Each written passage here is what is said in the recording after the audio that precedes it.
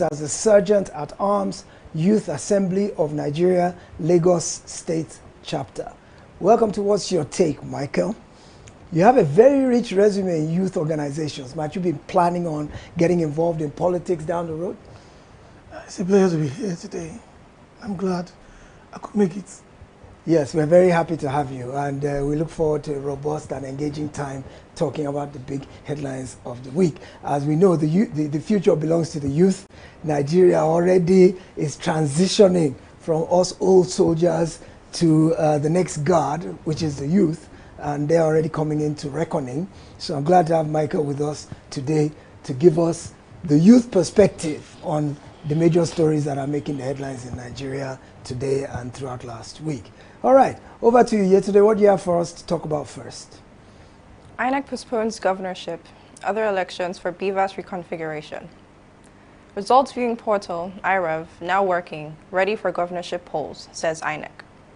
In addition, the Electoral Commission says reconfiguration of the BVAS machine ends today, Monday the 13th, and promises the technology will work seamlessly next Saturday for the governorship and state houses of assembly elections. Over to you, Dio. Michael, how do you see this postponement of the governorship elections? Was it the right thing to do by INEC? Has it kind of destabilized the whole electioneering process? Has it put some candidates at a disadvantage? Has it put others at an advantage? What do you think? Was the postponement a good thing? Yeah, I think the postponement was a good thing. Looking at the last elections and look at what played out. No party or no party candidate will have any excuse now. Also for INEC too, they will not have any excuse to give concerning the election results. So I think they just use that 1 week extension to perfect all their plans, and hopefully after the elections we won't have any disgruntled persons, complaining about the result of the elections. So when you talk about disgruntled persons, are you saying that the first election left a lot of people disgruntled? Do you agree with that the first election didn't meet up to expectations and left a lot of people disgruntled? To me, from my own perspective, I won't say it didn't meet up. I just felt that the people who lost out just wanted something to hold on to, as a reason for their loss. But INEC has admitted the BVAS didn't upload results. Are you saying the electronic transmission of results is meaningless and doing it the manual way is okay? No. If you look at the true state of the matter, the only reason why the BVAS was supposed to upload results to the server was for people like you and I to gain access to it. Not just only the people who, were to be voted for everybody. And to me, why I don't see anything wrong in it is we had party agents from each party who had different polling units, who had result sheets, and they all signed.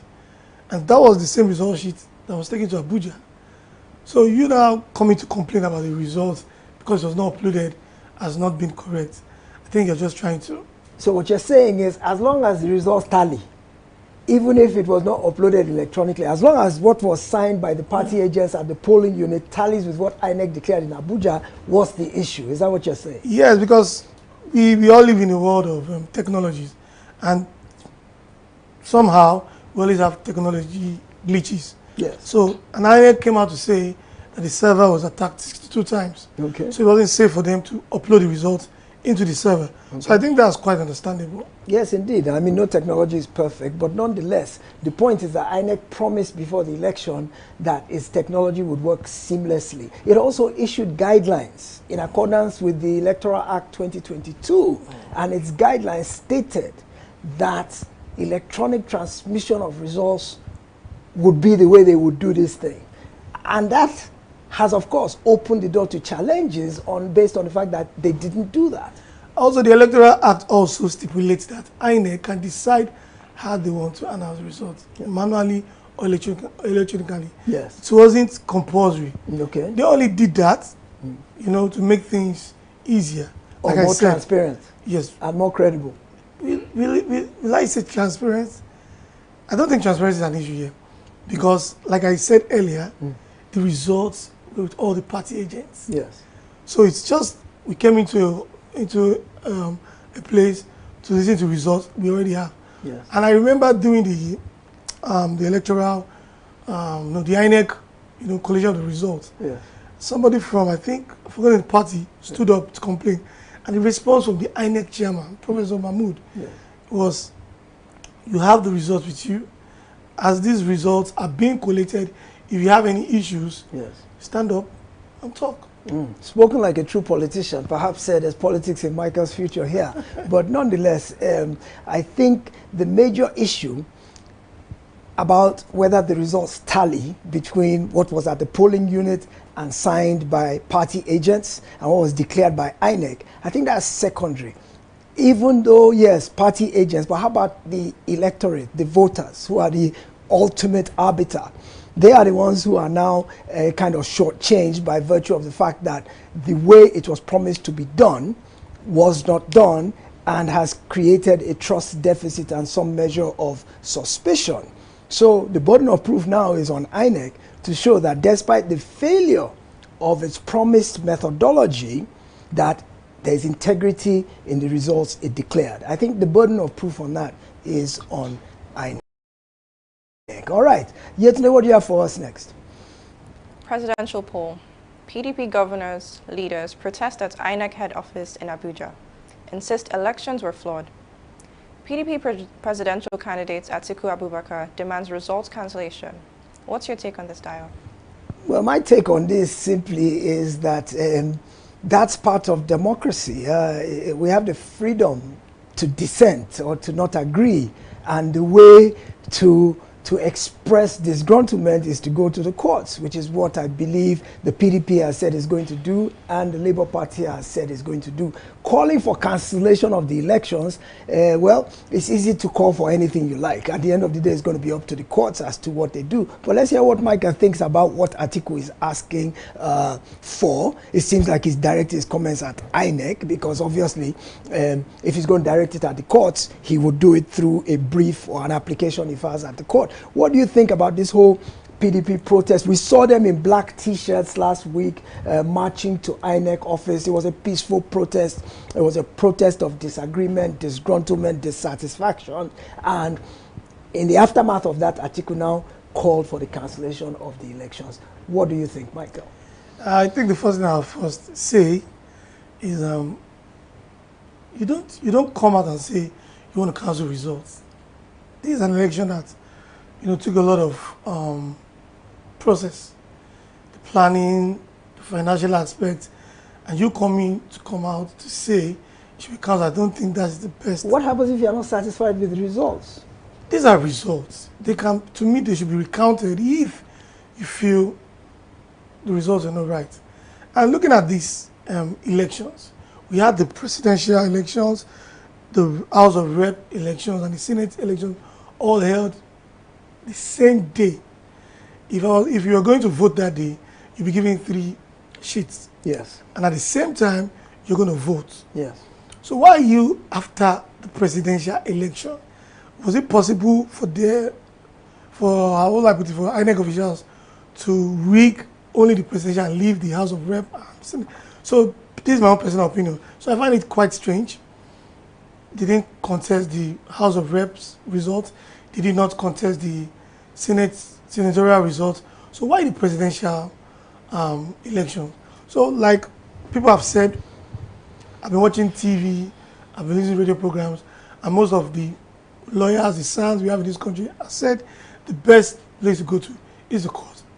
And I know for sure the court would want to go back and look at the results and will not ask for cancellation of the results. The court will, yes, definitely look at the evidence that's placed before it and use it to determine. I think they say the standard that the court adopts is that did the lapses or the shortcomings of the election lead to a substantial difference in what the outcome of the results would have been. If they find it wouldn't have made a difference whatsoever, whether it was BVAS failure, whether it was voter intimidation, voter suppression, whether it was stealing of ballot boxes and BVASs, whatever the causes of the lapses may have been, if the evidence does not prove that those lapses did not materially change the outcome of the results, then there's no case. Yeah. You agree with that? Exactly. Indeed. Interesting. Well, it'll be interesting to see, because the Labour Party also is contesting the outcome. And they have also said they are going to court. Matter of fact, I think I read today that Labour Party said they are going to have a protest. They are going to occupy all INEC offices in the country as a means of protest. What do you think of that? Well, to me that's funny, because I'm not trying to mock any party, but we've seen in the past that most of these protests lead to nothing. The best place is still the court. Well, I was even looking at the article protest. These guys were less than 100, and some of them claim to be from different organizations. And from investigations, we found out that they are party members of this disgruntled party. And according to the news, the Supreme Court has given the Labour Party some candidates, Mr. Peter Obi, and his entourage, access to go and inspect the election materials. So let's see what the outcome will be, because I saw Peter Obi on TV saying he won the elections and he's going to prove it. So we are waiting. Yes, we wait and we see. It will be very interesting. It will be interesting to see. It's interesting days ahead, long days still, but let's see how it all plays out in the interest of democracy and Nigeria. All right, Yetne, let's move on. Supreme Court's order on old notes. Banks in partial compliance begin skeletal recirculation. Deposit money banks in the country have begun partial compliance with the Supreme Court's order approving the use of old 1,000, 500, and 200 Naira notes as legal tender till December 31st, 2023. The court has said that the federal government's Naira redesign policy contravened the 1999 Constitution. Meanwhile, few banks paid out the old notes during the week, while others were awaiting directives from the CBN, which remained silent. Most ATMs remained dry, while skeptical bank customers and traders rejected the old notes.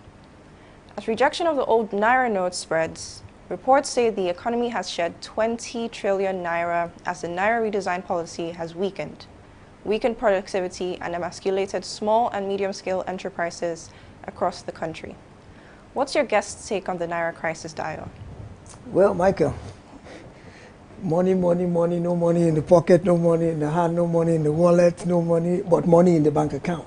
How do you, okay, so the bank started giving out the old 1,500 Naira note last week. The CBN hasn't spoken up, the presidency hasn't spoken up, but the Supreme Court has said those notes remain legal tender till December 31. But the CBN, who is the regulator of the banks, hasn't said anything till now. So some banks are still saying, our Oga has not spoken, we can't do anything. And even the ones that are doing, they are giving out very small quantities, and many consumers are not even accepting them because they say the traders won't accept them in the marketplace, transporters won't accept them. So we are still caught between a rock and a hard place. We are still in limbo and people are suffering. How do you see this whole money problem? And this is what I call in my own terms, partial anarchy. Partial anarchy. Exactly. This is a disrespect to our legal system. Disrespect by who? I think by the people playing the business and the banking sector. I think, like I was telling my students, I said, right now in my mind, I know there has been a cartel that has decided to make money from this crisis. Because, yes, we have the executive, the judiciary, and the legislative, here at play. Now the judiciary has said, spend this money. The old notes, the new notes, side by side. Now, the executive, who is supposed to enforce it, is mute on it. Can the Supreme Court order the executive? Are you saying the Supreme Court is more powerful than the executive? I'm not saying powerful, but in my own understanding, I think they are almost at par. So if they are at par, how can one tell the other what to do? because it is its duty to do that. There's a dispute between people based on this crisis, and they've gone to court, and the court has said, okay, till December 31st, both old notes and new notes remains legal tender. We don't even need the CBN governor to come out and say anything. The law or the order is meant to be just obeyed outrightly. But because of how things have been in the past, people are waiting for Mr. Godwin Emefiele to come out and say something. He's not saying anything. And it's to me, this anti-people policy. Because you've done something which you told us will help us, now it's not hurting us. Well, we read that 20 trillion has evaporated from Nigeria's economy. The economy has basically ground to a halt. I mean, there's almost zero trading activity going on now, and even people's ability to meet their daily requirements of clothing, shelter, movement, all that is severely truncated. So when you say the CBN governor is not speaking out, should the banks just go ahead and ignore him and meet their obligations to their customers? After all, this money in the banks belongs to the people. Like what I said there are people in the banking sector, who decided to make money from this. I was talking to a friend of mine, and he told me, he needed cash to run his business. And so I said, okay, I'll introduce you to somebody. He got to the person's office and met hundreds of new notes lying on the floor. This person was supplying this money to POS merchants. But the CBN as the regulator, can they police the sector? Or are you saying the CBN is complicit in the underhand making of money from this? Of course. Who prints money? It's the CBN. So definitely, the CBN is the #1 person or #1 institution who is aiding and abetting this POS merchant. Okay, when I was coming out, I needed cash. I didn't have cash. Most of my transactions have been transferred. And I told the lady, I need 5,000 naira. She said, can't get up to 5,000 naira. I'm giving you 2,000. I said, just give it to me. And I noticed that all of us that came there, nobody could get above 1,000, 2,000 naira. So definitely it means the lady will be with up to like 100,000 naira cash. But just because she's giving out 2,000 naira for 600 naira. How much did you have to pay for that? 600. 600 to get 2,000. So we're having to buy our own money now. In fact, wow. Very, very, very painful. Very, very painful. The thing, the major thing though is that it's gotten to a point now where the CBN needs to speak up, because despite the Supreme Court ruling, people are still hesitant because people are scared that suppose this money becomes obsolete in my hand. It's only the CBN really that can give value to the money at the end of the day. If the CBN refuses to collect it, the money becomes useless in people's hands. So traders are not collecting it, consumers are not collecting it from the banks. So CBN really, we encourage the CBN, say something, stand up, look Nigerian people in the eye today and say something so that our lives can start back up again. We've been comatose for too long. Thank you, CBN. Yesterday, next. Anger as gunmen kill 35 in Katsina, Kaduna. No fewer than 18 people were feared killed on Saturday evening in Katsina State when terrorists clashed with local security guards. This is just as the death toll of Saturday night's attack in Kaduna State rose to 17 in an incident that pitted cow herders against local farmers. Dayo, we haven't heard of these types of attacks in quite a while. Are they back again?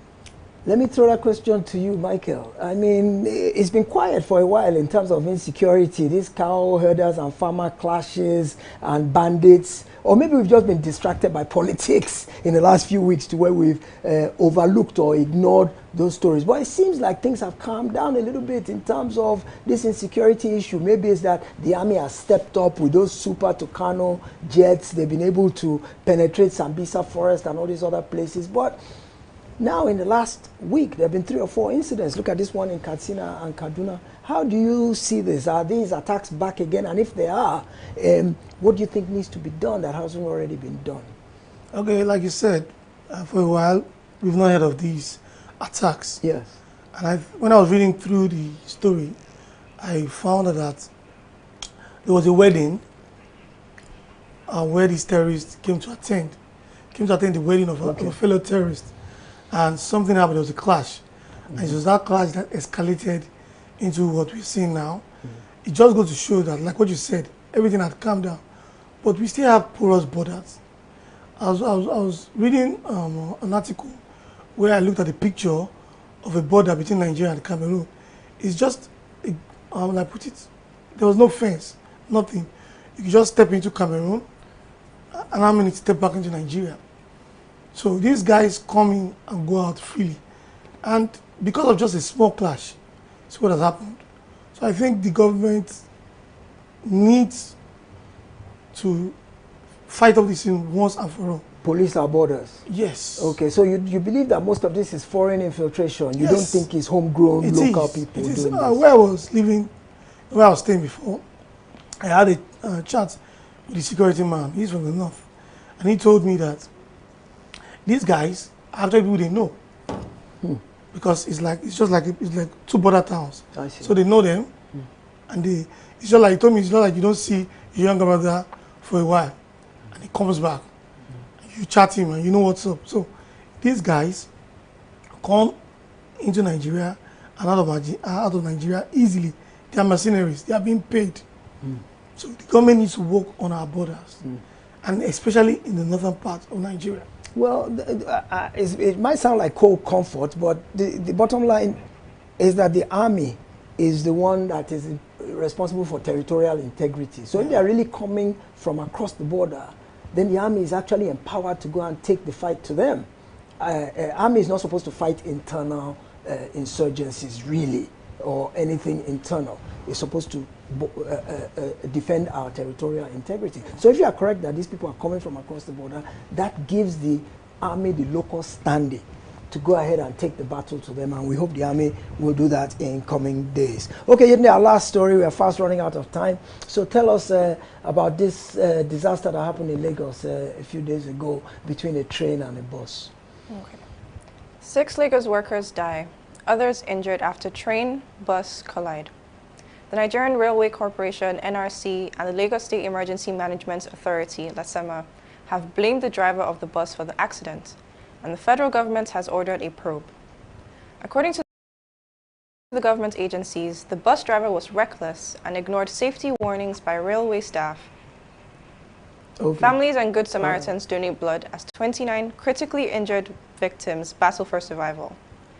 The Lagos State University Teaching Hospital has said there are still 43 victims of Thursday's train bus accident on admission in its facilities. Last Youth had on Thursday said it received 102 victims of the train bus crash for treatment.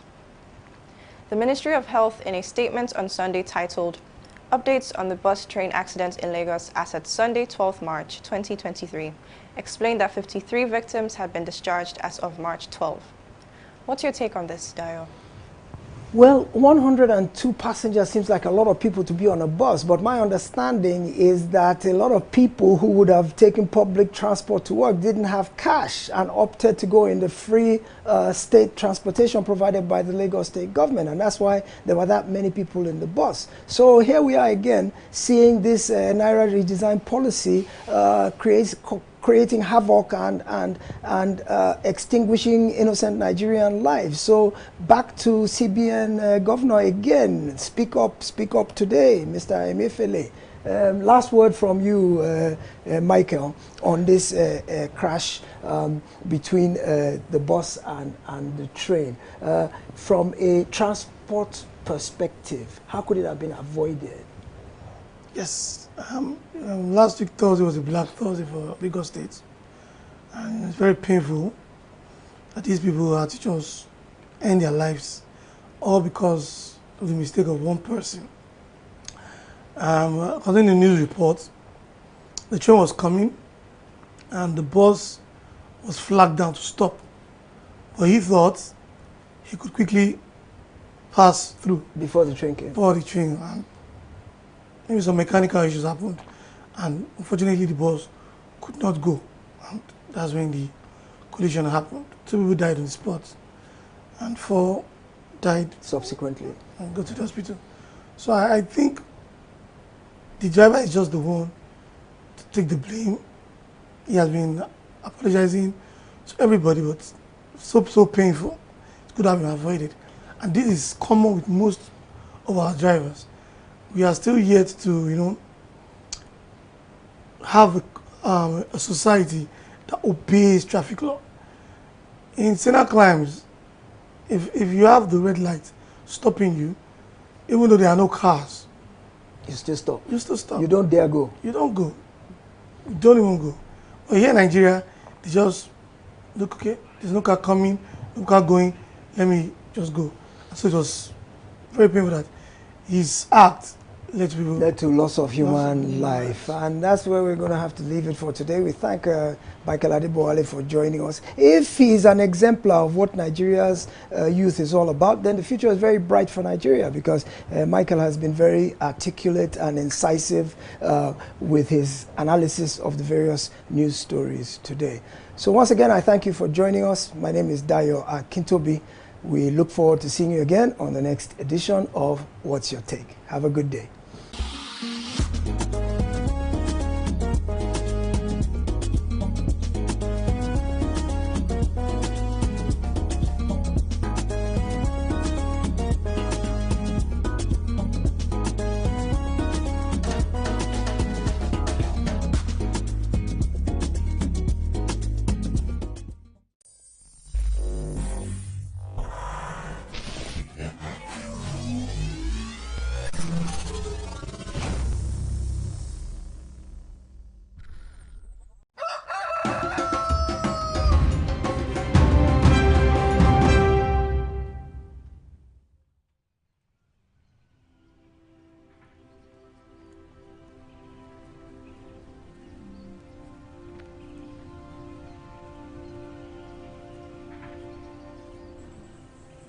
Thank you for coming, sir. Yes. I was expecting the noise. Noise. The siren and everything. Can't I have a break even for a few hours from this sirens and so on? Now I see why you want to come back here now. Yes. You can see this place is more friendly, isn't it, than Abuja? Wow. So how much do you miss it when you're not here? Well, very much so. That's why when I come, I keep my eyes very wide open, as if it was the first time I'm coming. This fruits bearing trees are growing very fast. Yes. So you're counting the days now? I am counting the days, not even the months.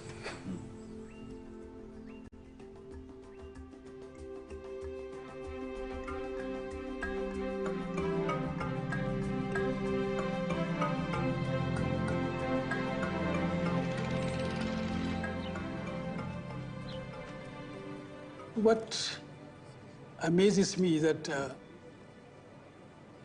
if you know him now, to me is the same Buhari I knew, 1953. He's a good listener. He will accommodate you, listen to you, and he will never fight back. If you are not hardworking, if you are not honest, if you are not dedicated to your duty, don't come near Mr. President Buhari. He has a very long face, but you have to catch up. He looks after the welfare of his staff, especially his close aides. He makes sure everything is well or is fine at home front, because he asks questions. That's how is everything going on? And whenever there's anything, he takes your problem as his own problem. The ordinary people are his friends. And then Kaduna, you come and see them in his sitting room. They are not only in the sitting room, but they are on his dining table, eating with him. There wasn't any day you go to Sultan Road #1 that you will not see people queuing, and that he will not attend to you. When he goes to his farm, the only thing you will know that he is not with them is because of his white dress and height. He mingles with them. When we are going to the mosque, we We enter the normal place where other people are and join the queue from where we find it. We don't overstay our queue. And normally, during Christmas or Salah, the father buys a dress for his children. And from 1996, when I started working with him, up to this year, he will buy me Salah dress. Every Salah. So along with his children. So I'll have my own children, my own Salah dress. When my mom passed away, we were going to hold a commendation service for my mother in Lagos, and I just sent out some cards. I sent one to his house in Kaduna. Lo and behold, on the day an SUV just drove into the premises of the hall, and I went to welcome whoever was in it. When they opened the door and I saw him, I was shocked. So you could make it. He laughed. And he stayed with us throughout that service, a Christian service. A man they used to call a Muslim bigot. He stayed throughout that Christian service. It was one of the things that convinced me that the man was not who people were saying he was. I first met him in 2007 because they were trying to meet pastors who could also, and not only pray along with them, but who could identify with him to remove the toga of Islamic fundamentalism, which he has been labeled with for too long a time. I saw him as a forthright person, an incorruptible leader, and one that was ready to bring about discipline to our society. He's a very self-effacing person, also very witty and humorous when he's comfortable in the environment he is. He can be surprisingly shy when he's not comfortable. He's amongst people who he's not accustomed to being around. And he can live in his own skin and say very little. But when he's comfortable, he can be a pot of good humor. I got to know him from about 1976 when he was the Minister for Petroleum. And I was working in the presidency. You know, he has this expectation of people to take their responsibility seriously. He gives you an assignment. He expects you to carry it out. Mr. President.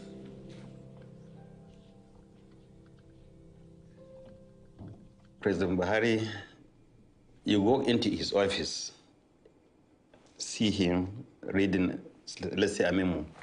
He will not even notice you are there.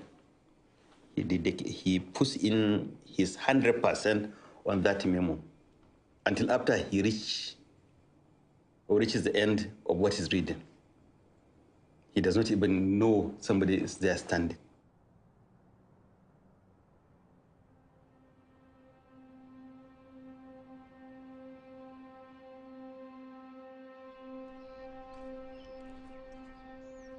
We first met January 1953.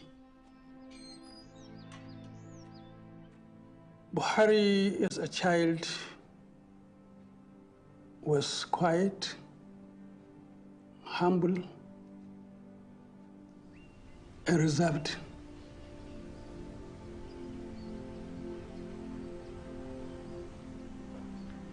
There's one thing I also learned, that you lost your father very early.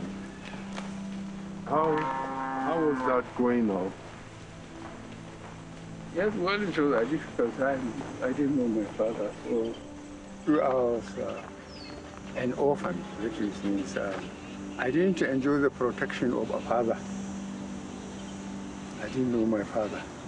And I went into a boarding school for 9 years. 3 of the primary school and 6 secondary school. Yes, I miss my parents. But I was lucky We were a generation of lucky people. His father passed away when he was 4 years old. His father had 3 wives. Muhammad was the youngest of 23. He had sort of surrogate fathers throughout his career, including within the military and including within the school system. He was brought up by his senior brother, who was a teacher. He is one of our teachers. So he had a good home training under the care of his senior brother. President Buhari is my uncle. I'm his nephew. My name is Amandaura. His mother, Hajia Zulehat Musa, is my grandmother. Her first child was my father. Her last child was Muhammad Buhari. My father was his guardian, but it was tough for him, but tough for us also. Life was very tough in those days. You went to school in the morning, you came back and you go to the bush, collect firewood for the night reading. We had no lamps in those days. We used firewood to light, and we had slates, which we wrote chapters of the Quran and read. And so you have one chapter, you read it during the session, and then tomorrow morning you wash it, and another chapter or a piece thereof is written, and you learn it by heart. So when I was away from home, I think I was constrained to behave myself because there was nobody to rescue me. So I was behaving myself. As I said, I became a class monitor, I became a junior prefect, I became a senior prefect, I became a head boy. You know, boys will be boys. You will transgress on occasions. You'll be late for school, refuse to attend lessons sometime, go out to play, and that will be severely punished. Whoever did that will be punished. And the teachers were, I wouldn't say harsh, but they were disciplined. They taught us discipline. If you transgress, they lash you. There was discipline in schools then. There's corporal punishment. And I think to a certain extent, it molded the minds of the children and so on and so forth.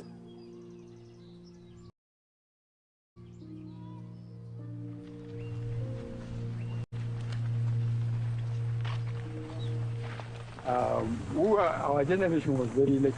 Our teachers were absolutely committed and dedicated.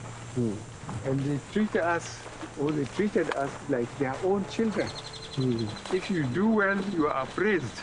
You are brought before the classroom, your work was shown and you are praised. If you don't perform, you are again brought before the classroom, stripped and flogged on the buttocks. And there is no way I can forget school, because what we call the teacher I see there, called Malam Abdul, is a very strict person. And he doesn't spare the rod. We call it Bulala, really. We don't like the rainy season approaching because we have to go to school farm. You wouldn't be late there, just like a classroom. And if you are late from 6 to 2, bulalas on your buttocks. And you have to remove your shorts so that you get to the message proper.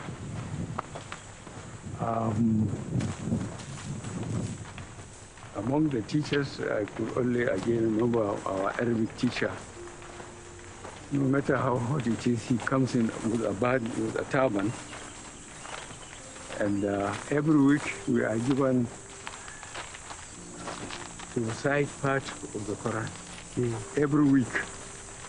And the only thing we can do to avoid it is to report sick if we haven't recited the part given that week. So we report sick. But even if you report sick, then you are stopped from going to a breakfast break until you recite the verse you are given in the class. I'm sure you didn't get too much Bilala because you are always like a leader in class. You will be very surprised. I got a lot because I try to avoid going to the school farm. And if you miss it, you are not allowed to go on breakfast break. So you will have no break until the school is closed. But what I do between the first whistle and the last one, I go over the wall of the school, rush to home, and sometimes I'm eating up to the time I go into the classroom. As no one could forget those days. Trying to be clever by half. How did a boy from Daura end up in Liverpool straight out of secondary school? I was picked from here, and then the whole of the north, again, I was the only person picked to go to UK, recommended to go to UK, Elder Dempster. Elder Dempster line. Were given some slots for children from each region, from the north, from the west, from the east then, and from Lagos. 4 of us were taken. And that's how I managed. You can see the system then.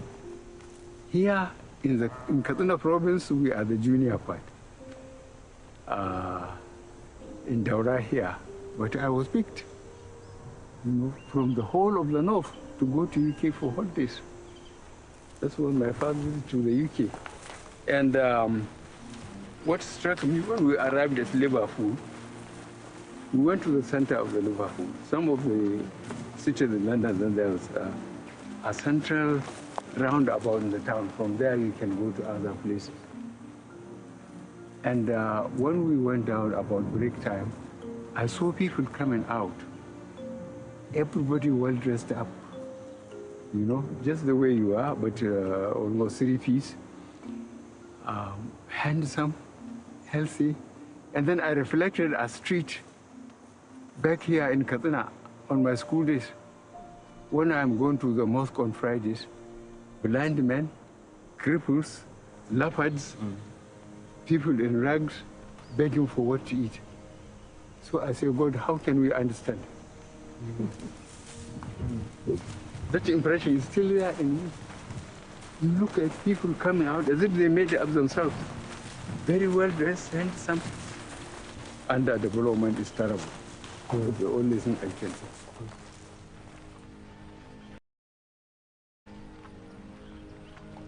He was interested in science at the time.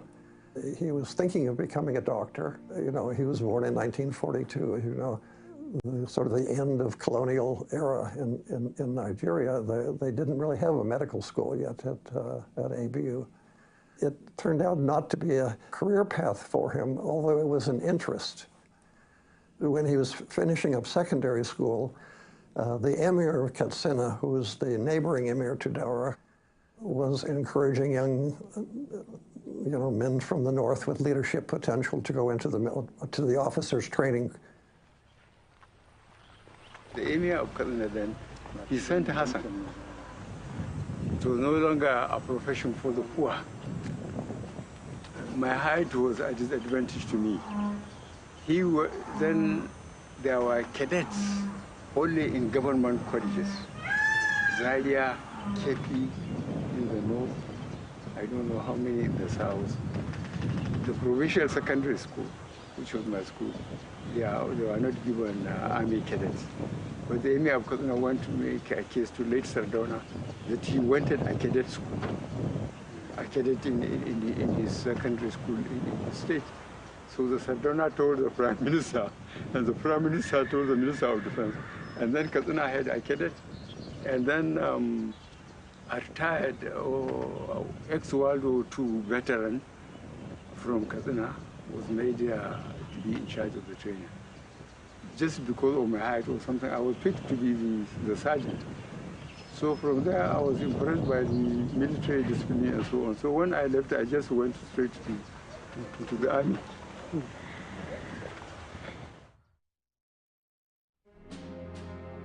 And he was very attracted with the idea of uniform,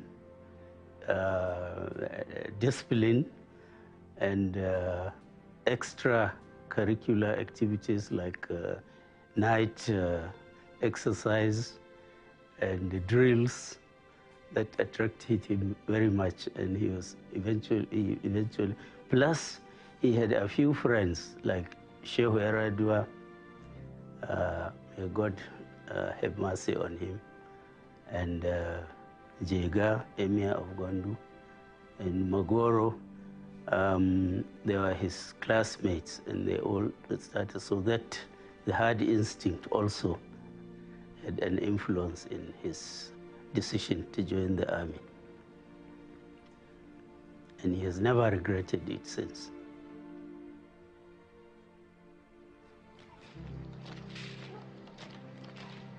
It must have been something for him.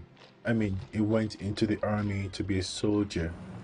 Then there was a political crisis, the coup and the counter-coup, then the Civil War.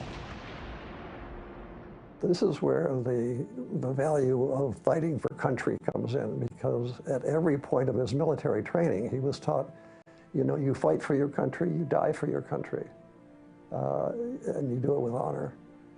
And so the idea of splitting the country just sent shockwaves through these people. It was, even though they knew some of these counterpart officers on the other side, they never saw it as a, Buhari never saw it as an Igbo thing, as an ethnic thing. He always saw it as the rebels and the attempt to split the country.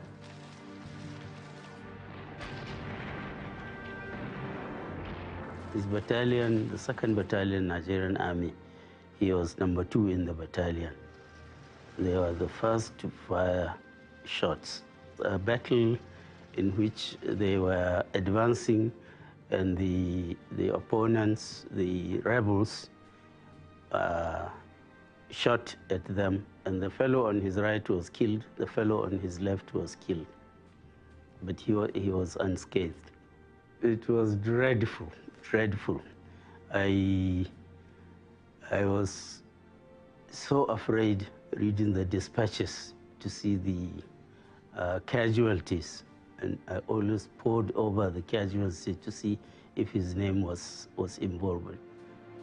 The Biafran Civil War was one where you didn't know you were going to survive. They were hacking their way through the rainforest, which was very different than the dry savanna in the north. And his men had to be sure to take health precautions, change their socks, not get fungus in their feet and things. So he was always concerned with the welfare of his men. I think even his critics would say this, that this was a young officer who took his leadership seriously.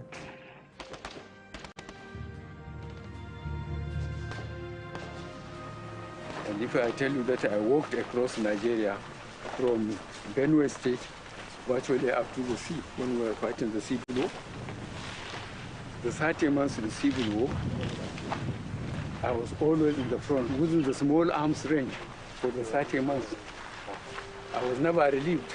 But when I was sent to India and the United States subsequently to do my training, people were saying, why always Buhari? But when I was being sentenced to the front, nobody asked, why didn't they bring me back to their headquarters where they have time to drink and dance? This is Nigeria.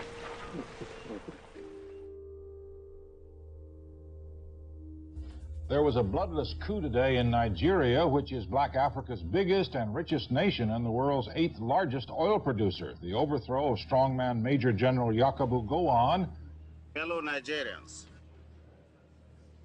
events of the past few years have indicated that despite our great human and material resources. So I heard you met the then Colin Buhari when he was governor of the Northeast. Way back in the early 70s or mid 70s, I was a young student, aged about 18, 19, and he was then governor of the Northeast. He was military governor of the Northeast, and I was a young student activist as the Secretary General of the Students' Union in the then Northeast College of Arts and Sciences. And when Murtala was killed, I led the delegation of students to protest the killing of Murtala, demanding that the coup plotters be brought to book and be tried. Well, he was quite a very serious-looking military officer, and my impression of him was that he was somebody that was destined for the future to become an effective leader in this country. General Shehu Yaradua, may God bless him, may Allah have mercy on him, told me how Buhari was made Minister of Petroleum in Obasanjo's government. They set the group who were naming ministers and governors and so on, and they said, who is the most honest and the most serious among the officers of the Nigerian army? The one with the most integrity, and they honed in on Buhari. So they appointed him Minister of Petroleum, and they all thought he would not get his hands dirty with oil money.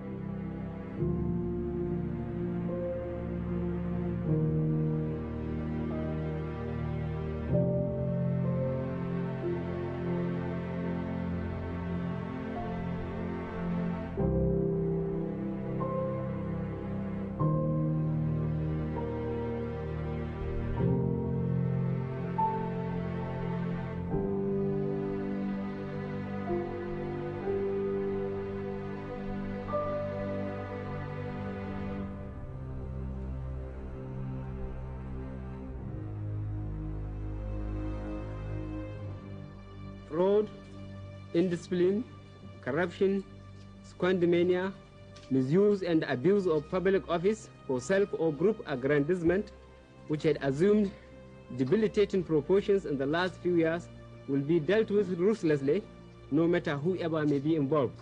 It wasn't easy in the sense that I noticed a lot of things were going wrong, personally.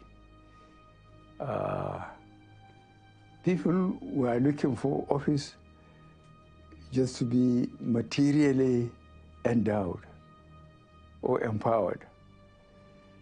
I thought it was wrong. I think leadership is a sacrifice.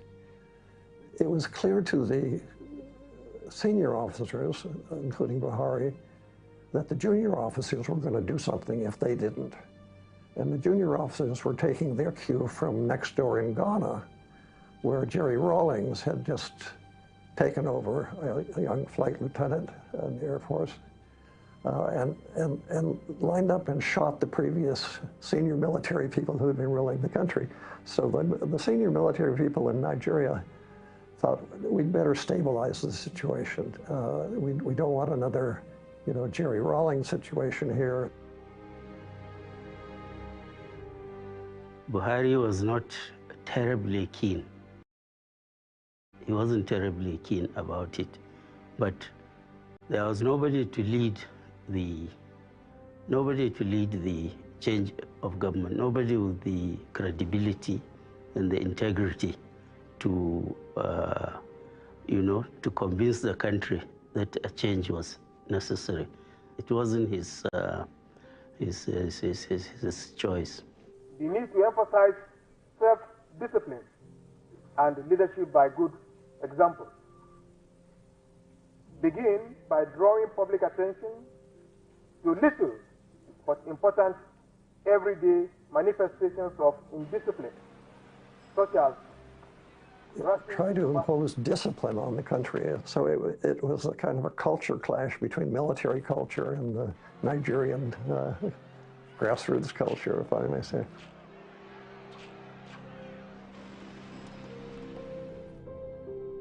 The night of the coup, you were with him, right? I was in Lagos and we had dinner and then we talked until about 11 p.m. Then I went back to my digs. We had no idea, no inkling whatever, something was afoot. In the morning, one staff came and told me, look, there has been a change of government. Your uncle has been deposed. The coups in Nigeria have a history of being very violent and very bloody. So I pray to God that they don't kill him or injure him or something of that nature. The people who know him well said he was aware, but the only way he could have prevented it was to execute,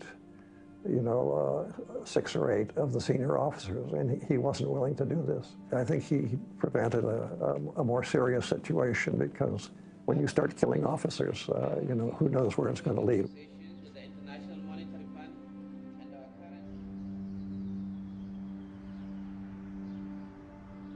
Now he's down in Benin. He's under house arrest. He's living in a cottage with guards. He figured that if Babangida wanted to kill him, he would be dead by now. So it was really a question of just marking time and using it to realize, well, this is the end of his military career, and it was possible for people to visit him, but only with the permission of General Babangida, who is now in charge. He was detained for 3.5 years.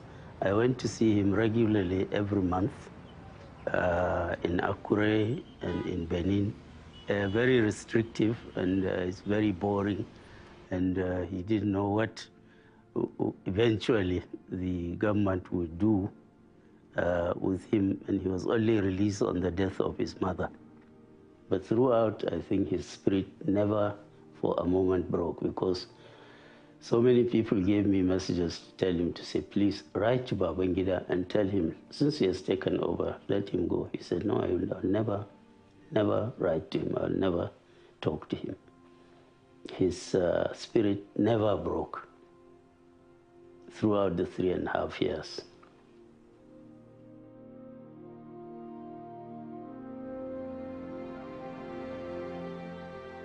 Even though Jonathan Abacha was part of the military elite that toppled his government, out of patriotism, to save the government, he accepted to serve as the chairman against the advice of many of his close associations.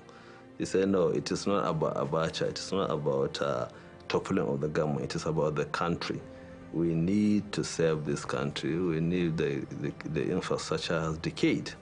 So he accepted the chairman, and quickly he assembled some professionals, largely young men, and we went into work.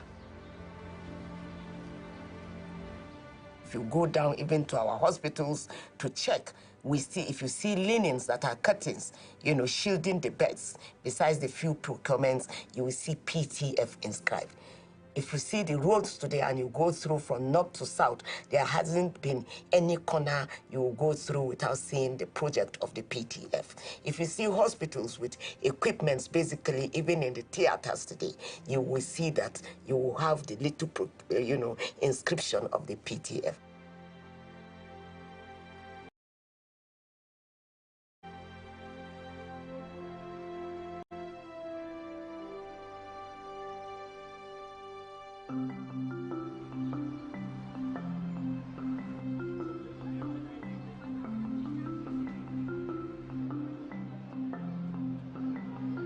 Nearly every week, some delegation from different parts of Nigeria were coming to see us in Kaduna, saying, look, you have to come and take care of have to come and lead this government. We're drifting.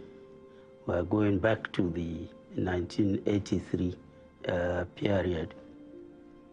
And he resisted this for a long time until both political parties sent emissaries to tell him that if he wanted, they will give him the ticket to run for the presidency. He succumbed to the pressure. On Thursday, 26th of April, 2002, we went to Daura, where he registered as a card-carrying member of the then APP, which is the second largest party after PDP at that time. I think it was 1,145,359. Yeah, that was his number in the APP.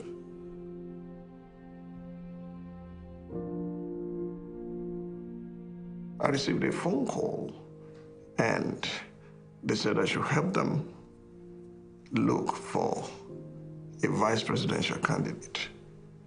That's Christians from the South. We couldn't make any headway, and we decided to lay down. Until January 15 at 12 noon, I received a phone call from the general. He said, I prayed my own way, and I want you to pray. I would like you to be my running mate. My first response was, thanks, but no thanks, sir, because I'm heading a group, and I've given them my word that I will neither join partisan politics or seek an elective office. But even within the group, they said, you have been positioning us for days. We are now saying you must take this. Long story short, by the time I called, Pastor Adeboye called everyone, contacted this and that, the rest is history. I had to team up with him to become his running mate. And it was such an experience that I cannot forget. Character, credibility, competence, integrity, those are the issues. And by the grace of God, 2011, we will have a new president.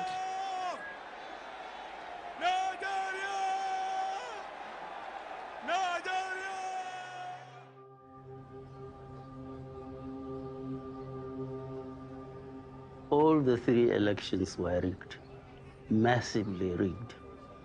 Let me give you an example. 2007, after our lawyer made his submission to the Supreme Court, I went to his office and I asked for the results of just one of the states. He gave me results of Imo States.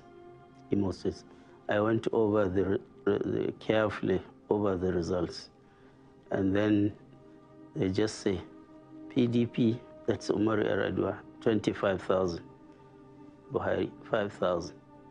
Round figures throughout, round figures. The winner of the election, Umar Yar'Adua, himself said the elections were faulty, if you recall. After you know you won in 2003, rigged. You know you won in 2007, rigged. You know you won in 2011, changed, rigged. What will you do? Spain is the third and last one for me, since after it, I will not present myself again for election into the office of the president.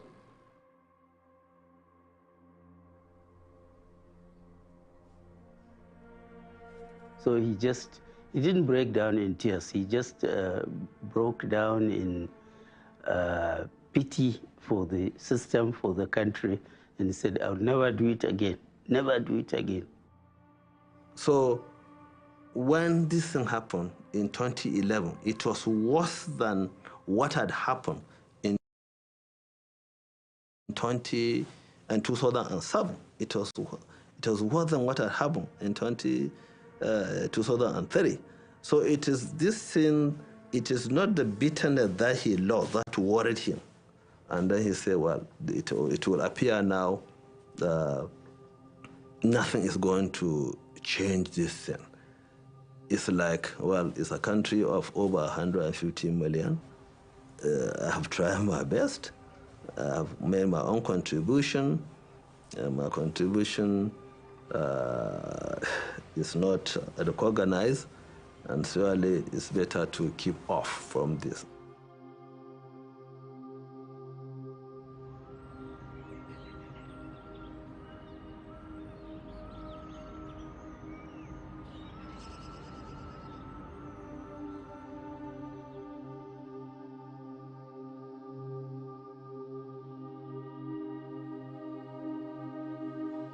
This is his eldest daughter, Magajia. She suffered all her life with sickle cell disease, and then a confluence of events, a few days with the announcement, she also died. So that shook him very much. But I would say that the death of his daughter shook him more than the loss of the election. There is what they call sickle cell anemia. There are people who are SA, there are people who are SS. So I think when the developed countries found about this sickle cell disease, they tried to stop marriage between AS or SS so that they don't have this sickle cell anemia. My first wife, my late first wife, unfortunately, I think she is SA or AS, and I'm AS. So my two children, my first daughter and my first son, happened to be SSS, and they died of it. It was hard, but when I gave to my second wife, I asked who introduced her to me that she must be AA, so that if my child picked the S from me, he could only pick S from A from her. So AS is not normally susceptible to the anemia.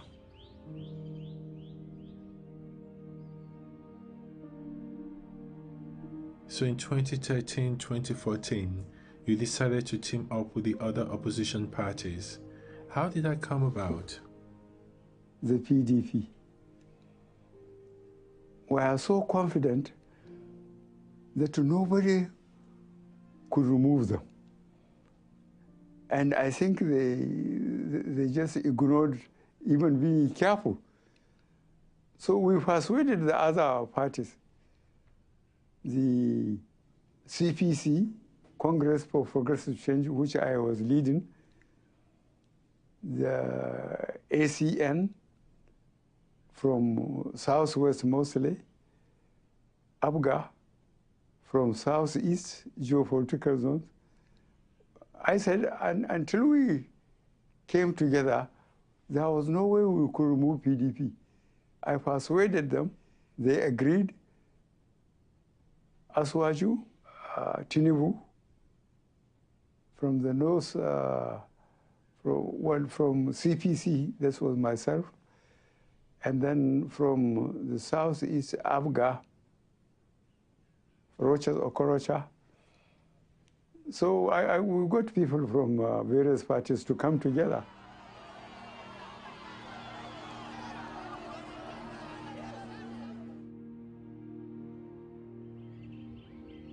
Now you had a strong opposition party, but you almost got killed before the election. I think Kwankwaso was very generous. He gave me an armored vehicle, a Land Rover. He said I should be using it because he believes that the competition I am about to, I am going on, I think there are people who really wouldn't like to compete with me you would like to eliminate me. I said, okay. So I had to go to Kano, and I was using that jeep. And a vehicle near the secretariat, federal secretariat in Kaduna, wanted to overtake us. My escort stopped them. But before we go on that overhead bridge, which was parallel to our filling station on the right as you are leaving Kaduna for Zaria, they just below the thing. And when I looked, I saw the pieces of human beings.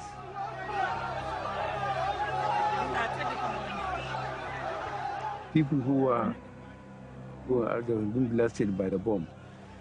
The chap who we were traveling with in the car on my left was thrown on my left because the bag, you know, the crash bag which the vehicle have, some of them, the one on my side was blown. The one on his side, I think, was not blown, so he was thrown on my left. And when I looked, I saw blood on my trousers and on my gown. But none of us, the two people in the vehicle and two of us behind, four of us, none of us were injured. But somehow I saw blood because of the number of people killed outside and by the blood of the bomb. And I came out. I was concerned with the dead people, but some people stopped our vehicle, pushed me inside and drove me home. And that was the end of it. That's how efficient the Nigerian security agents are up to today.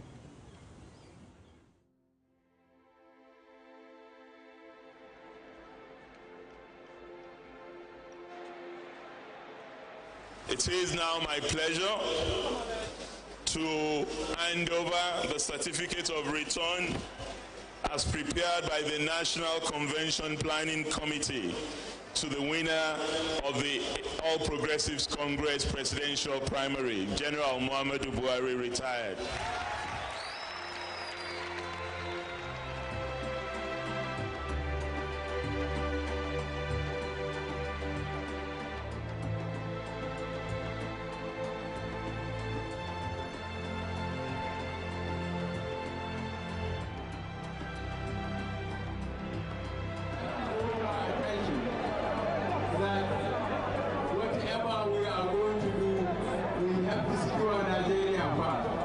Throughout the campaigns, and we went around in buses a lot, you know.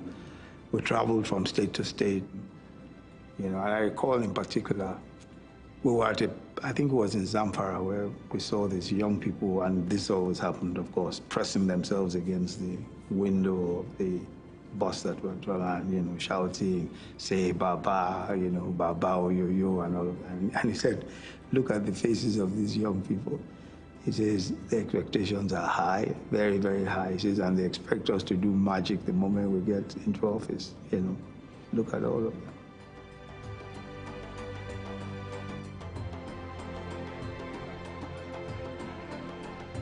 Here in Kaduna, we voted for General Muhammadu Buhari, not because he's a northerner or a Muslim, but because we believe he's going to bring change, he's going to stop the insecurity, the corruption, and the callousness and the impunity.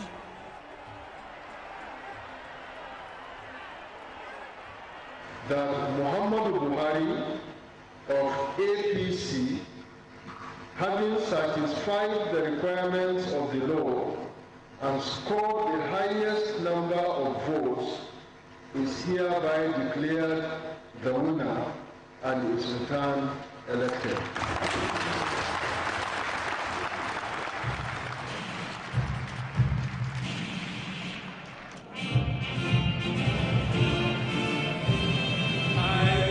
Buhari, do solemnly swear that I will be faithful and bear true allegiance to the Federal Republic of Nigeria, and that I will preserve... Well, don't forget that I tried 3 times.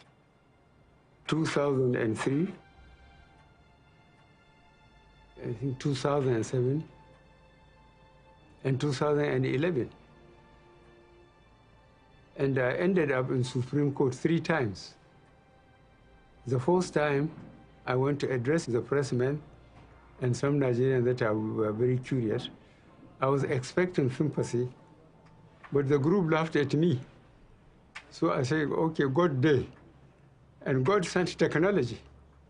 With permanent voters card, PVC, it's very difficult, to do what politicians used to do in Nigeria. Well, some of us will claim credit to the fact that we were popular. But key is the character of our candidate. First, his character was essential to salvage the country. The country was in so much crisis, financially, security-wise, in every ramification. This is the victory that is completely due to the support of the people. The normal elites, those who normally decide things, were all against this movement, and it came to victory. And I knew the country needed Buhari, and it has got it now. It is one of the best moments in my life. I didn't know I was going to be part of the government, but the fact that Buhari has won was just enough for me as a cause for happiness for this nation. I remember that very, very day when the announcement was made. He from his office in lobby to upstairs, he came down to my office, and I look at him, in the very, he was looking in the ceiling in very pensive mood. After some 1 or 2 minutes, I said, "Sir, I would not like to congratulate you. I would rather pity you." He said, "Thank you. Thank you." So we went out, back to his office.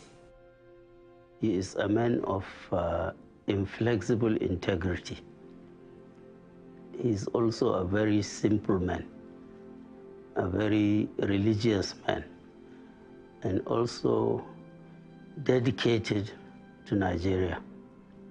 If he has political views, is that Nigeria together is the best for all the peoples. He's a man of his words. He's a man of honor. He's a man of courage. He's a man of uprightness. He's a no-nonsense man. He has never, for once that I know him, done anything that will advance his selfish interests, either for himself as a person, for friends, for family. He believes in the ultimate goodness of each and every Nigerian, including those of us who work with him. Yes, he will discuss challenges with you, but ultimately he always believes that you will do the right thing. Muhammad Buhari, he listens a lot.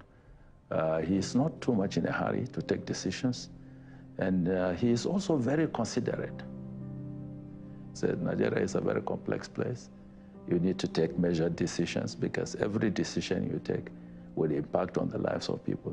So, but he is a very, very thorough leader. There are so many adjectives you can use to describe Buhari, but truly, he is a leader whose time has come, and he has led this country very, very well.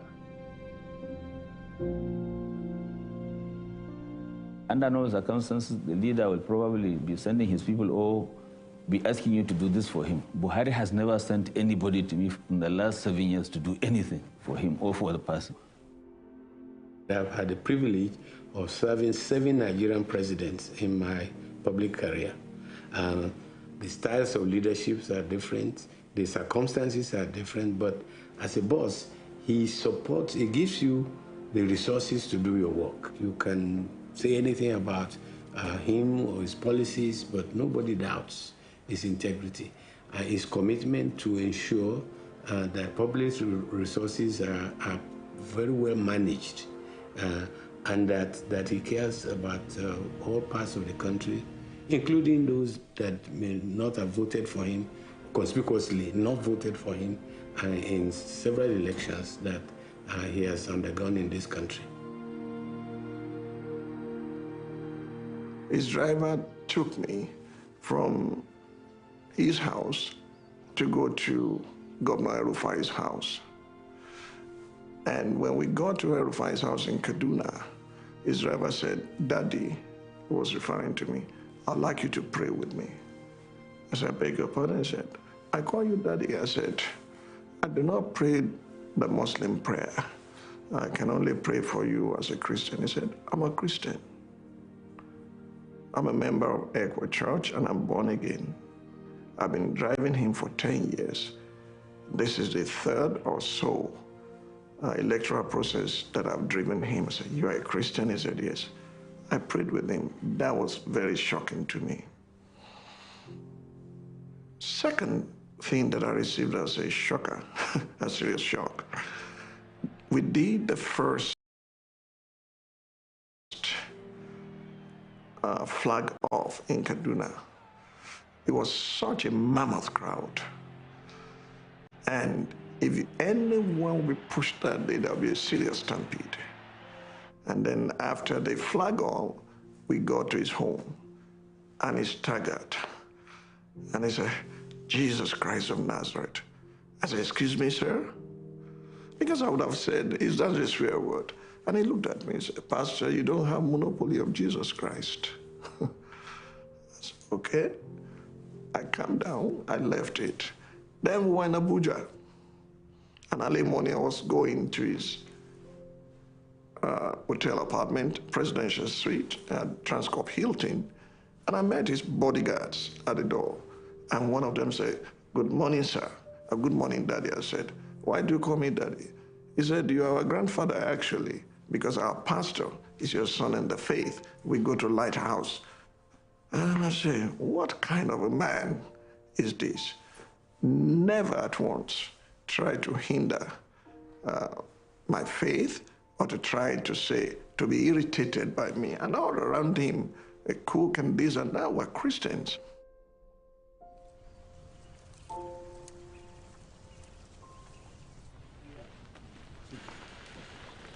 So how do you cope with Abuja if Daura is noisy sometimes? No, Abuja, I'm effectively protected by security and COVID-19. You see, security wouldn't allow people to be seeing me. They said because of COVID. So I am thanking the security and COVID.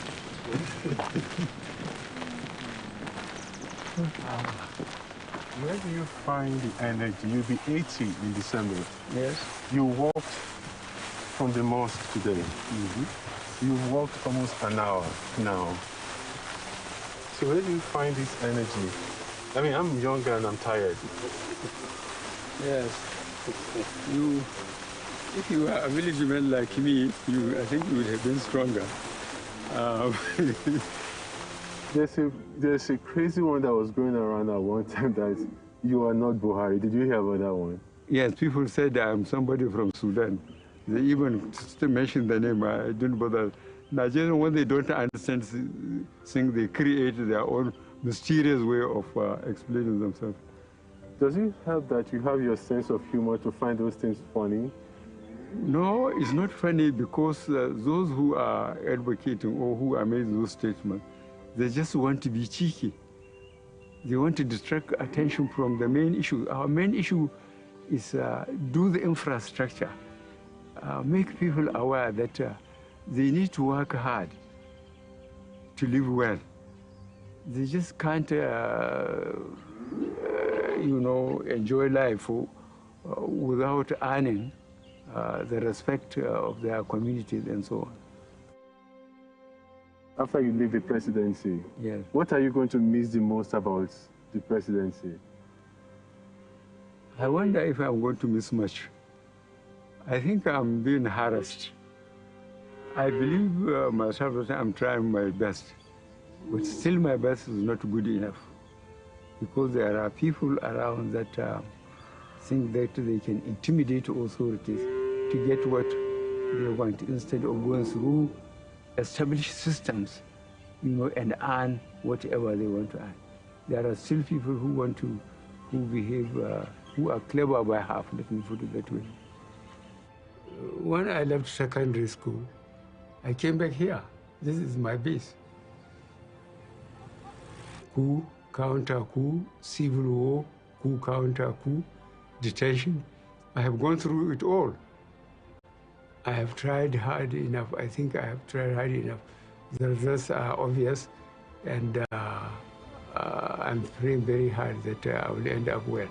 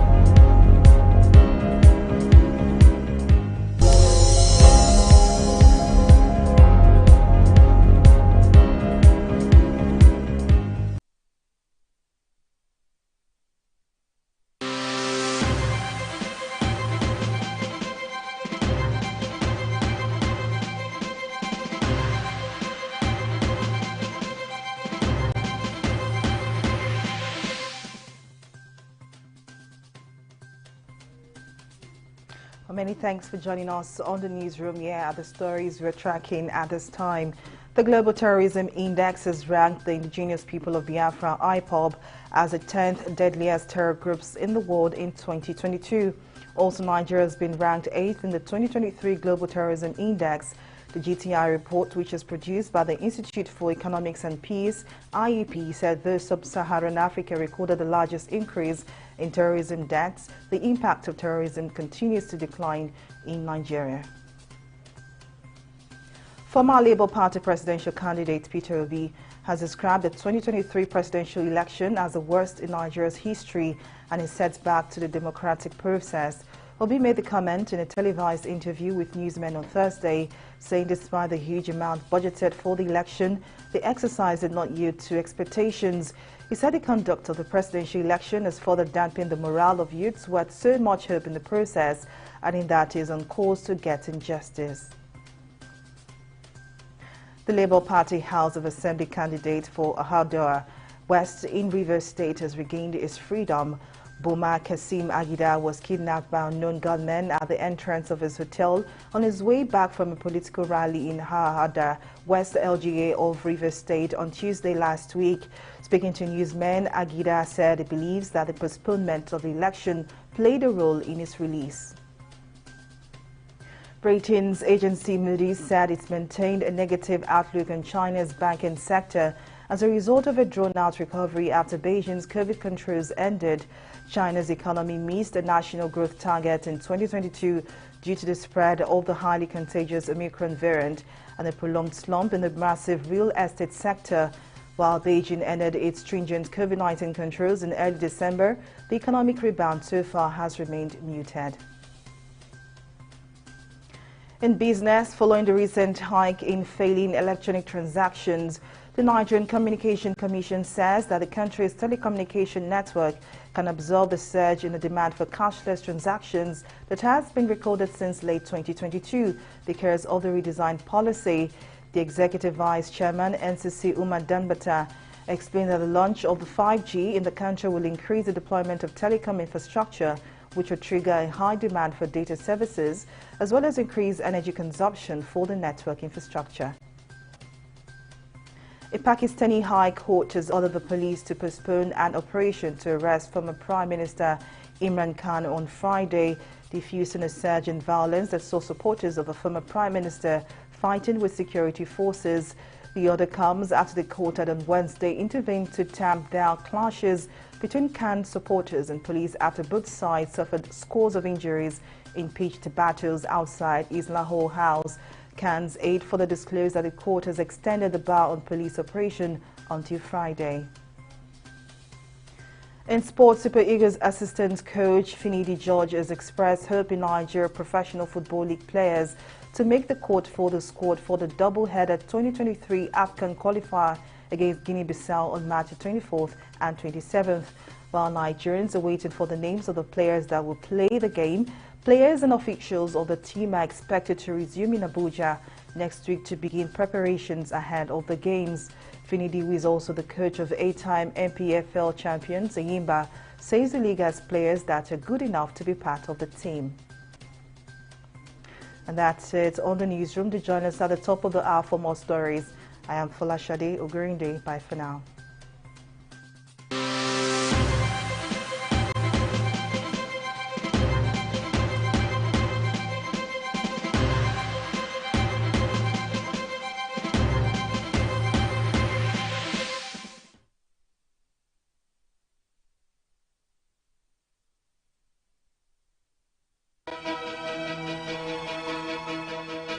Opinions are free, facts are sacred, but truth is universal.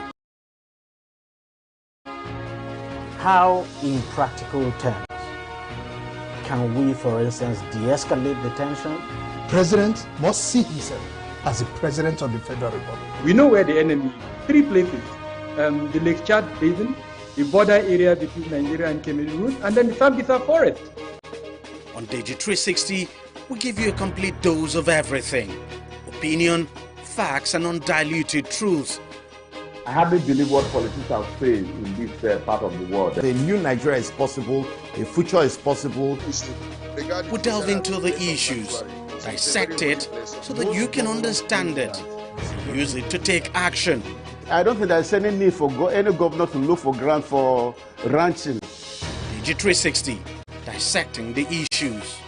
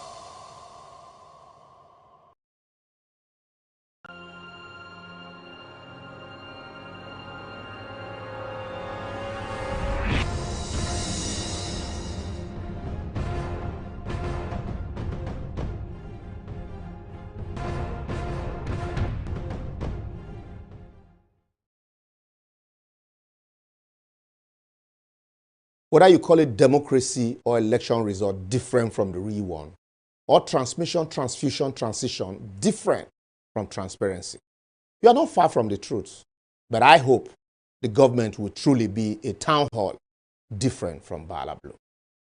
In 2007, late President Yar'Adua, in his inaugural speech, admitted that the election that brought him to office was far from being perfect, and subsequently set up the retired Justice Uwe's Committee on Electoral Reform.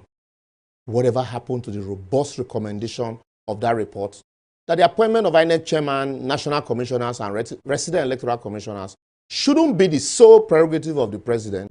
Today, nobody is bothered again, and yet we expected an election different from Bala Blue. Anyway, that's our topic for another day. Even though, also, like the 2007 election, I'm aware that just like Professor Maurice Iwu's promises of conducting credible election, Professor Mahmoud Yakub's promises along the same line fell even lower than the expectations of Nigeria.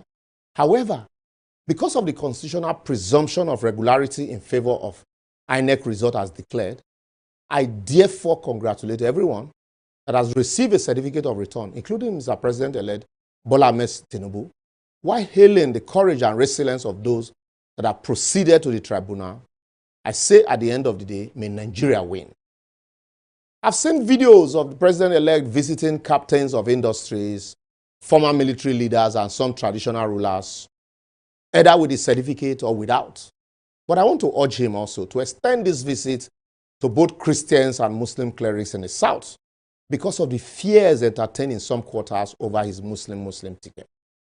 Because we certainly cannot shy away from the fact that our country has been so fractured along religious, tribal, and language fault lines, which also is patently reflected in not only our national life, but showed massively in the voting pattern and the complaint thereafter.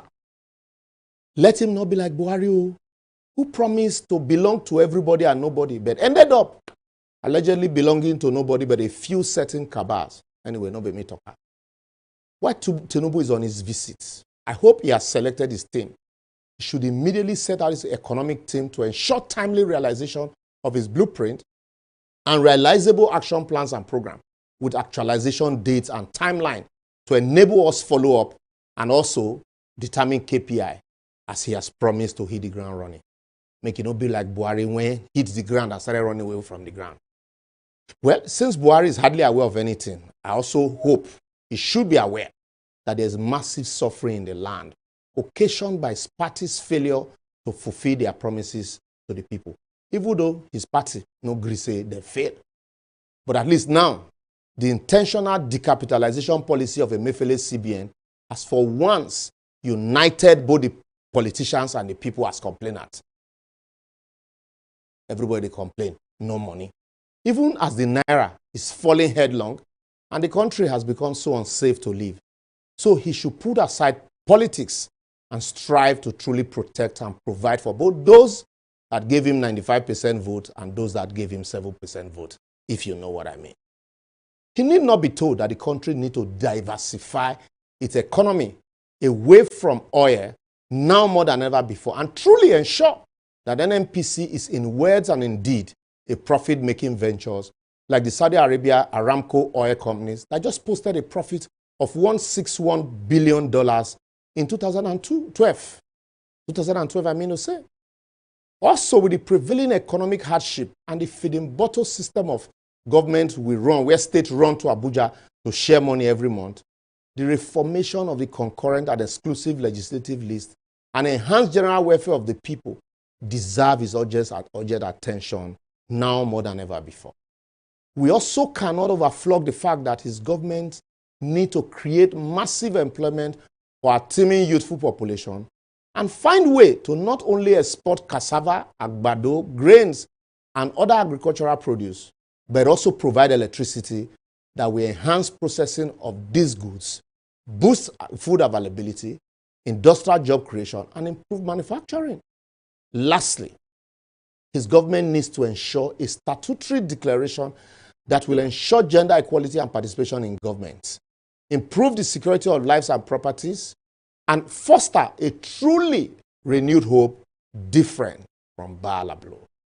May I also draw his attention to the fact that the undermentioned critical areas of our national lives need serious attention and revamping like yesterday.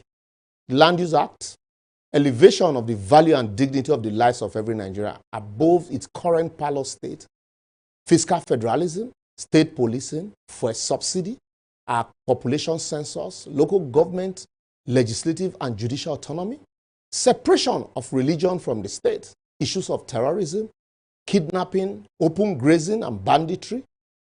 You name it. Don't just tell me the list is too much. Add your own as the team. Plenty. After all, he begged for the job. I will therefore advocate that until the incoming government builds bridges to unite, diversify the economy, and rekindle true hope in the people, and the people also putting their government on their toes to deliver on their campaign promises, soon we will not only be talking about a town hall different from Balablu, but our country will not be different from a Balablu. However, irrespective of our misgiving, we must collectively push, pressure, and work to make Nigerians succeed. Anyway, make I stop here for now until next week. But don't forget to follow us on all our social media platforms shown on your screen and let us know if you agree or disagree with us. But in all, let's always be decorous. Lastly, I leave you with this. Never be afraid of your government. Instead, let the government be afraid of you. See you next week.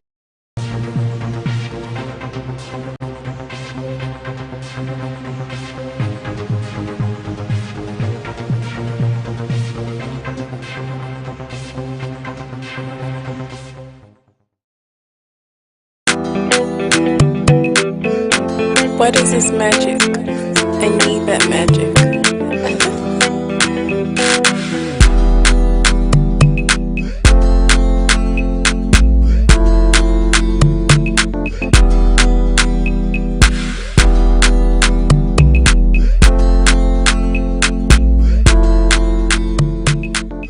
Why would I pay every bride price for a woman? Then she won't not kneel down and give me food. Me. Who are you? You are her husband, right? Yes. So, because you are her husband, she has to kneel down. She has to now. After paying that large amount of money. Like 200k. If I pay like 200, 300k. Excuse me, Sheyi. What are you saying? So where do you even live? What do you mean, where do I live? I live in Nigeria. What are you saying? She has to now. Why? You see, it's not all about noise. You see, I talk about Nigeria. We get to discuss all the issues that bother everyone in their day-to-day life. Issues that affect both the youths, the adults, the middle class, and every single being on this earth. We keep it real and we make everything go as normal as it can get. I'm Sheyi. I am Comfort. And together we are Talk Back Nigeria, keeping it real. Is it okay for a man to ask his wife to be a full housewife so she can take care of the home and the kids? Exactly what she wants. If you want to be a full-time housewife, fine. If you want to work, fine. You can't be just. So is it the one that would say whether she wants to be a housewife or is the man that she's no, a person. I feel that but the man can afford. Is the one that is asking you now that you should be a full-time housewife. No. Now the only now lies on the woman to say yes or no. No, but the man saying you're not going to impose it. That's not what she's saying. What he's saying. Of saying yes or no. But the man is saying I have the money. But I don't want to be a full-time housewife. But I have the money. But I don't want to be. Is that money you're going to look for? I don't want. No, is it only so you think that? Oh, so that means that. Yes, exactly. So you don't have any passion in whatever you want, what you're doing. What do you do that you love that I can't replace with money? Excuse me. So what if I'm a makeup artist, for instance? What if I'm a makeup artist? Makeup at home. Makeup at home I can for buy you myself. mannequins to make up at home. Really? That's very demeaning. No, I mean you want to, you know. You say you don't have anywhere the mannequin goes. So you're telling me I shouldn't go after my passion because you think I'm working as and you bring photographers come and be snapping the mannequin that you made up. It doesn't make that doesn't make any sense. Okay, I'm listening. So what I say? For me, I just feel that it has to be an agreement. Okay. If you want it as a man that you can afford it, you also have to seek my consent. If I tell you that I want to stay home, must he afford it? Must he be able to afford it? Yes, you can't foot our bills and you're asking me to stay at home. What if to him it's a necessity? For example, what if the house is suffering from the attention of the mother?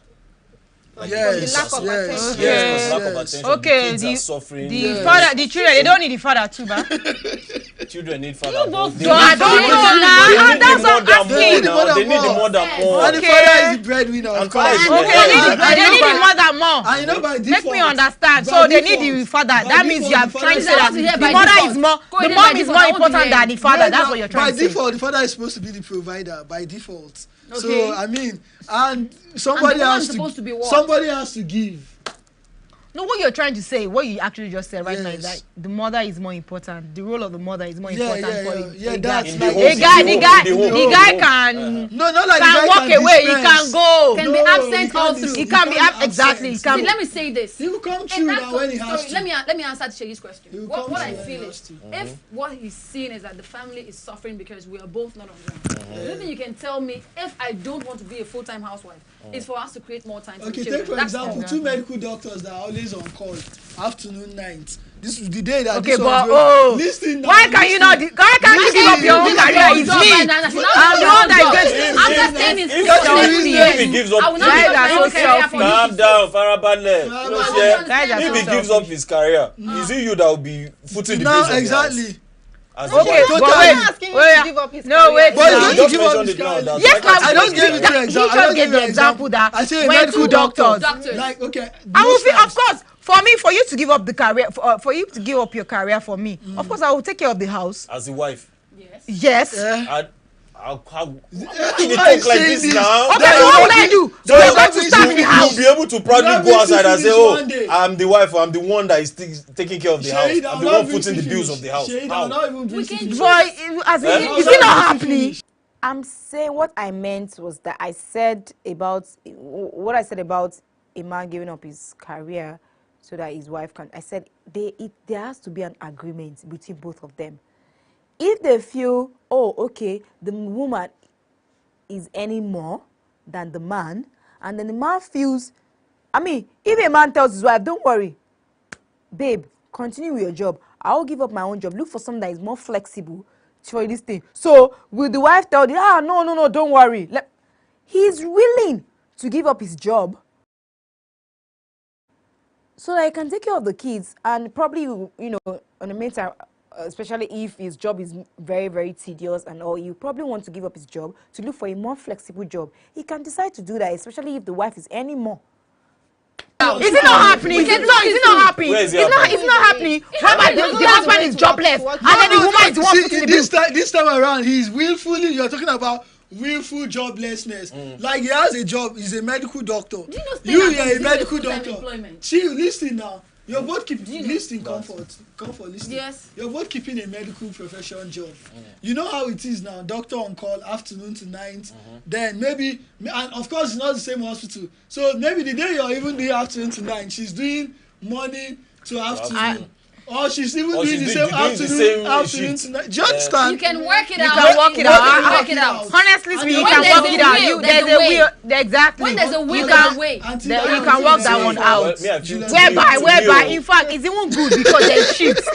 That's even the best because there's shifts. So when the wife is on call, the man stays at home. When the guy goes on call, the woman stays at home and takes care of the kids. That's the best. That's even the best. You know, even fly. Imagine if the wife. Imagine if the wife is a banker now, for example. Thank you. She has to resume 7:30 a.m. and she has to reconcile. She doesn't close until like 9. She's getting home by 10, 11. The man is a banker too.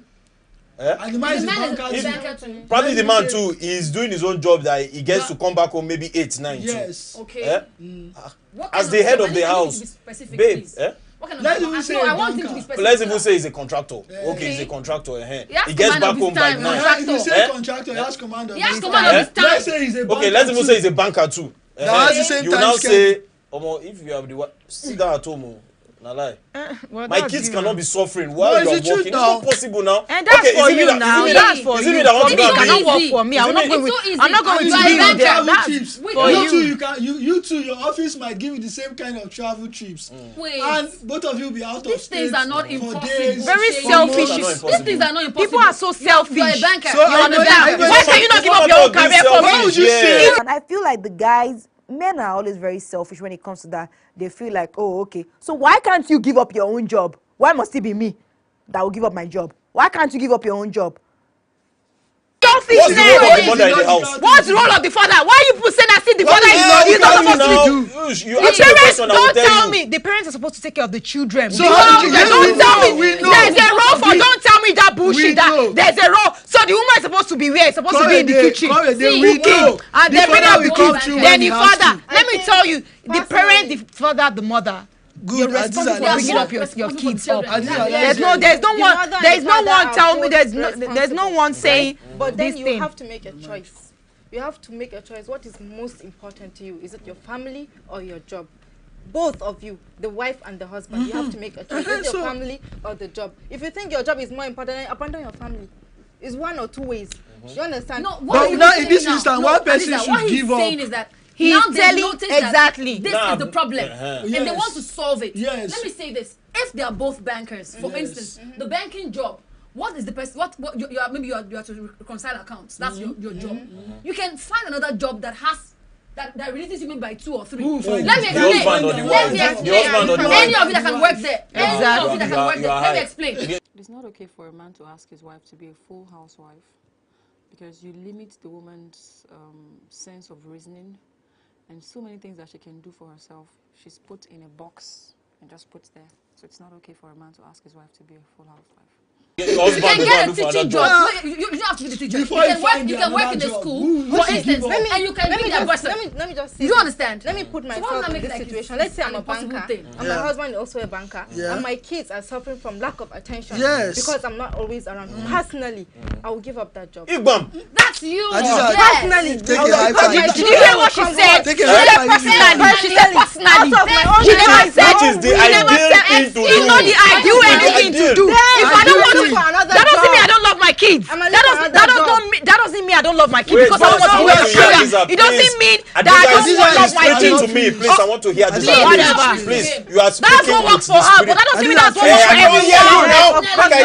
everybody. But personally, I think I'll give up the job and look for another option, a better option, where I can come back early to my place for you. Yes, that's for you. It will be well with you. You will live long. You have wonderful children. You like that because that's what works for you. Okay, number one is the home suffering. If the home is suffering, it's not okay for the man to ask his wife, but it's okay for the man to reason with his wife, so that on her part she will see, okay, it's important for me to take a back seat and take care of my family. But that doesn't mean that she shouldn't look for something more flexible to actually do her,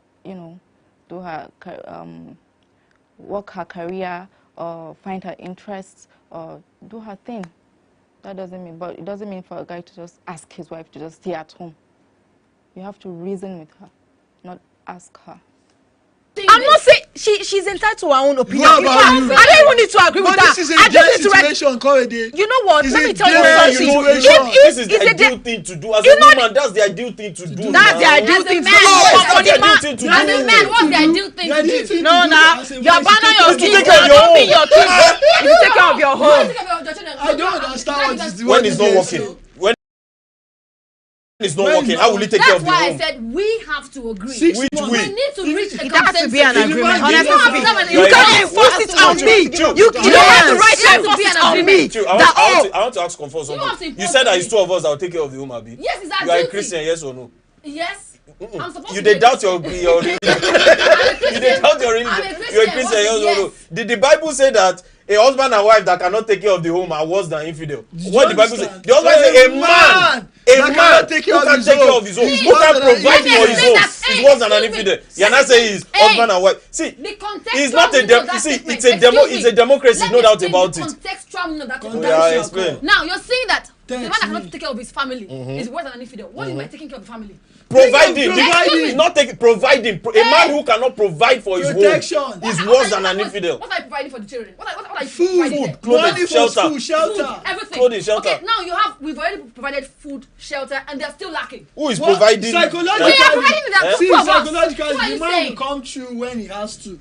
But we're saying at this point, they've talked about it. Right? I don't believe there's anybody's role that is more important.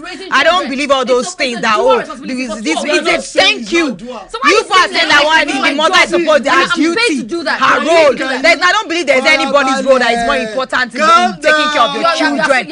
You understand? They are both on a level. The same way the kids need the mother is the same way they need the father too. So I don't understand this thing. So you'll be comfortable, for example, now you and your husband now. You guys are working, so would you be comfortable? You keep coming home late, and then is coming home late. No, chill, and then 2 of you now agree that okay, so that our house will not suffer. My husband quit your job. Since my own salary is more, let me keep on working. I'll be providing the money. You will take the children to school.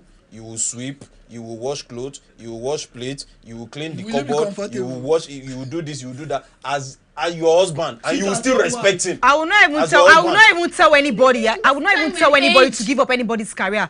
I'm going to. We are going to balance it out. Somebody has to be around. No, there's always a way. Let me tell you. It is either I look for a job that is more flexible for me to close early, or he looks for a job, or he looks for a job, or he looks for a job. That is what you're telling me. What you said was that you're enforcing it on me that I have to give up my own job. That's not happening. That's what you said. What I said. Well, I feel like it has to be for a man. I feel like for a man to say, to tell his wife to be a full-time housewife to take care of the kids, it has to be, like, he doesn't have the right to enforce it on her, in my own opinion. I feel they have to come to, there must be an agreement.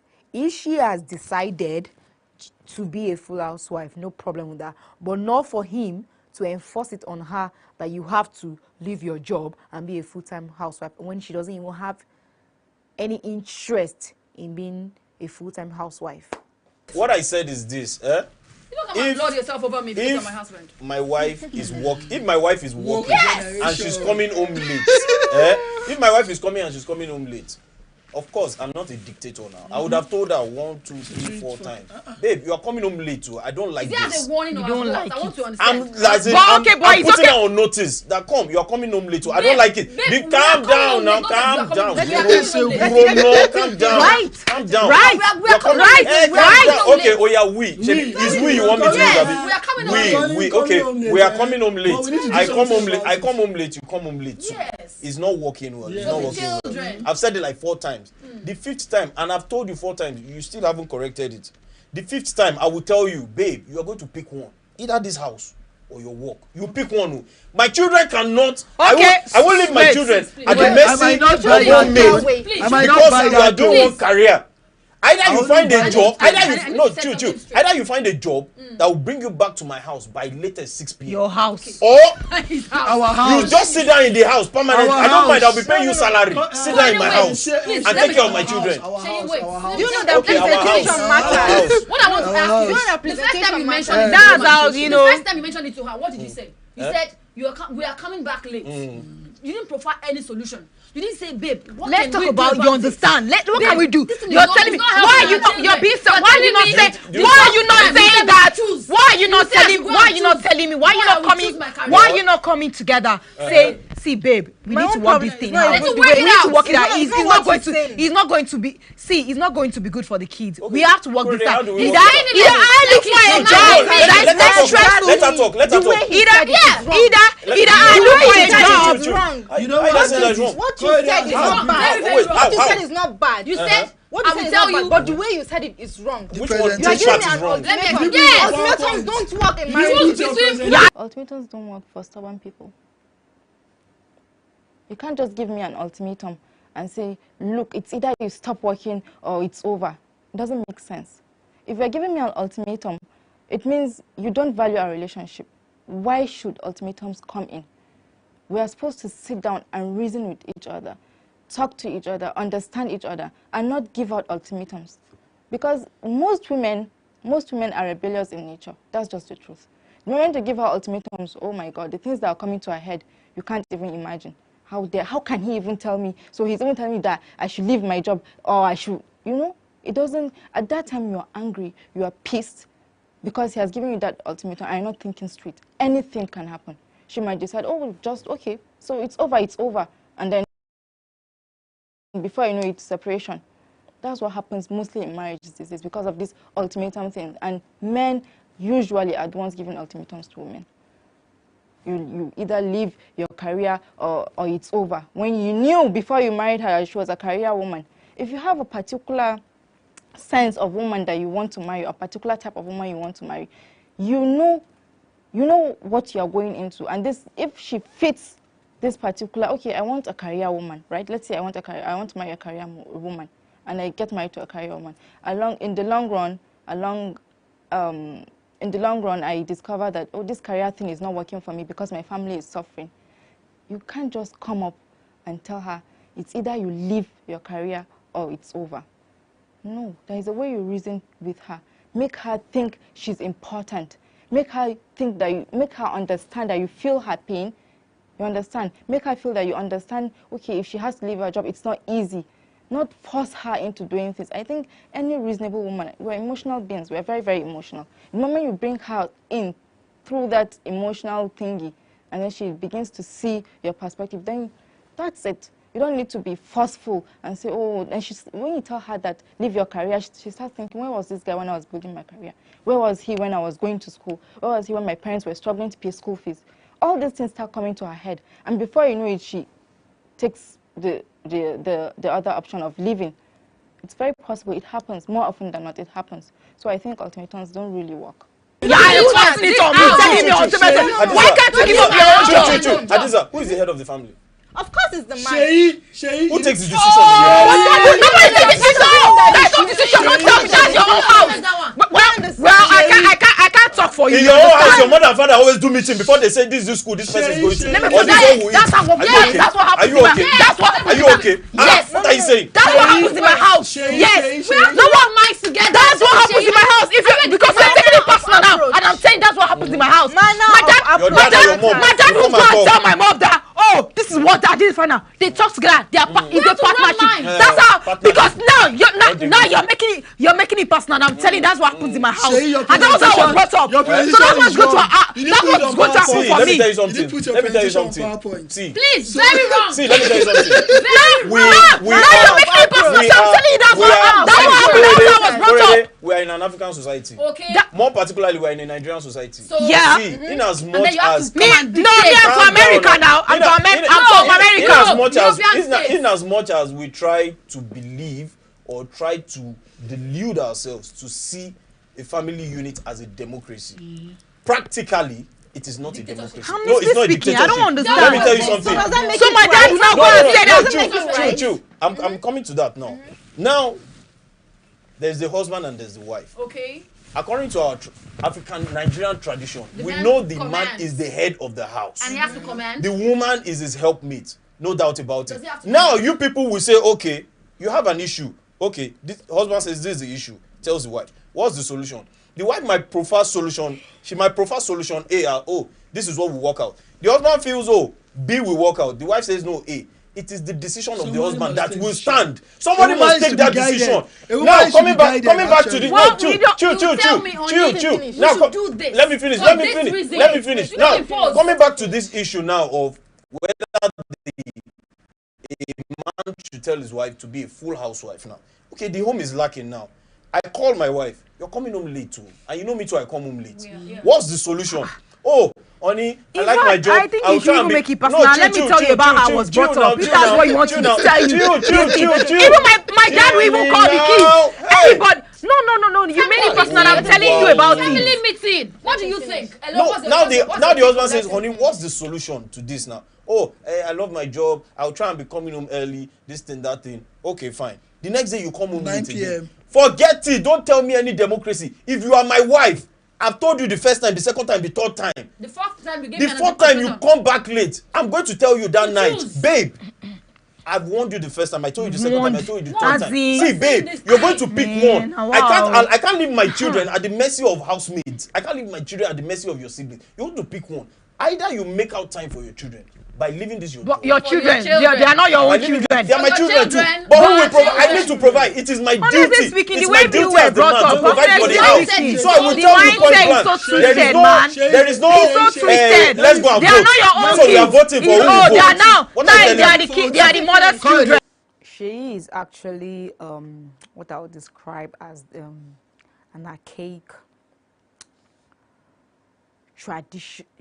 Not even traditional, archaic, egoistic, misogynist, chauvinist guy. He believes he has to, the wife is a liberated woman. You can't tell her, you can't enforce it on her. It has to be a decision. She can decide, oh, babe, okay, I can look for a more flexible job. Do you understand? You don't have the right to, unless she has decided on her own free will that, oh, babe, I want to become a full housewife. But not when she's a career woman. She has, you understand, she has a career, you know, she doesn't want to be a full housewife, and then you're enforcing on her that she has to give up her job to take care of the care, and then you're warning her. I mean, is she a kid? You're warning her. It doesn't even make any sense to me, honestly. She's a liberated woman. You don't have the right to tell, you know, you make an agreement. It's not a master-slave relationship. It's husband and wife. She's your partner. You come together to make an agreement. This is what is going to work for us as a family.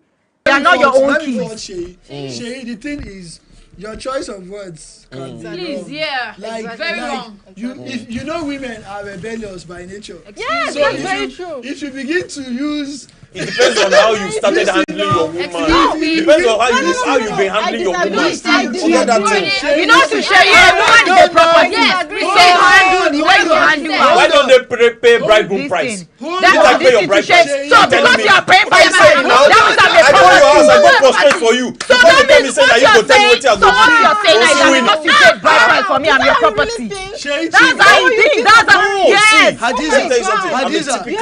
I'm a typical Nigerian man. I'm a typical Yoruba man. Most particularly, I'm a typical Ondo man. Let me tell you, I married the wife. She didn't marry me. I married her. I paid her bride price. I went to prostrate. I went to drop yam, palm wine, everything in her house. She didn't bring anything to my house. So now see, don't get me wrong. Don't get me wrong. I'm not saying that our opinion does not matter. Yes, no. Hear me. I'm not saying our opinion does not matter. Okay. Don't get me wrong. I'm not saying our opinion does not matter. So what are you saying? What I'm saying is, as the head of the house, okay, you say two people are equal. Okay, when two of them are equal and they don't reach a common ground, who takes the decision? Of course, somebody has to take the decision. But there is a way. You cannot not the way you said it. It depends on your own modus operandi. It depends on how you want to handle your home. Some people, there are some husbands who they stand up and they tell the wife that this is what I want, and they don't bond the wife for her to say anything. It depends on what works for you. Yeah. Now I'm telling you the way I will handle my own That's home. what will work for you. If my children are, I would have. That's why I said I would have called her. Well, Shei's point of view is his own business, as far as I'm concerned. And if you look at it, I think about 50% of the men in Nigeria will want to give the same ultimatum. Okay, choose between your work and the family. And it will shock you to your bone marrow that some women will actually choose their jobs over what that man feels that he's threatening her with. So I feel that it's not healthy for the home front for you to give her an ultimatum. What you do is you tell her, babe, what do we do about this? You make her to be the one to provide a solution. You put her, well, I say you put her on the spot or something, but you just make her to, there's a way you're going to say to her. Somebody says that there are so many ways to kill a rat without shedding blood. So there are so many ways for you to ask the woman to do your bidding without being confrontational and being so arrogant and naughty about it. That's what I feel. So what she did or what he says he would do, to me, is very, very wrong. Because once you become confrontational to a woman or with a woman, she tends to fight back. It's in the nature of human beings that when they are pushed, they want to fight back. And then he won't like that because he really wants peace in his home. See, do you know that home that the husband say, this is what I want for his wife? Do you understand? It's a dysfunctional home because woman feels like as in she's not part of the decision-making process. It's not that home. But is the home working? Chill, it might not be working. It's not working. It's not working. It's dysfunctional already. Our forefathers, how were they running their homes? Our forefathers that get married to 4, 5, 6 wives. Is it that they will call all the wives together and say, okay, this is what I want to do? Oh yeah, what do you have to say? Okay, you said this. Okay, when all the wives have different opinions, who takes the decision? You can't run a present day home with your forefathers. Thank you very much. That's what I was about to ask you. You're running a present day home with your forefathers. 1930 something. Oh, so you are saying is internet now that has changed everything? The world has changed from what you used to know. As the Bible changed, what are you saying? Our traditions have they changed? In the Bible, are they saying What is why? Why are you basing it on the Bible? There are some people. Respect your husband. Obey your husband. The husband is the head of the house. What are you saying? Okay, you're saying she is a Muslim. Are you going to give her this thing? Are you going to quote Quran for her? I'm sure the Quran says something like that. Says that this thing. The Quran says something like that. Of course, but that doesn't mean that you should disregard her. You heard what I said? I didn't say our opinion does not count. The way you But you said it say counts. Do you know how to handle a woman? A woman, when you tell her, this is what I want you to do. She will rebel. Opposite of what you want. I know. But even if you say, oh baby, I want to kill you, do you know that she will actually melt because of the way you said it? You said they're going to kill her. She's like, kill me, baby. Exactly. But when you say I'm going to kill you today, then you will know what is going to happen. Exactly the opposite about the way you handle things. You can't just come and say, I want you to drop your job. You can't choose between your job and your house. No, she doesn't work. Okay. He has the right. He has the right to ask her, but he shouldn't. Because women, you know this feminism thing that people are pushing. I know this is going to cause an uproar, but feminism has stages and also levels. Within feminists, there are also womanists, to which I know I belong. I believe that men and women are not the same. That's why God created us differently. But that doesn't mean that a woman should be trampled on. It doesn't mean that she doesn't have choices or options, or she doesn't have a voice. It doesn't mean that she should be overlooked or stepped upon. It means that she should be catered for. She should be seen as a partner, not as a slave or as an assistant of that sort, if you understand what I mean. But some women will argue that, oh, equal rights, equal everything. I don't know about what a man can do. A man can do better. I really don't know much about that. But personally, I feel a woman should be seen as a partner, not as a slave or as an assistant, like people said. And this is actually what I said. I said I would have talked the first time. That's not what you said. You said one. Everybody, you said that what you said. I would have won you. Use of that word. I would have spoke to her about it the first time. Exactly. The second time. Don't start changing your words now. I would have told her, okay. I would have told her that, okay, please provide a solution to this. What do you think you can do?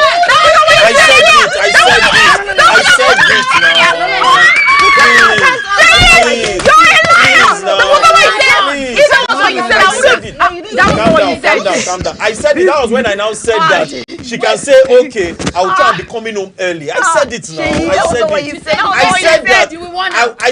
I said I would tell her that you provide a solution. What's the solution? Oh my God. And I said that she will say, camera, my God. Don't worry, we'll see it. It's on record. I said it. And I said, okay, provide. So what do you think can work? That's when she will now say, oh, okay, I'll try and be coming home early. And I said, okay, if the next time she doesn't come home early, that's when I will now take that stance and take that decision.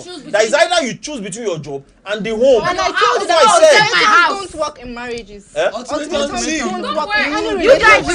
You got for him, no, honestly speaking, no, it might, Hadiza, it might, you understand, for some people, you understand, is that kind of thing. Is relative. If it works for you, probably it might work for some people. You understand? But it might not work for everybody. You understand? And then that doesn't mean that marriage is not working. It's work.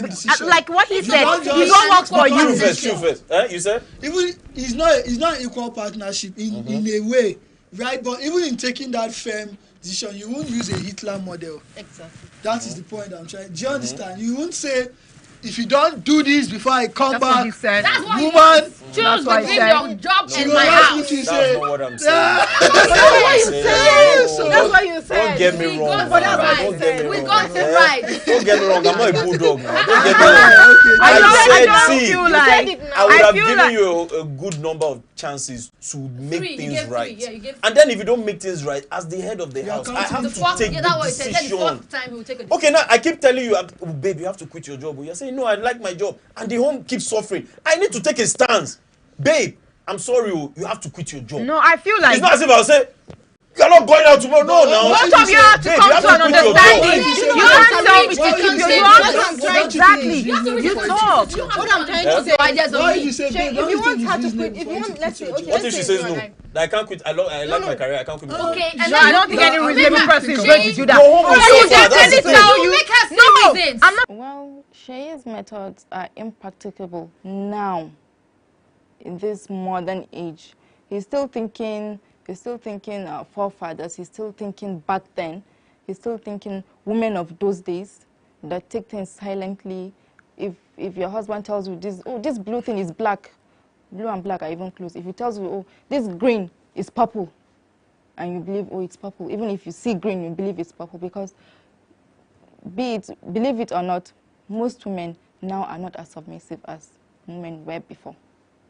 Why? Because I think maybe it's exposure, also experiences maybe they've had from guys, you understand, and education also.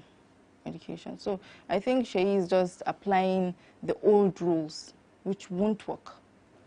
It might work in some cases, but I think in 90% of the cases, or 95% of the cases, it won't work. I'm not saying quit my job. I'm saying a girl as a wife, we will talk. I'm not, of course. You guys have to talk together. Like, okay, we need to talk about our kids, taking care of our kids, bring them up. You understand? I will tell you, no problem.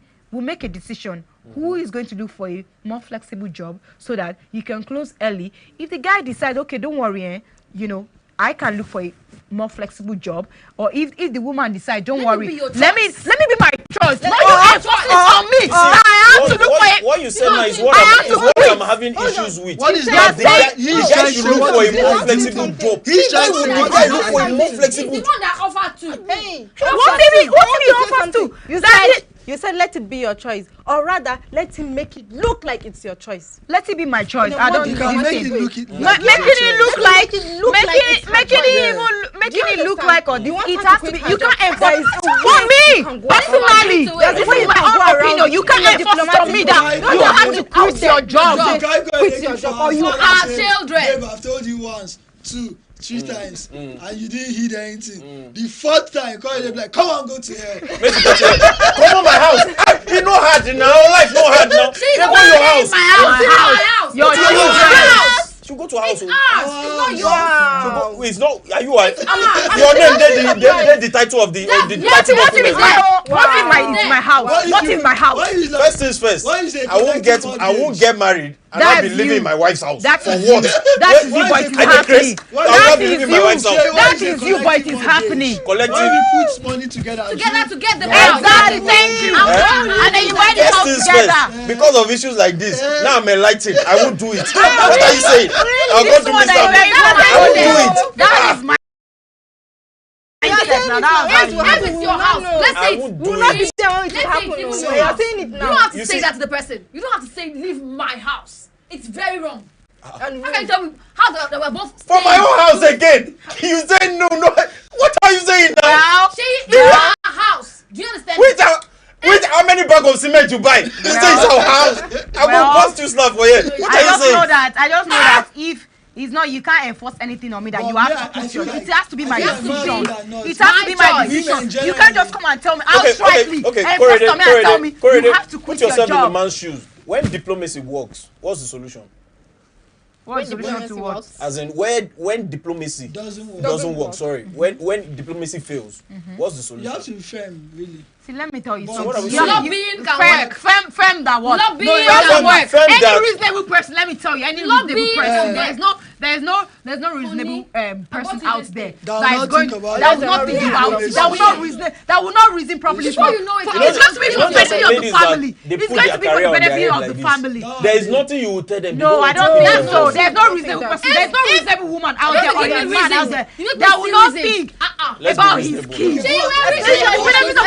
I was talking to somebody this evening. He said, I think the woman, they were staying in a particular state with her husband, and then she now, along the line, she had a fuel station, like a PMS station, filling station, right? So, the husband was the first person at the time, and they were now moving him away, and he was going to stay longer there, and then he wanted her to join, and then she refused. That was what pushed the man to actually even marry another lady in the new state he found, himself, right? So I'm thinking maybe he was diplomatic, telling her that this business someone can be running for you, and she was like, oh, I can't be moving with you everywhere you go. I have my business here, I can stay back. And the man really wanted her to move. I mean, this was a career choice, right?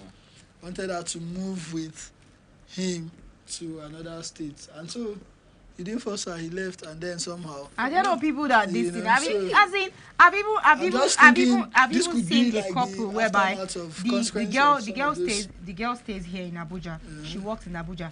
He quit his job when they had not even got married, when they were still dating.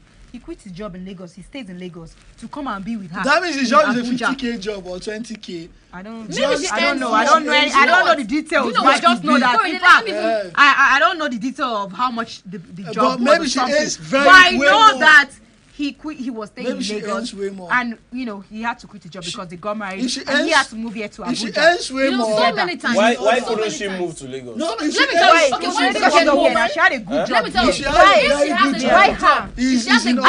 Why her? Why would she have to quit? Why her? Why is it now a question? I go marry woman. There's a woman I know. She has things going well for her. She has a very good job. She has shops, too many shops, and she was going in fine. Because she got married, she had to come to Abuja. Now, this house that the man is in Abuja, he rented for himself. When the lady came here, she that's understandable. She bought a land, built a house. Not when now she's me, I have a good job. You have a good job. Cannot feed the woman. And I say, she had to leave her job. I will now come and meet you. So it's okay for her to quit her own job. But you're expecting. Actually, let me tell you something. That couple, they came to they had an agreement. Yeah. See that guy, the husband and the wife, they came to an agreement to say, okay, this is what works for me. This is what is going to work for us. One has to leave. Either I leave my job or you leave your job. You understand? I can't believe you are even considering the fact that the man should leave his job. If it's not the that he needs to provide for his home. Nobody said the man should leave the job. They said they should come to an agreement and they should decide. You're always about my point of view. They make a decision together. It's a partnership. It's okay for them. It's okay for them to decide that, okay, my husband, you are going to be a full-time house husband. No, that's what you're saying now. That's not what we're saying. Is that what we're saying? That's not what we're saying.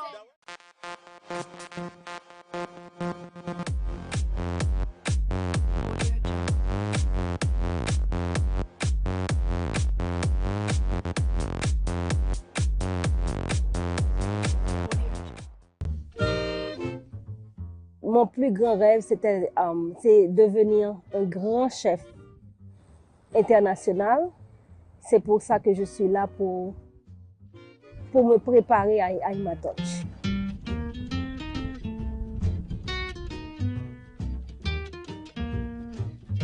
This is our schedule for all of the 10 weeks and what you'll be learning. Around week 3, we'll start practicing with resumes and basic interviews, and at that point, you'll start. Je suis Muriel Durandis, je viens d'Haïti. Je suis rentrée aux États-Unis il n'y a pas longtemps. Lorsque je vivais en Haïti, j'ai été à l'école, ok. Je suis chef, ok, en Haïti. Mais comme vous savez, lorsqu'on a un grand rêve, parce que moi, je veux être un master chef. This is how we learn here at MS Sport. We give you all of the tools so that you can get the practice. Emma's Torch provides culinary training and job placement services for refugees, asylees, and survivors of human trafficking. We provide culinary training, and we also help them begin real careers as they adjust to being new members of our community. I founded Emma's Torch. The idea began to percolate in my head when I was working at a human rights organization in Washington, D.C. and volunteering at a local homeless shelter. And I thought to myself, there's got to be something more that we can be doing with food and using it as a tool of empowerment. And at the same time, I was really interested in the refugee crisis. In particular, the photo of Alan Kurdi, that 3-year-old little boy whose body was found washed up on the shores, spoke to me and And it, to me, was a moment of reckoning. We had to do something.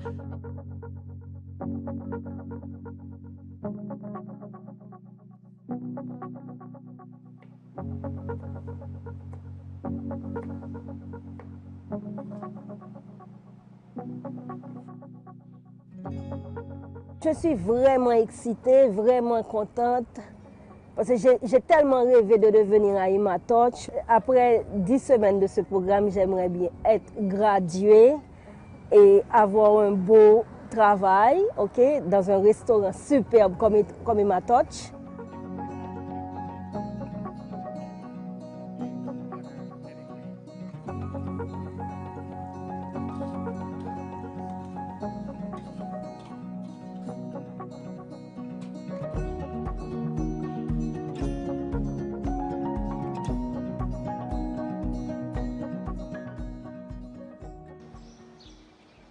What I want you to do last is you are going to small dice. Small dice.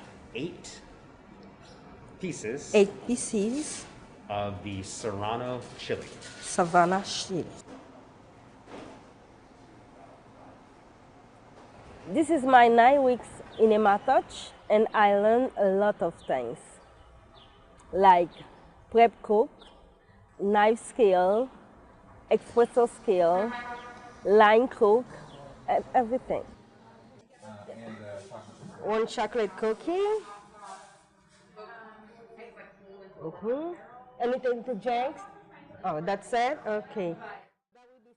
Before I was very timid. Very nice people in Emma Touch.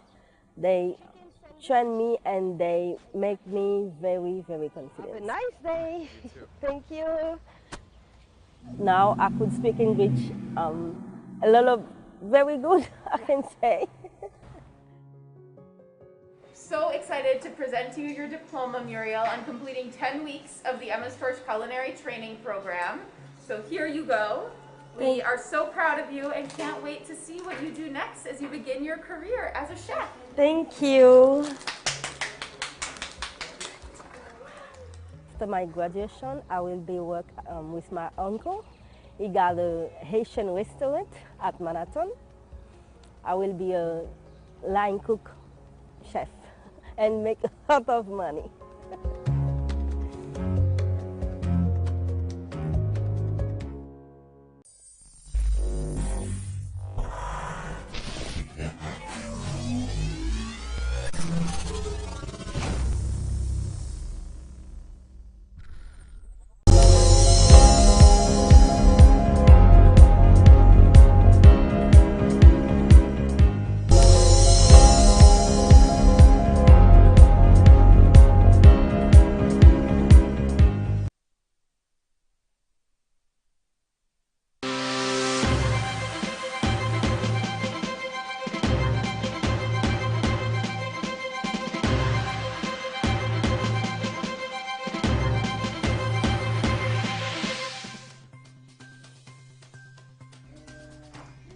Many thanks for joining us on the newsroom. I'm Sinisa Latikun, and these are trending stories at the moment.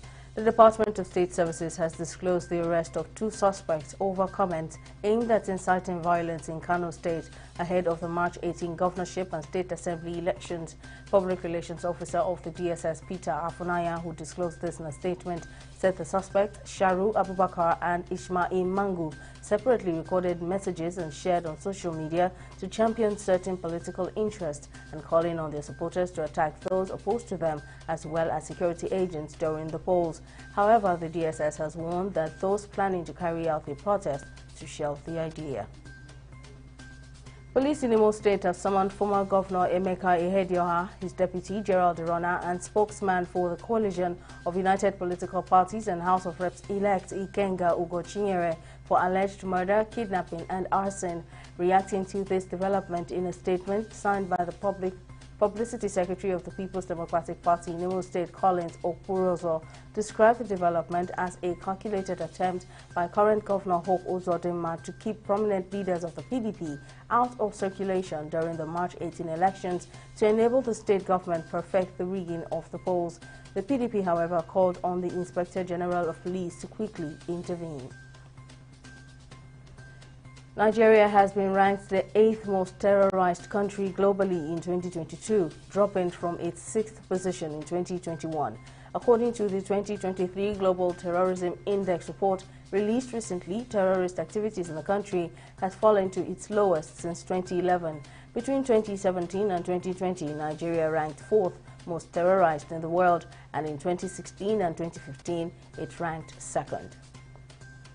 A U.S. Food and Drug Administration analysis has revealed there is no clear association between the COVID-19 and illness rebound. Multiple high-profile people experienced COVID-19 rebound after taking Paxlovid, including President Joe Biden and Dr. Anthony Fauci, which led to a major talking point around the drug. This claim has further led to a report offering data to counterbalance the anecdotal reports. Pfizer, makers of Paxlovid, said it is also running 2 additional studies to try and understand symptom rebound. In business, recent figures from the Nigerian National Petroleum Company Limited have shown that consumption of premium motor spirit, popularly called petrol, has risen to about 80 million litres daily, pushing up subsidy on the commodity to an estimated 484 billion naira monthly. An analysis of PMS weekly evacuation/dispatch data obtained from the NNPCL on Wednesday indicated that a total of 558.83 million litres of petrol was evacuated, translating to an average daily consumption of 79.83 million litres. Meanwhile, the Group Chief Executive of the NNPCL, Mele Kyari, has lamented the huge burden of PMS subsidy, pointing out that the payment has been a drain on the national oil firm's cash flow. Flash floods have killed at least 13 people living in tents and container housing set up across Turkey's earthquake-hit region on Wednesday. According to local media reports, several more people were swept away by the rushing water, which turned streets into muddy rivers in areas hit by last month's 7.8 magnitude quake. More than 48,000 people have died in Turkey and nearly 6,000 in Syria in the February 6th disaster, the region's deadliest in modern times. FIFA President Gianni Infantino has been re-elected for a 3rd term after standing unopposed at the Congress of World Football's governing body on Thursday. While FIFA statutes currently limit a president to a maximum of 3 to 4 year terms, Infantino has already prepared the ground to stay until 2031, declaring in December that his first 3 years at the helm did not count as a full term. Since his tenure, Infantino has overseen the expansion of the Men's and Women's World Cup and huge increases in FIFA revenues. That's it on the newsroom at this time. Thank you for watching.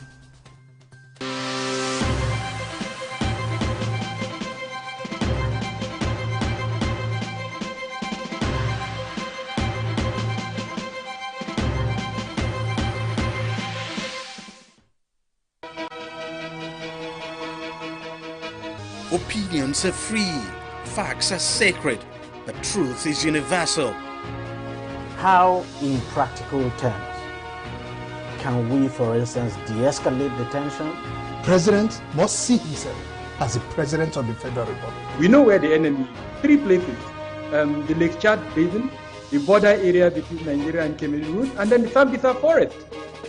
On TV360, we give you a complete dose of everything. Opinion, facts and undiluted truth. I hardly believe what politicians say in this part of the world. A new Nigeria is possible, a future is possible. We delve into the issues, dissect it so that you can understand it, use it to take action. I don't think there's any need for any governor to look for grant for ranching. TV360, dissecting the issues.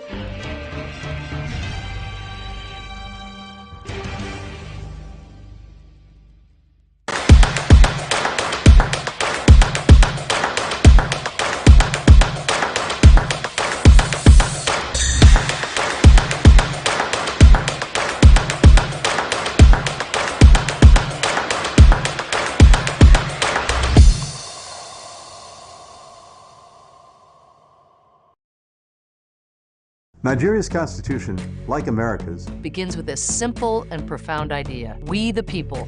And during this election, you, the people of Nigeria, have a chance to make your voices heard, to choose your future. The United States does not support any individual candidate for office. But we strongly support a peaceful election that reflects the will of the people of Nigeria. Because free and fair elections in Nigeria help create a freer and fairer world for everyone. Your vote matters. This election matters, not only to Nigerians, but to the rest of the world. We're invested in your success. Our shared democratic futures depend on it. Go to inecnigeria.org to prepare to vote, because your voice matters. The Nigerian people have a friend and partner in the United States of America. Whether you call it democracy or election result different from the real one, or transmission, transfusion, transition different from transparency, you are not far from the truth. But I hope the government will truly be a town hall different from Bala Blue. In 2007, late President Yar'Adua, in his inaugural speech, admitted that the election that brought him to office was far from being perfect, and subsequently set up the retired Justice Uwe's Committee on Electoral Reform. Whatever happened to the robust recommendation of that report that the appointment of INEC chairman, national commissioners, and resident electoral commissioners shouldn't be the sole prerogative of the president? Today, nobody is bothered again, and yet we expected an election different from Bala Blue. Anyway, that's our topic for another day. Even though, also, like the 2007 election, I'm aware that just like Professor Maurice Iwu's promises of conducting credible election, Professor Mahmoud Yakub's promises along the same line fell even lower than the expectations of Nigeria. However, because of the constitutional presumption of regularity in favor of INEC result as declared, I therefore congratulate everyone that has received a certificate of return, including Mr. President-elect Bola Ahmed Tinubu, while hailing the courage and resilience of those that have proceeded to the tribunal. I say at the end of the day, may Nigeria win. I've seen videos of the president-elect visiting captains of industries, former military leaders, and some traditional rulers, either with his certificate or without. But I want to urge him also to extend this visit to both Christians and Muslim clerics in the South because of the fears entertained in some quarters over his Muslim ticket. Because we certainly cannot shy away from the fact that our country has been so fractured along religious, tribal, and language fault lines, which also is patently reflected in not only our national life, but showed massively in the voting pattern and the complaint thereafter. Let him not be like Buhari, who promised to belong to everybody and nobody, but ended up allegedly belonging to nobody but a few certain cabals. Anyway, no be me talker. While Tinubu is on his visit, I hope he has selected his team. He should immediately set out his economic team to ensure timely realization of his blueprint and realizable action plans and programs with actualization dates and timeline to enable us follow up and also determine KPI as he has promised to hit the ground running. Make it not be like Buhari when he hit the ground and started running away from the ground. Well, since Buhari is hardly aware of anything, I also hope he should be aware that there's massive suffering in the land, occasioned by his party's failure to fulfill their promises to the people. Even though his party no agree say they failed. But at least now, the intentional decapitalization policy of Emefiele CBN has for once united both the politicians and the people as complainants. Everybody complain, no money. Even as the Naira is falling headlong and the country has become so unsafe to live. So he should put aside politics and strive to truly protect and provide for both those that gave him 95% vote and those that gave him 7% vote, if you know what I mean. He need not be told that the country needs to diversify its economy away from oil now more than ever before and truly ensure that NNPC is in words and in deed a profit-making ventures like the Saudi Arabia Aramco oil companies that just posted a profit of $161 billion in 2012. 2012, I mean to say. Also, with the prevailing economic hardship and the feeding bottle system of government will run, where states run to Abuja to share money every month, the reformation of the concurrent and exclusive legislative list and enhanced general welfare of the people deserve his urgent attention now more than ever before. We also cannot overflog the fact that his government need to create massive employment for our teeming youthful population and find way to not only export cassava, agbado, grains, and other agricultural produce, but also provide electricity that will enhance processing of these goods, boost food availability, industrial job creation, and improve manufacturing. Lastly, his government needs to ensure a statutory declaration that will ensure gender equality and participation in government, improve the security of lives and properties, and foster a truly renewed hope different from Balablo.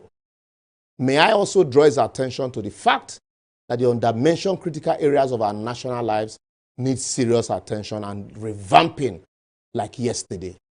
The Land Use Act, elevation of the value and dignity of the lives of every Nigerian above its current parlor state, fiscal federalism, state policing, fuel subsidy, our population census, local government, legislative and judicial autonomy, separation of religion from the state, issues of terrorism, kidnapping, open grazing and banditry. You name it. Don't just tell me the list is too much. Add your own as the team. Plenty. After all, he begged for the job. I will therefore advocate that until the incoming government builds bridges to unite, diversify the economy, and rekindle true hope in the people, and the people also putting their government on their toes to deliver on their campaign promises, soon we will not only be talking about a town hall different from Balablu, but our country will not be different from a Balablu. However, irrespective of our misgiving, we must collectively push, pressure, and work to make Nigerians succeed. Anyway, make I stop here for now until next week. But don't forget to follow us on all our social media platforms showing on your screen, and let us know if you agree or disagree with us. But in all, let's always be decorous. Lastly, I leave you with this: never be afraid of your government. Instead, let the government be afraid of you. See you next week.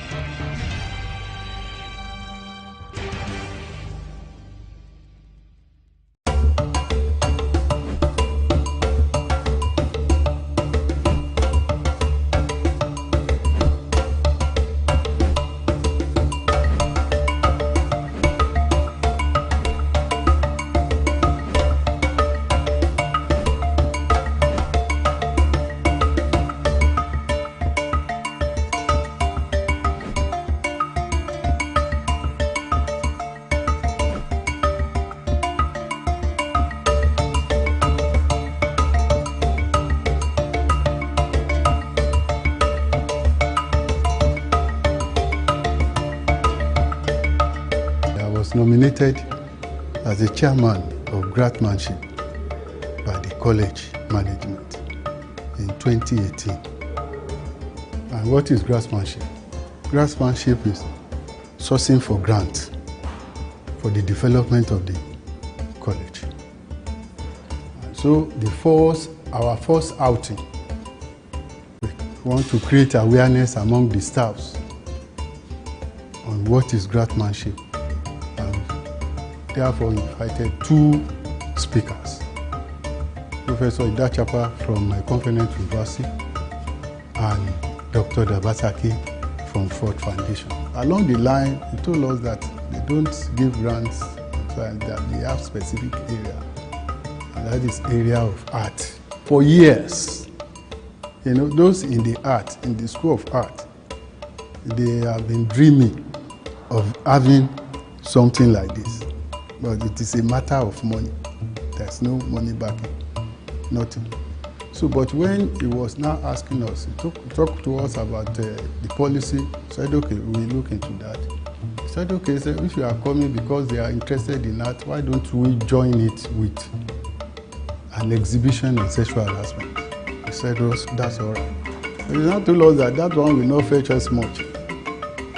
That, okay, the college, since inception of the college, 1947, we have Department of Art. Later, it metamorphoses into School of Art.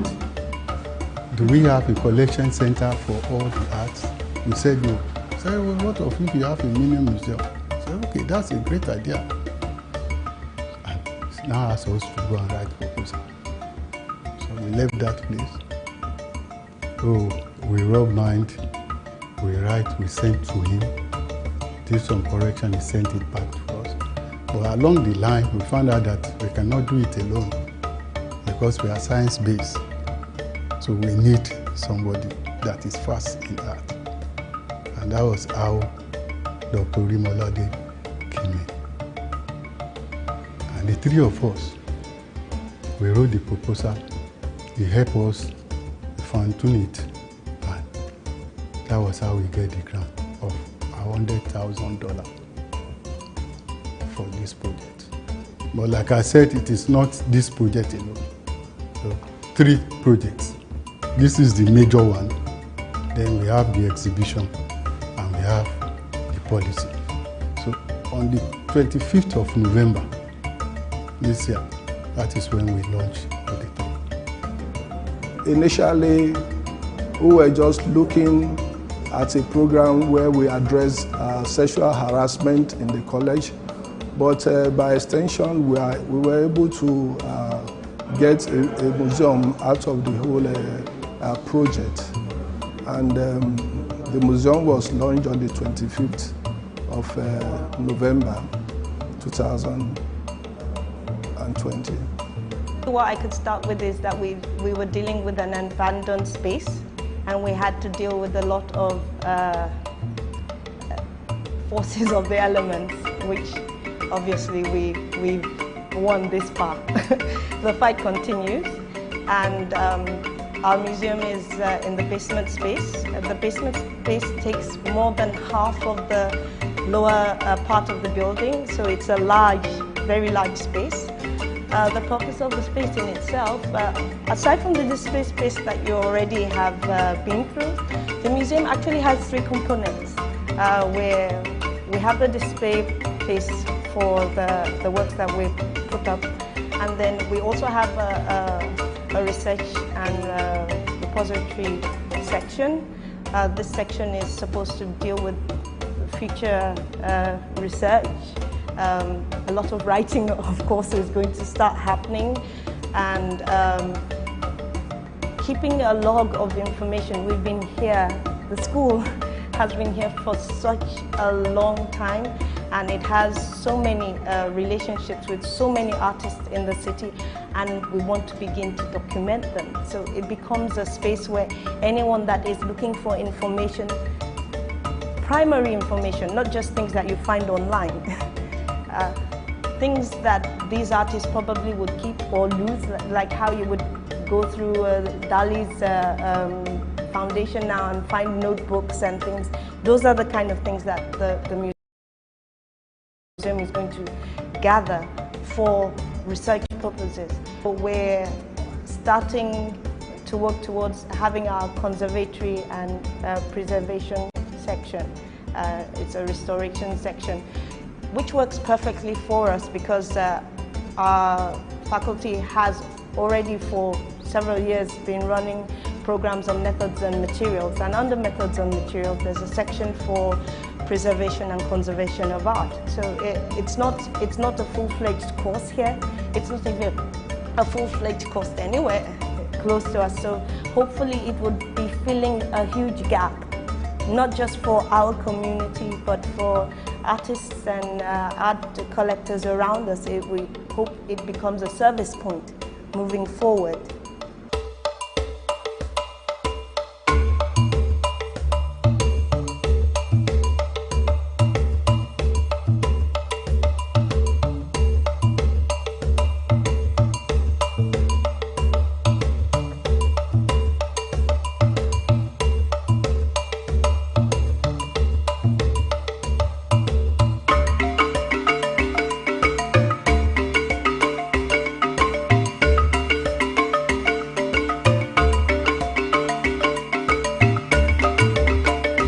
I'm very happy about this because, like you have rightly said, that I've been here for a decade. Yeah. You see, we have Yusuf Gilo Gallery, and coming now to have Yaba Art Museum is very, very good. And we have to thank God for the people that sponsor the Ford Foundation for that, for this achievement. We thank God. And you see, this Yaba Art Museum is one and the first in all higher institutions in Nigeria, the first and in the higher institution in Nigeria. As we all know, Yaba Art School is still the best. So we are coming again as the best to produce the largest art museum in any higher institution in this country.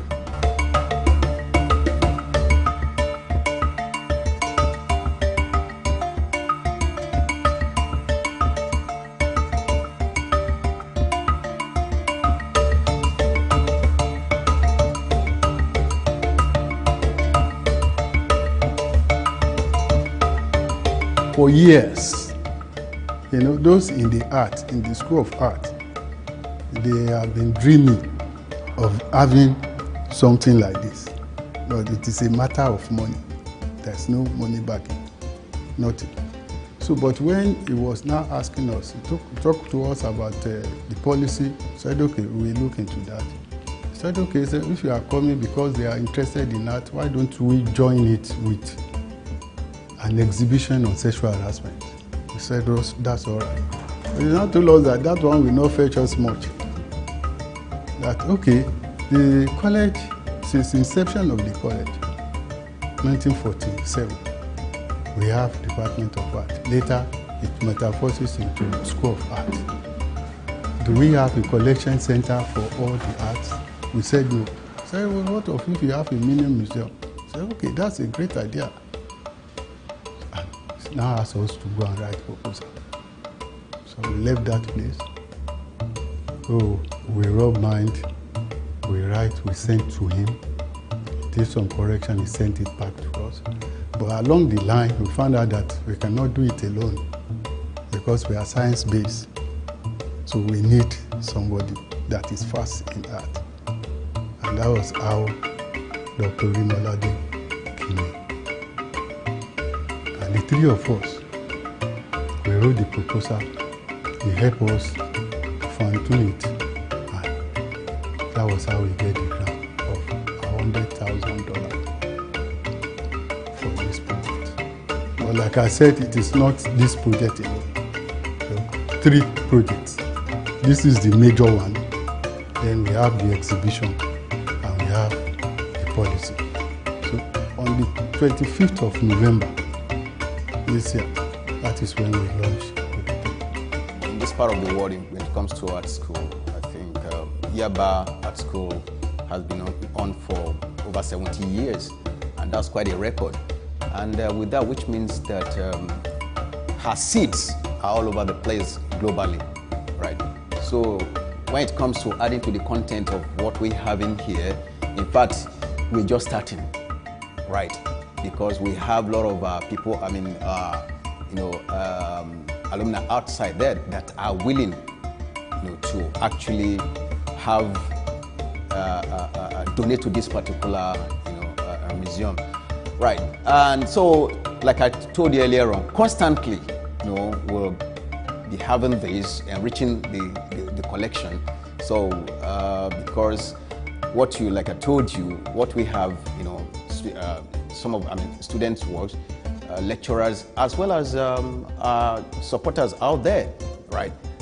If there's anything we are aiming at, it's because we know what is happening outside there, and this is what we are ready to give locally. Now, come to the artifacts that are out there. Why do we travel out there to see those works? It's because of the way they've been packaged, and that is where, because you have a lot of information about those things, those works, where they are, and when you see some of the promotions about them, you want to see them, right? So if there's anything, there's a question you ask whether we are ready for it. I want to say here in Yaba College of Technology, we are even ready, right? In the sense that the kind of space we have, the kind of packaging we are ready to give works in our collection, certainly it will compete favorably with what you have outside there. Because the fear, as far as I'm concerned, regarding our artifacts out there it's because, you know, people troop out there to look at them because of the way they've been presented, the way they've been packaged, right? And if such works are, you know, eventually repatriated, how are we sure that we want to, because what they've done, that has added value to them.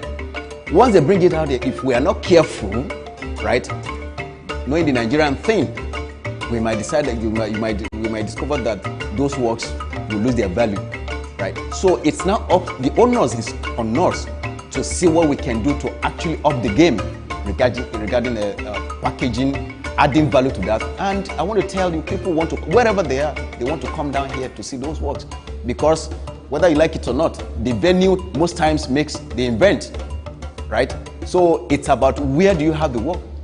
You don't just repatriate them and just put them somewhere where nobody cares for them, right? So these are the things we are ready to do in Yaba Art Museum. And as you can see, we're just starting. You ain't seen nothing yet.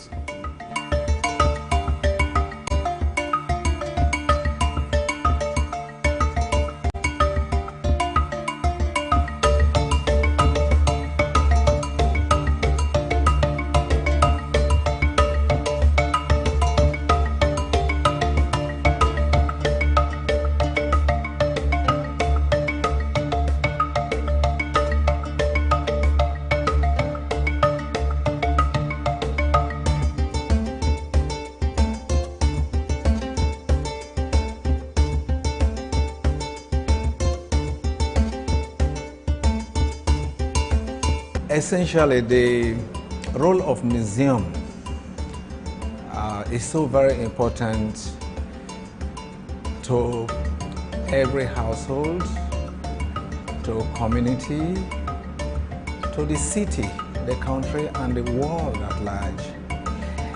The museum is a point where you keep the treasures, the family treasures, the community treasures, the institutional treasure, and then the state treasure, national treasure, and also at the international level, these treasures are exchanged through collaboration so that other people on the side of the globe can see what is happening at the other side. But most importantly, the museum provide a historical documentation of the evolution of a people, how they reasoned some time ago, how they were able to advance technologically and the rest of it. It can be read from the artifacts and the works that are available. Museum is not a profit-making institution, so to say. Museum documents history, documents culture, and because this one is situated within the academic environment, it's a place where students can learn from the past works of other students that have left the place over a period of time. Because if you look at the works here, they are from different departments and they carry different philosophies and ideas which the students could actually tap into. The museum gives what I call academic visibility to the school. It opens avenue for people to come in, to look at what we have done and also to collaborate with us and see how we have been able over the years to document the history of our environment.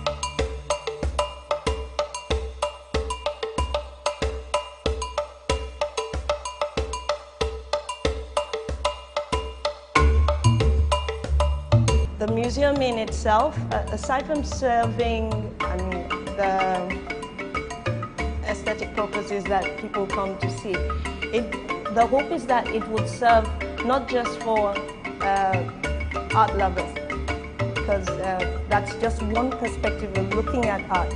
Artists can be very, very interdisciplinary, and we're actually a technological institution, so we have different faculties and learners that can relate to the works, either through history, through its methodology, through the happenings at the times of the works that were created. There are different connection points that can come through education, of the art piece. It's not just the pretty picture. The role of the museum is also to educate, apart from charting a history for people, is to educate you, and it's also going to give records of those objects that made history, and then by extension those who did them.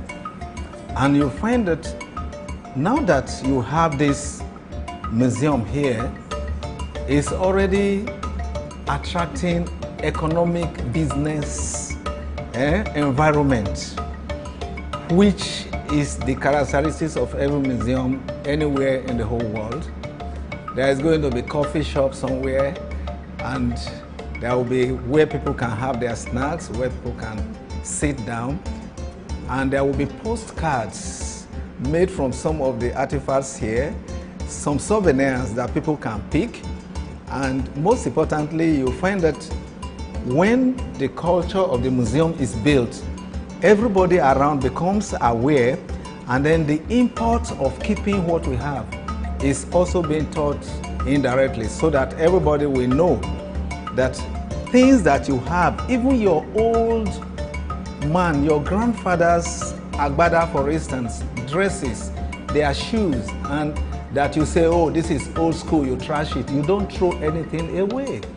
These are things that can speak for that community. And that is what the museum, the role, the positioning here is going to play. It's not just a place where works are gathered. Mind you, we're not just gathering works here for gathering's sake. Because what is very important is for the fact that for every work we have in this collection, certainly the data of each of those works, that is the artist, the year it is made, the materials, and what the content and materials of each of the works are well documented. So it's not just about having the works alone and for people to come around and see alone. No. This is going to be like more or less a research center, as you have, in other climes, such as Smithsonian and other institutions like that, whereby if you're interested in, researching about a particular artist, you can always come here and, you can have all that you can gather regarding the work, the artist, everything about the artist we are actually gathering here, we have here. So it's not just going to be a place where you just have the works alone. No. Everything concerning the artist, and its art, then, which means that for historians, for researchers, it's a place to be, right? So because it's going to compete favorably with other institutions, museum around the world.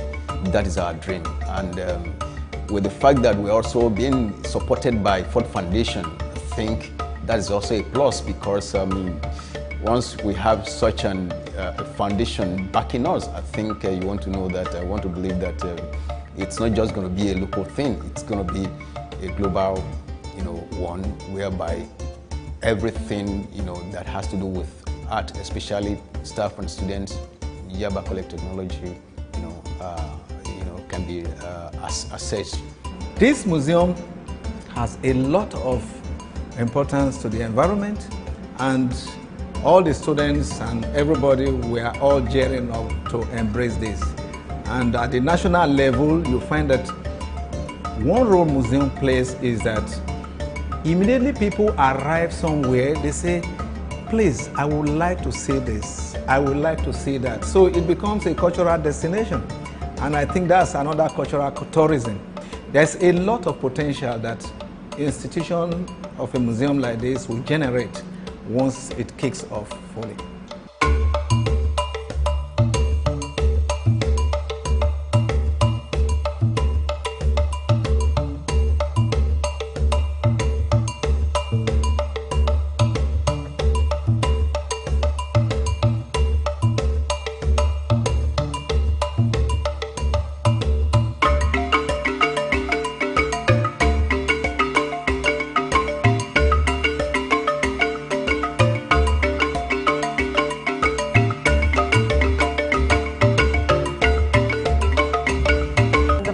About art is that it finds its way to insinuate itself into every single aspect of what you do, consciously or unconsciously. So it's very strange to say you want to cut art out of anything. Even when you want to write about cutting it out, you need the artist to help you do that.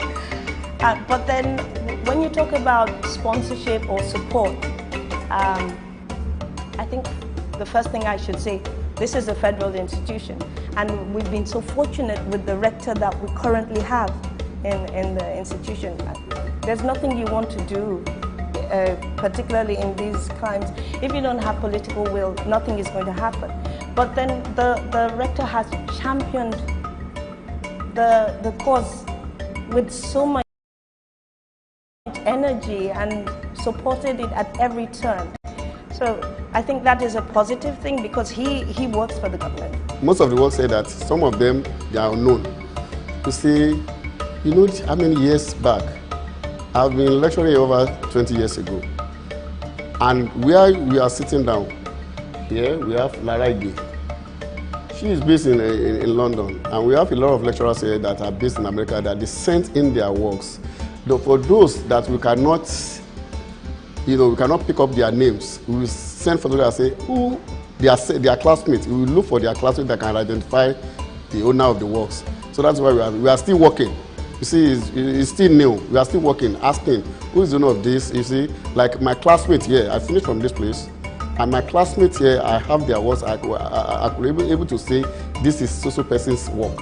You see, and you know, a lot has been concerning these works that we have presenting here because they are asking us. Some are still bringing their works, but as time goes on, I think we'll improve on all those things.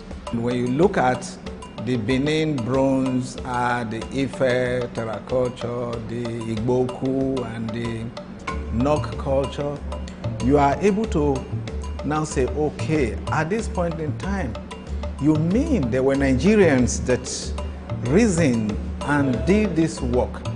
And so you can use that to project a roadmap and development of a country. Unfortunately, we haven't seen this in Nigeria.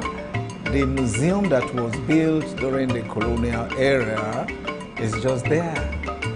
At some point in time, people are even referring to it as a mortuary because in a typical African society, the museum, the family museum, for instance, on yearly basis is refreshed. And that is where you have the festivals. And when you have the festival, you find that the artifacts or the collection or the achievement for that particular year is deposited at the museum. And that is building history. And so when you look at all these artifacts, you are able to record the number of years. You are able to talk about dynasties. You are able to talk about at what times what happened. And that helps people to be able to come out with a growth pattern that will inform you to plan even for the future.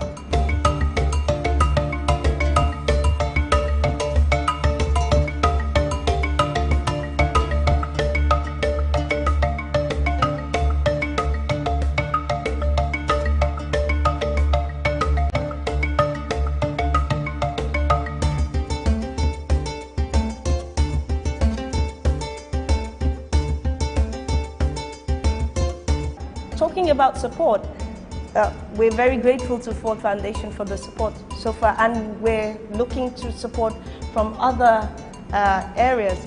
We already have a lot of support, hopefully coming from the Lagos State Council for Arts and Tourism. The commissioner was here and she was so impressed and has offered help. And this is a government establishment, so I don't think I would say we've had negative issues so far, although we've had challenges.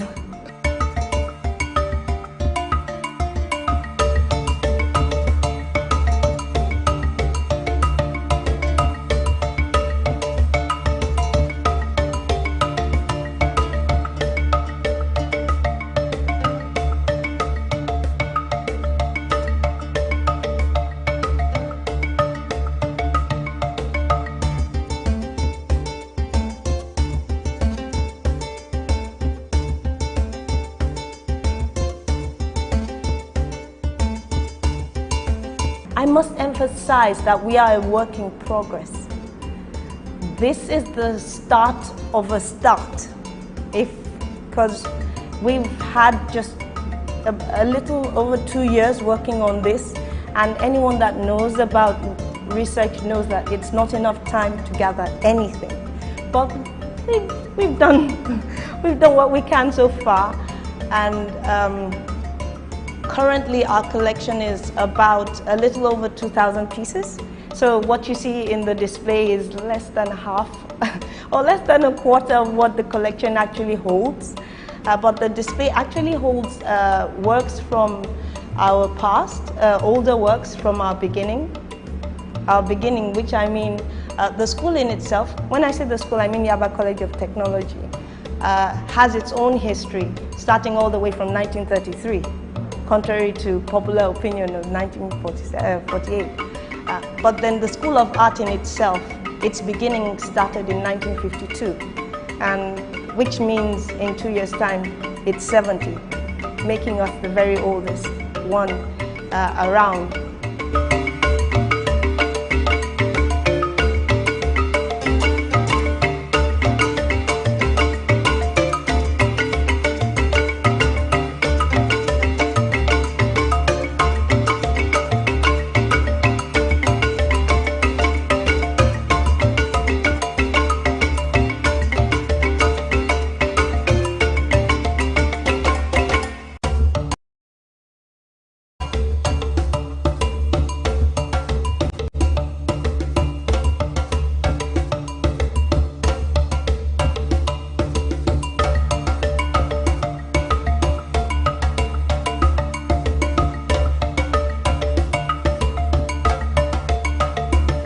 We are Nigerians, and problems, challenges that are peculiar to us, we know them, right? So, and also,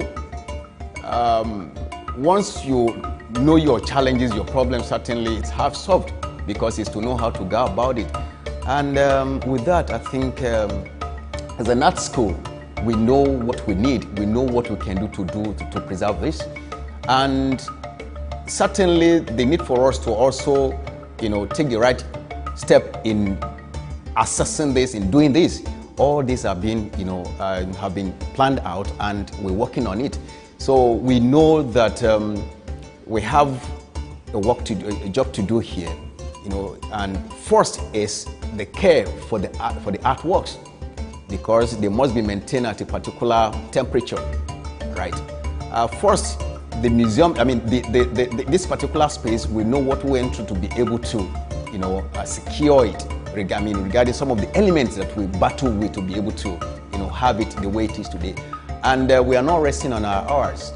We know that we're still a lot of things to put in place to be able to, keep it going. Because, like you rightly observe, yes, in Nigeria, we know that down to except air that is free to us, every other thing, you just have to fight for it.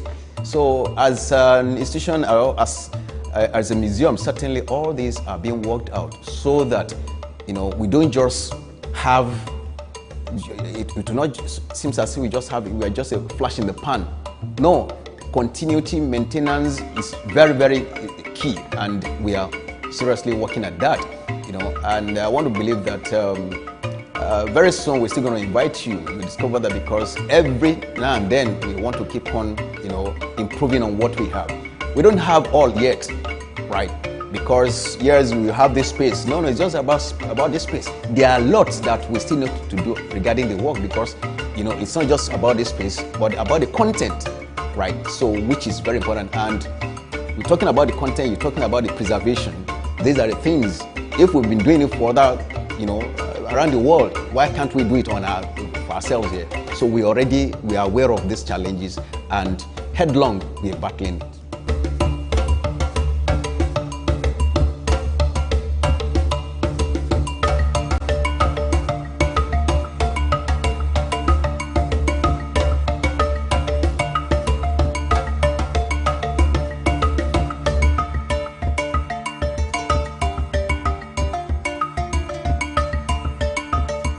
How many museums we do have in Lagos? We have just the National Museum. And coming to have Yaba Art Museum, it's something else. You see, we have a lot of, this art museum now is like the tourism. Because some people will be coming in now, they'll be asking, where can I get museum? Where is the museum? But now, the National Theatre, they don't have anything again there. But having this one now at the art museum within, you see, it's in this center of Lagos. So it's something that is very, very nice. And because a lot of people, when we opened this place last month, in fact, people have been praising the college for this upbringing. And it's very, very good because most of people will be benefiting. You see, most of the works we are seeing here are products of our ex-students. And most of the products you are seeing here, we are the supervisors. Like you see the work I'm sitting behind is my work. This work you are seeing behind me is dedicated to the African children, and again dedicated to the children that died during the bomb blast, Ikeja bomb blast. That's why I said I prefer to sit down where this work is, because it's for a purpose. We're hoping to have so many events that are worked into the programs of the museum. Educational events, social events, screenings, excursions. We're hoping to be able to host researchers and different host curators. So it's supposed to become very active in the years coming, at least while I'm working on it.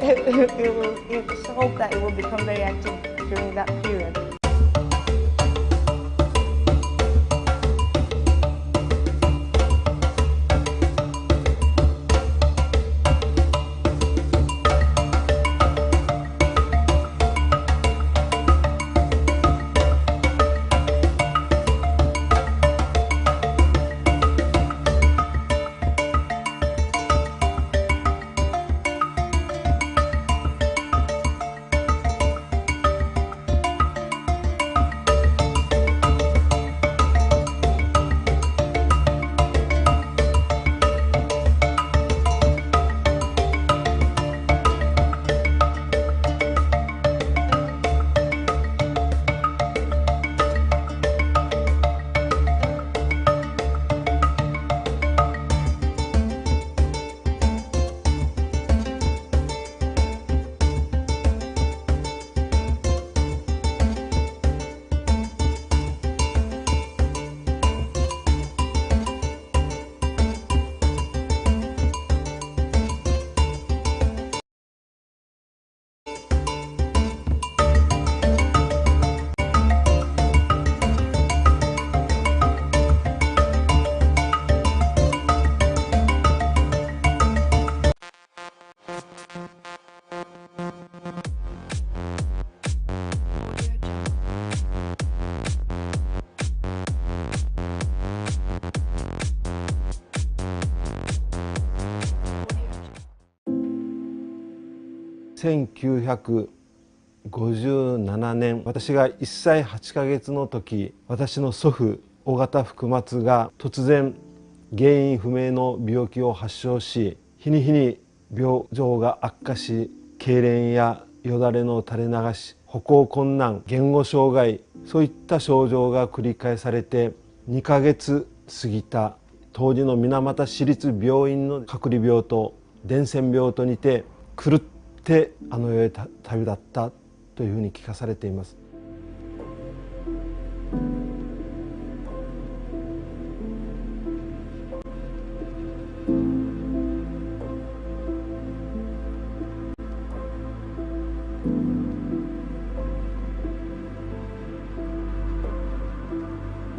さらには祖父福松が病気を発症したその1週間前に生まれた私の妹ひとみが原因不明の重度の症状を背負ってですね、このように生を受けた。そのことをきっかけに当時暮らしていた尾形家の家族が次々と体調の不調を訴え、水俣病という認定を受けた親族は20名です。そして胎児性水俣病患者が3名います。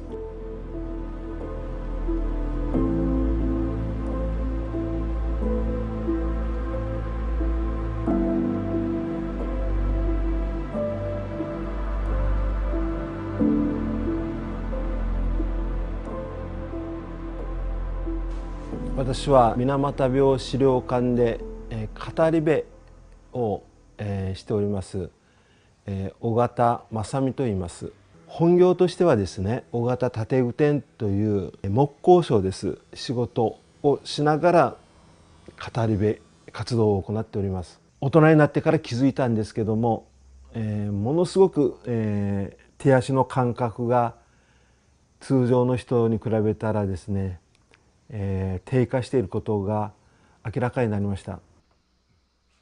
メチル水銀中毒が原因というふうに分かってはいくんですけども、水俣病特有の偏見差別がさらに尾形家に襲いかかったわけです。水俣病はうつるという噂が飛び交ったためにですね、私たちの被害を明らかにすることができなかったわけです。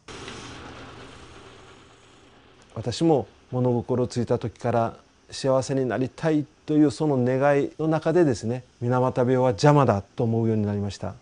家族にも隠し、家庭を持ち、そしてやがて子供が生まれました。女の子でした。娘が大学に向かうその前日だったと思います。私にこんな言葉が書きました。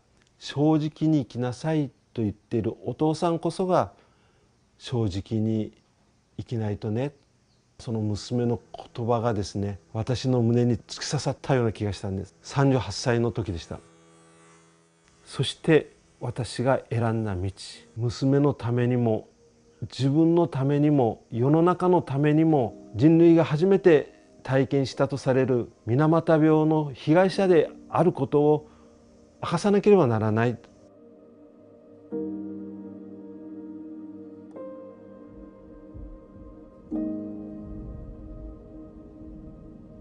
認定を受けてからこれから私はどう生きるのかということをさらに自分に問いかけた時に、語り部になって世界中の人たちにまず伝えること、その中で2013年はですね、水俣から世界に水銀に関する条約、水俣条約を発信することができました。開会式でですね、スピーチを行ったわけです。水俣病を悲惨な出来事で決して終わらせないでほしい。水俣病を世界が教訓として役立ててほしいということを強く訴えました。世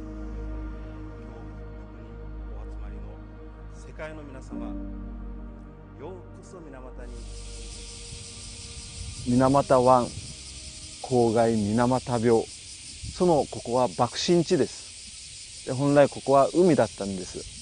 広大な埋め立て地をさまざまな形で活用して新しい水俣をですね、少しずつ取り戻しつつある。ここは未生の森といいます。偏見差別を一日でも早くなくし、本来の水俣を取り戻そうという願いの中でですね、取り組まれたこの未生の森。その森がですね、こんなに大きく成長しているわけです。私は許可をいただいて枝を切り、そしてその枝からですね、新しく生まれる生命、祈りのこけしというのを今まで4000体以上掘って渡してきたんです。水俣病の被害に遭ったものができることを世界の人たちに伝えることによって世界が勇気と希望を持ってくれるんじゃないかな。水俣病は決して終わったわけではない。これからそういう意味でも水俣は世界に発信していく拠点になるんじゃないかな。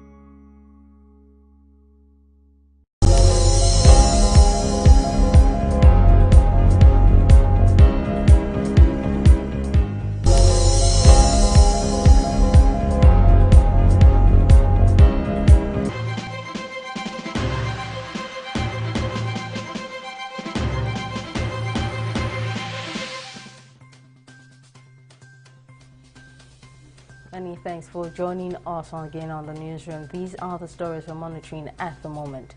With just days to the governorship and state houses of assembly elections on March 18, the Independent National Electoral Commission (INEC) has tonight blocking Southeast and South-South ad hoc staff from participating in the Lagos State election. A Twitter user had on Wednesday alleged that INEC excluded staff from the geopolitical zones from sensitive election duty ahead of the elections. Reacting in a statement signed by Tadeshe Adenike, the HOD, Voter Education and Publicity in Lagos, the Commission said that members of staff that are Igbos were all returned to work as collation officers in the forthcoming elections, while all supervisory presiding officers still maintained their positions.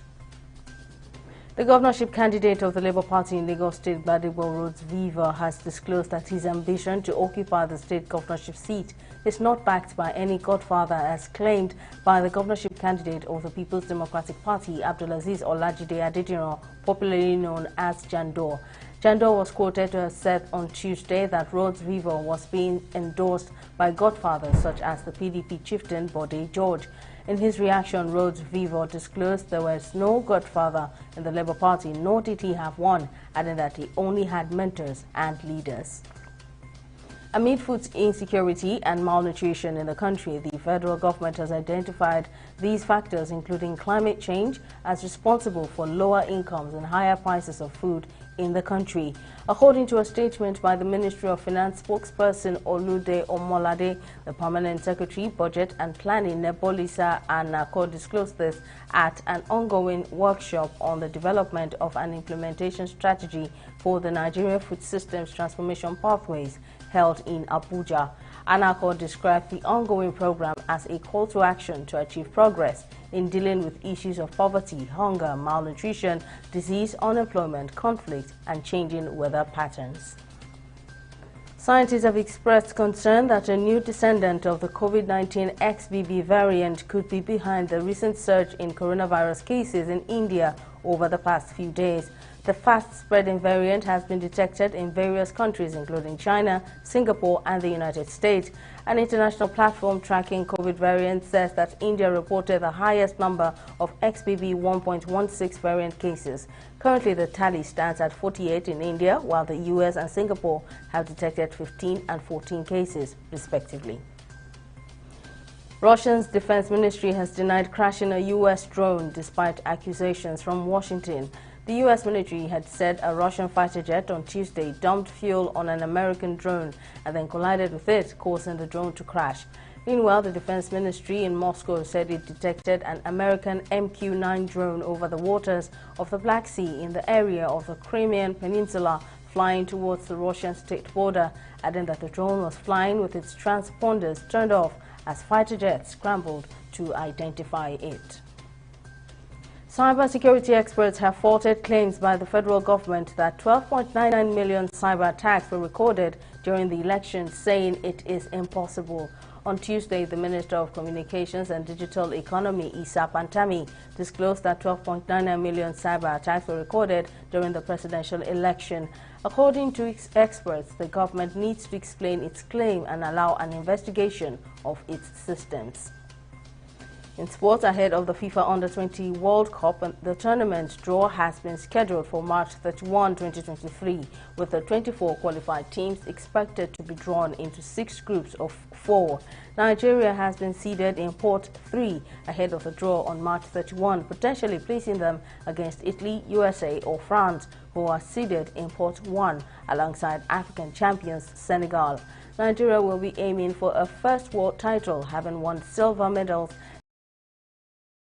5 after coming second against Portugal and Argentina, respectively. That's the latest on the newsroom. Many thanks for watching.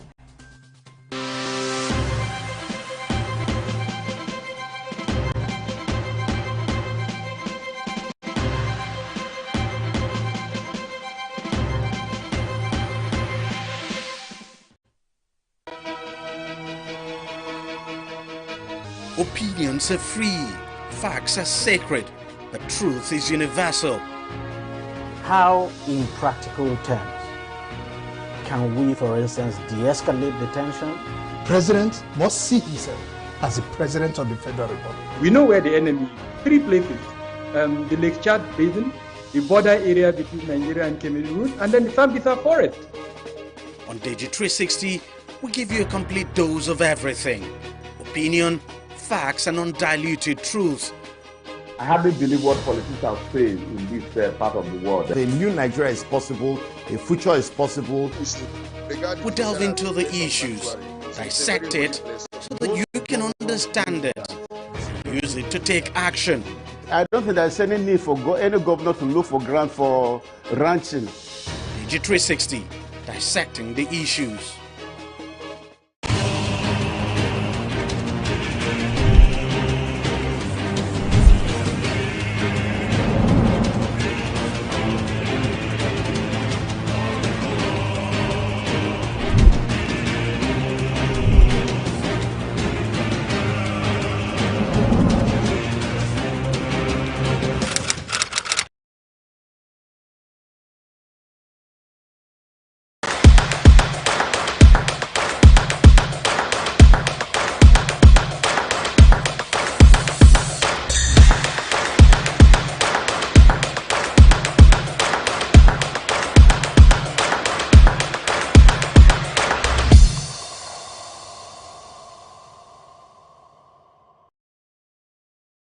Nigeria's constitution, like America's, begins with a simple and profound idea. We the people.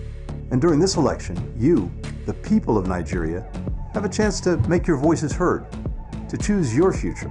The United States does not support any individual candidate for office. But we strongly support a peaceful election that reflects the will of the people of Nigeria. Because free and fair elections in Nigeria help create a freer and fairer world for everyone. Your vote matters. This election matters, not only to Nigerians, but to the rest of the world.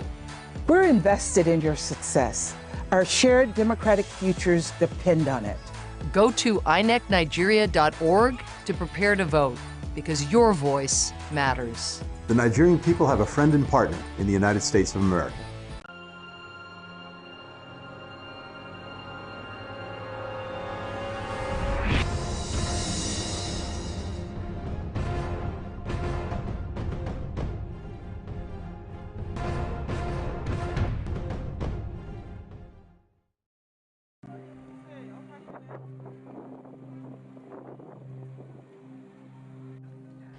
Lorsque les déplacés ont commencé à venir, c'est vrai que nous avons toutes pleuré. On a vu des femmes en état de grossesse, des femmes avec des petits-enfants. Ce n'était pas facile. Le plus souvent, elles ont des problèmes avec les bandits qui sont sur les routes, qui cherchent à les violer, ou souvent qui prennent tout ce qu'elles ont comme bien.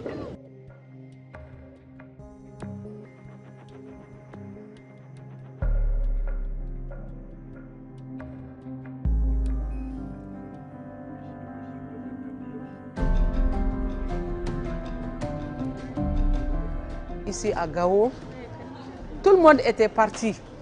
Par exemple, les hommes, parce qu'ils avaient des difficultés. Donc les hommes étaient partis, laisser les femmes à elles-mêmes.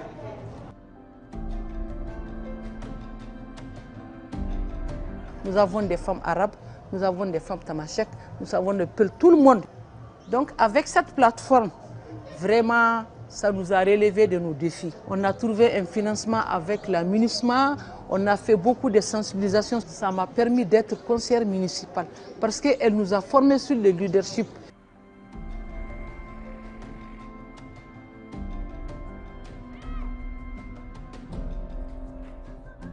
Mon domaine en tout cas d'intervention, ça a été spécifiquement au niveau des femmes et des enfants. Depuis que j'ai fini mes études, c'était mon choix. La principale vocation vraiment, c'est de travailler pour réussir. Je suis en train de griller de l'arachide pour le transformer en pâte. On est handicapé, mais le handicap ne nous empêche pas de travailler. On a les capacités. Tant qu'on est avec Tata, on peut. On a un espoir, un grand espoir. Ma fierté, c'est le changement que je vois. Et aujourd'hui, je vois le changement de comportement. Je vois le changement dans leur participation à la vie publique. Le ravage que fait le Covid dans nos familles, et vu la place des femmes dans la propriété et le respect des règles d'hygiène dans une famille, je me suis dit pourquoi ne pas initier un grand nombre d'associations féminines à la fabrication du savon.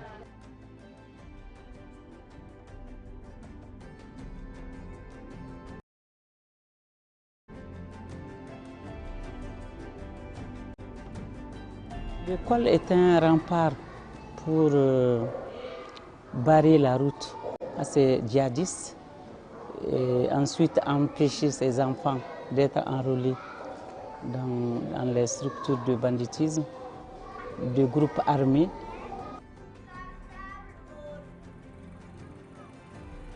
Le secret au niveau de ma famille, c'est que nous sommes solidaires. Ce qui symbolise beaucoup, c'est le travail. Moi, je pense que c'est le travail. Elle travaille dur, parce qu'elle se bat toujours, elle a toujours des projets dans la tête.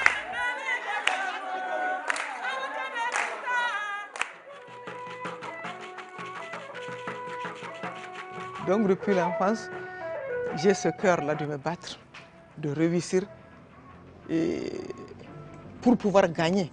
Je ne gagne pas tout le temps, mais je ne me décourage pas.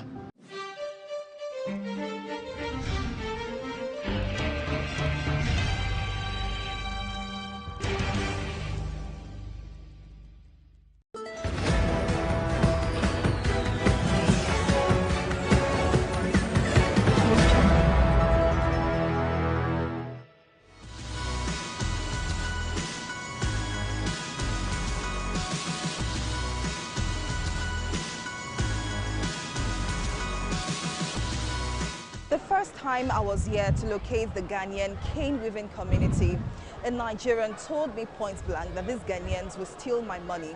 I was curious and I wondered why these two nationalities who share same profession would have such level of animosity between them. And I'm here to find out why. If you're familiar with Maryland in Lagos, it is difficult to miss this beautiful display of handmade cane crafts. Beneath the Maryland Bridge, linking the Ojota area of the city, cane-based products such as chairs of all varieties, living room seaters, house decor, as well as baskets of all shapes and sizes are sold here.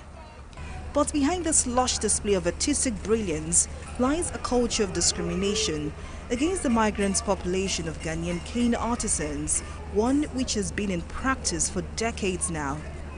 Unlike their Nigerian counterparts, Ghanaian cane artisans are restricted to a remote part of this cane weaving community. So what is the genesis of this unfair practice, and why has it been perpetrated for so long? To find out, we paid a visit to Monkey Village, just behind the Maryland cane weaving community, where the Ghanaian cane weavers live and work. This is Monkey Village, right here in Mende, Maryland, Lagos, Nigeria. In what appears to be the outback of the area, Ghanaian cane weavers are not allowed to venture beyond these parameters. While Nigerians are allowed to display their products, Ghanaians serve as laborers who manufacture these cane products for a fixed price. 54-year-old Adeyemi Bolarinwa concentrates hard as he weaves this basket. His calloused hands work deftly, and in a matter of minutes, he finishes one of his orders. Bolarinwa's father is Nigerian, but his mother is Ghanaian. Despite his being a Nigerian, Bolarinwa cannot sell his products directly to buyers. He can only sell to a group of Nigerian cane weavers, who in turn sell directly to customers. It's a rule among the Cane Weavers Association here which restricts non-Nigerian cane weavers from dealing directly with customers.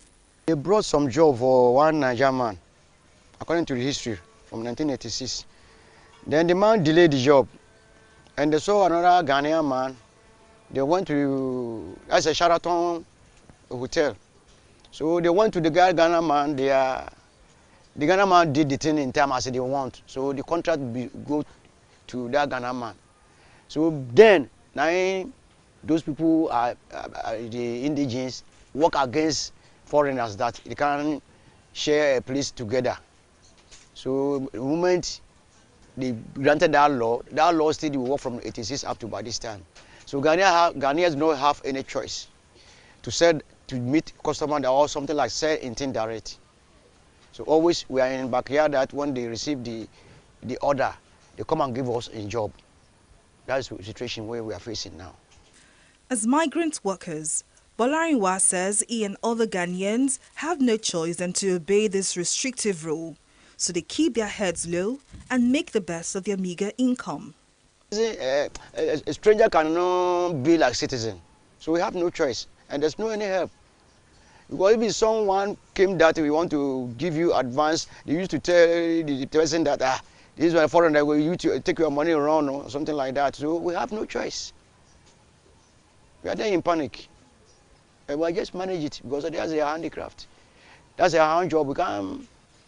That's my professional. No, actually, it's my professional. So anyhow, bear it. I'll manage it. We asked Bolarinwa if the Ghanaian cane weaving community in Maryland had made any attempt to report to relevant authorities. He says no one has come to help despite many complaints. We used to let people from Ghana embassy to come and interview us at times. But there's no help. There's no help. We try a lot. We joined their group, Nagacon and this and that, but at times, the way the thing they go, we see that there's no help. So the work will be like a struggle. The struggle for our needs. Anyhow, we manage it and bear it. It gives further details of the mode of operation between the Nigerian cane sellers and the Ghanaian cane weavers. We arrange every basket within price, where it's a popular no. Then any quantity where the person want to come and book from you, he can give you advance. Then after finishing the product, we take your balance. That's the way we are going. Then I submit for them, I take my balance. Some people are pay cash, some people can give you in half basis. He can give you advance. When you finish, supply the thing to the who come and done the work with you. Then you take your balance from. We have no chance because there's no shade. He cannot give you, as a foreigner, he cannot give you shade to shade your market. They share by themselves. Kwaku Noah is another Ghanaian cane weaver in Maryland. For 15 years, Kweku has struggled to make ends meet due to the trade inequality he suffers. Maybe the price we are going to sell for woman as this back here. If I did roadside, one day, God goes see me about a better customer where I can sell for the person where I could see gain pass where I did. So it affects us. So if we are on the roadside, I'm sure say we go see better customer pass, better price pass what we are gaining as the back here. Fed up with the unpleasant situation, a number of Ghanaian cane weavers have either moved back to their home country or adopted other trades. Now the once boisterous community has become a shadow of itself. Before, we are more than 20 or 30 people. Right now, I remember maybe roughly, I can say about 5 or 4 people now we remain. Before we are more than 37, but things know the balance. And then you know they get assist to support the work. Everything I'm money now, so if you know get any way to get something assist your business, you can go forward. So right now I know they easy for us. As you can settle another side like that, it's money, because to get a place to stay, it's money, but how to money no day on hand like that. To confirm these allegations and to understand the root cause of the act of discrimination against the Ghanaian cane weavers in Maryland area of Lagos, I paid a visit to the chairman of the Cane Weavers Association in Maryland, Dennis Omadide. Surprisingly, Omadide confirms everything we've heard from the Ghanaian cane weavers. He explains that the Ghanaians are restricted for 2 major reasons. They work fast and they charge less. These 2 factors, he says, could disrupt the profit margins of Nigerian artisans. To make the market so polluted, that's what I mean. But they produce fast. They produce fast. So by the time you are trying to draw a kind of item that will come to market, it's like this. Then when they overflow, then that market will not depreciate on that area. The reason why we do that, they are trying to frustrate the market in terms of sales in the beginning. So that's why we notice that instead of that to happen, let us stay on their own, then we should stay on our own. Omadide says while the migrants are not allowed to mix with Nigerians and display their trade, they are however free to establish their business in other locations. That is the normal procedure, the constitution, what we have. That when they come, they will work for us. We normally collect basket from there to sell to our customer. So we don't want them to close to us in that way. It's like they will know how much we have selling to the other. So that is why they not do it. But now it is old. For now they have assets free, direct to customer. But they are not the midst of us here. Some day for Abanikoro, some day are turning down. That is how. So whose responsibility is it to protect the interests of Ghanaians in Nigeria? We had requested an official response from the Ghanaian consulate in Lagos to find out if the mission is aware of the discrimination and what it is doing to stop the menace. TV360 Nigeria did not receive an official response from the Ghanaian consulate, but in a meeting we had with the Consul General, Senator Gifty Bukari, key officials of the consulate, the president of the Ghanaian community in Lagos, Augustine Appiah, as well as the Ghanaian cane weaver, Charles Sapong, it appears the consulate is aware of the problem, but may not want to ruffle any further. I'm just coming out from a meeting with the Ghanaian Consulate General, Senator Gifty Bukari, who appeared irate about a request for an interview, especially the part that spoke about publishing the findings of this investigation with or without an official response from the consulate.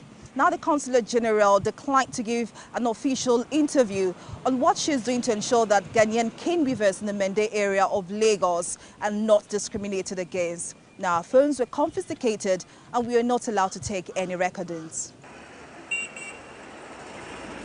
As the second largest country with a migrant population of over 1.3 million, Nigeria has a national policy to address labor migration issues. Page 21 and 22 of the National Policy on Labor Migration clearly states that migrant workers have the right to negotiate by collective bargaining, enjoy freedom of movement, as well as upholding equal treatment and non-discrimination regardless of migration status. But it appears some Nigerian businesses are not willing to accommodate migrants. Director General of Nigerian Association of Chambers of Commerce, Industry, Mines and Agriculture, Nasima Shola Obadimu, says the unfair treatment of Ghanaian cane weavers is nothing short of bullying. It's just a case of bullying.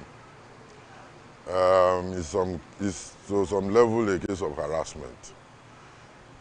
You know, even within the Nigerian environment, you can open a shop and start selling pepper, and the second day some people will come to you that they want to seal your shop.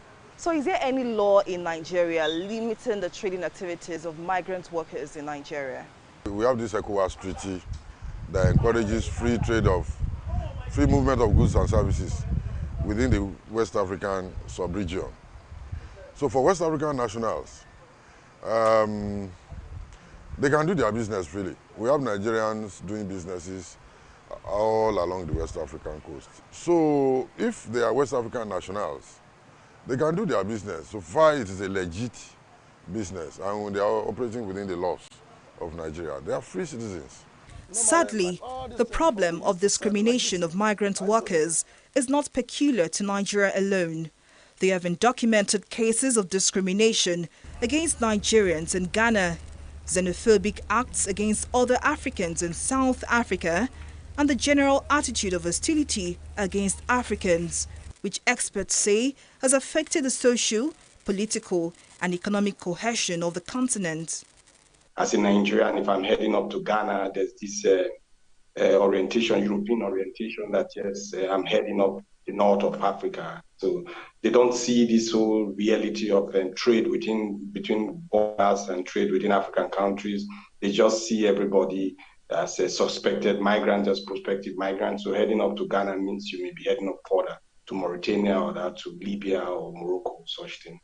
So and in this whole situation, people are made to be criminal, made to appear like criminals, because the moment you go across the barriers, the borders, and then you are not with the right documents, so to say, then you are seen as a criminal. And being a criminal means, yes, you have been identified as somebody who is illegal.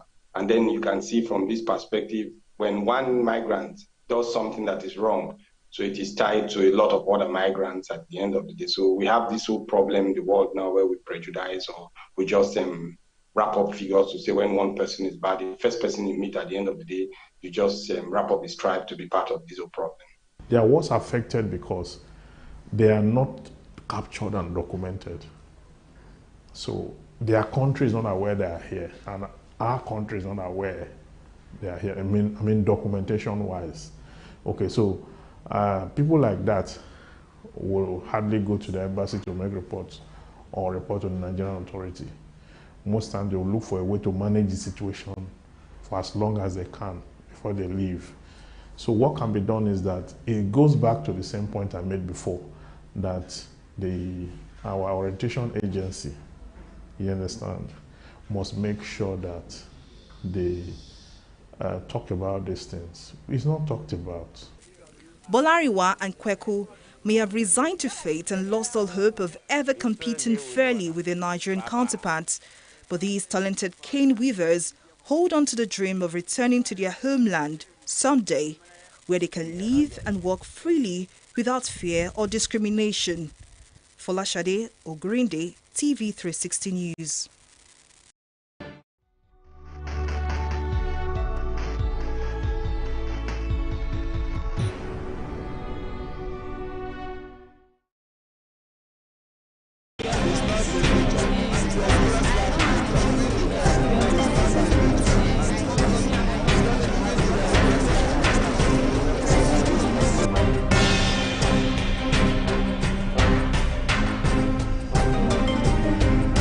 I don't know how to swim, but when they load me in the boat, we were like 155 people in one boat.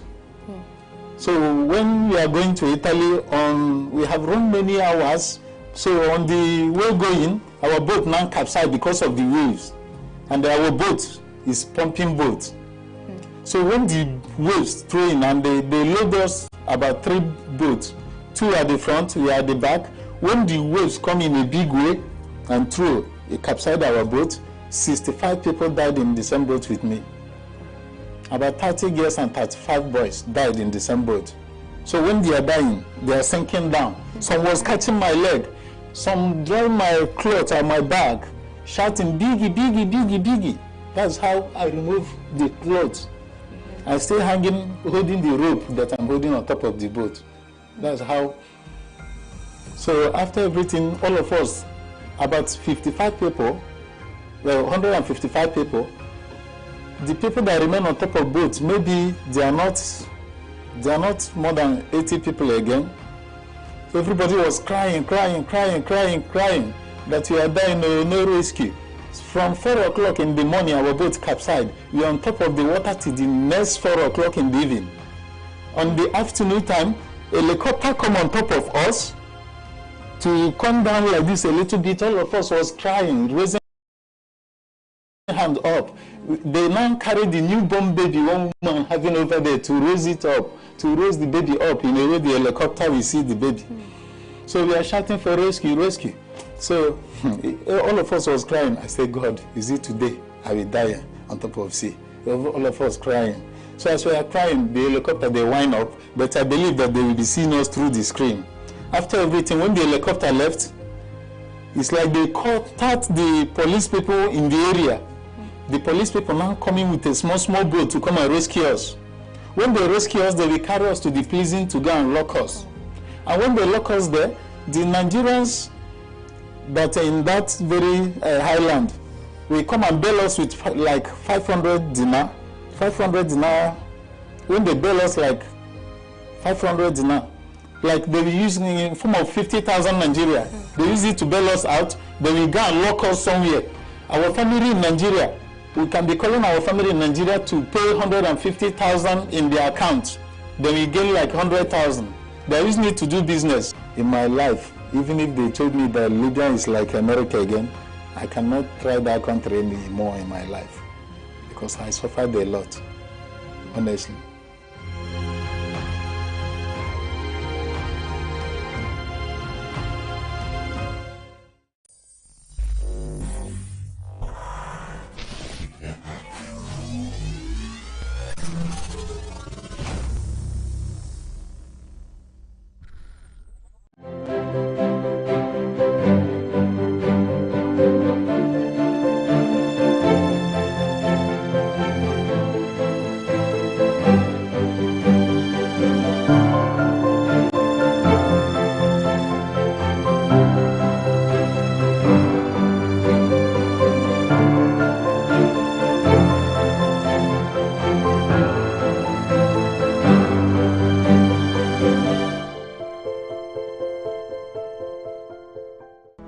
The majestic River Niger,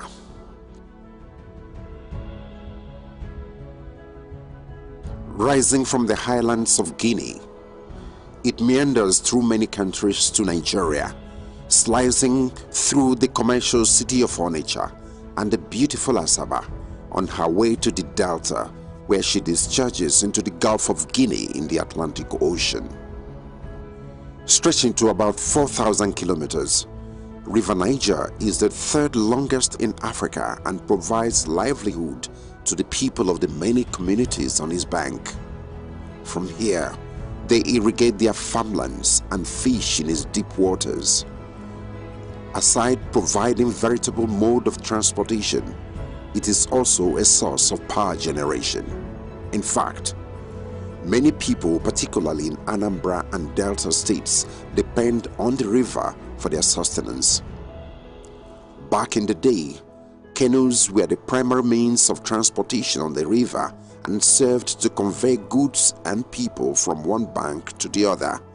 But in 1965, 5 years after independence, the first Niger Bridge constructed by Dumez was completed.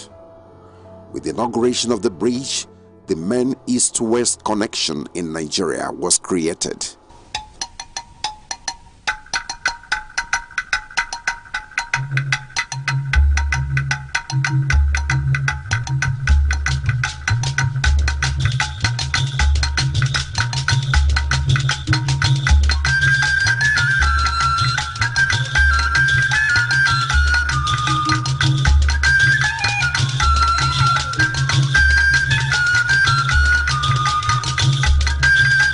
For Southeasterners, homecoming is everything. They return en masse at festive seasons to celebrate with kinsmen. But quite often, the frightening gridlock on the old bridge turns the homecoming trip into a nightmare. Femi Adesina recalls the harrowing experience of a friend who spent 6 hours trying to cross from one end of the bridge to the other. That friend I had known long before now called me and said, please, what could I do? I said, what was the issue? He said he had been on the River Niger Bridge for 6 hours. 6 whole hours. He said, can I call somebody so that they can intervene and let the bridge flow? He said, 6 hours from the foot of that bridge, that when traffic flows, you can cross that bridge in 5-7 minutes. He said 6 hours they had spent on that bridge, and there was no hope that they would get to the other side. But then there are those with more bitter tales to tell. On this same bridge, homebound families are known to have been trapped for hours and days on end. I have slept there, so I can have a first-hand experience of the challenge. So in situations like that, it's a nightmare, because you may even come there thinking that you are just you have stayed 1 day. Some people tell you they have stayed 2 days, especially during festivities. It's usually a very major nightmare. Aside the nightmarish experience of the users, the bridge also poses danger to motorists as a result of the heavy load it bears. I've had awful experiences flying through that Niger Bridge. It has been an awful experience where we have a dilapidated bridge that for so many years it has lasted. It was so dilapidated that sometimes you'd be scared that you might end up having your car get into the river. So it's an awful experience. There has been lots and lots of tales about that place. We've had records of the bridge quivering, motorists on the bridge actually feeling the quakes and tremors from the bridge. So it was, in one way or the other, going to end up being a nightmare. It was actually a catastrophe just waiting to happen.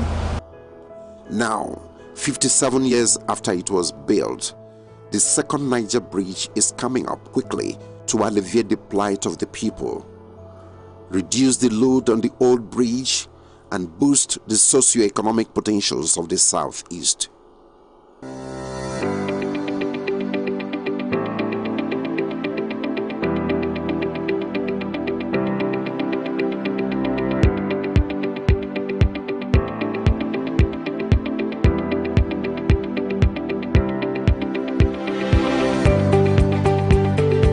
The bridge is very nice. It's very good. So we believe that since the new Niger Bridge have passed, we believe that development can come.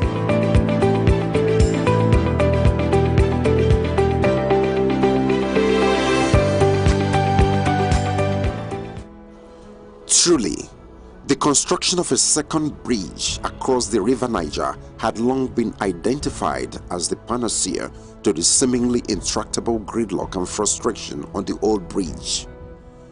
Until 2018, it was the subject of intense politicking.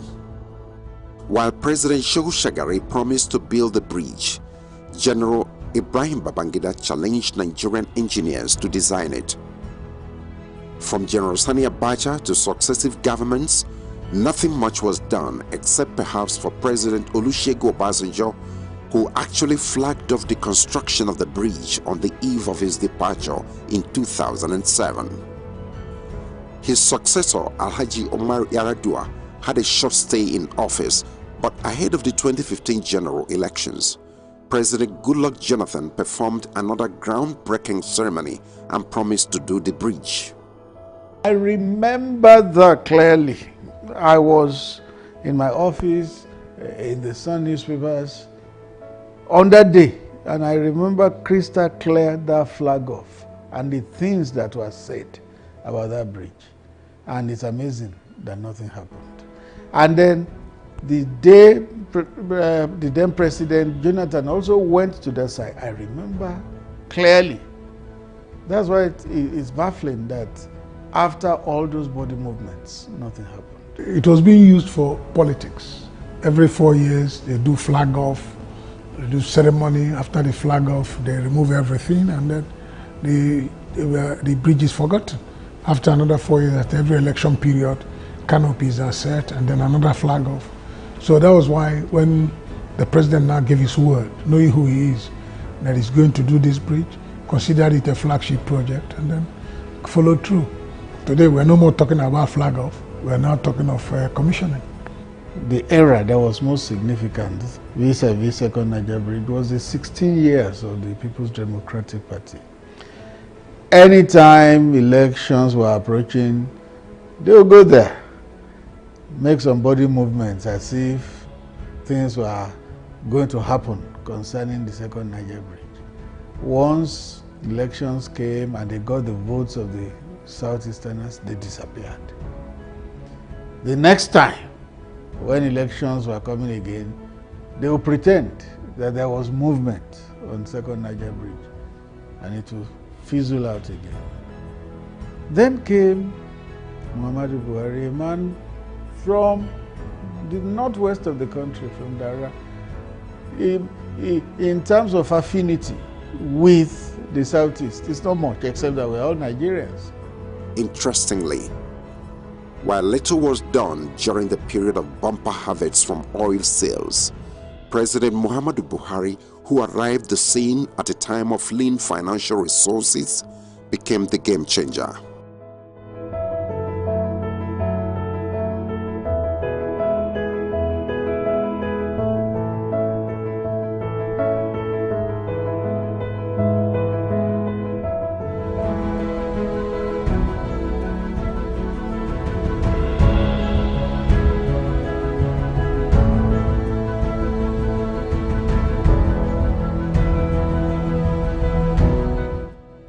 Without the boastful promises and grandstanding of the past, President Buhari plunged headlong into the project.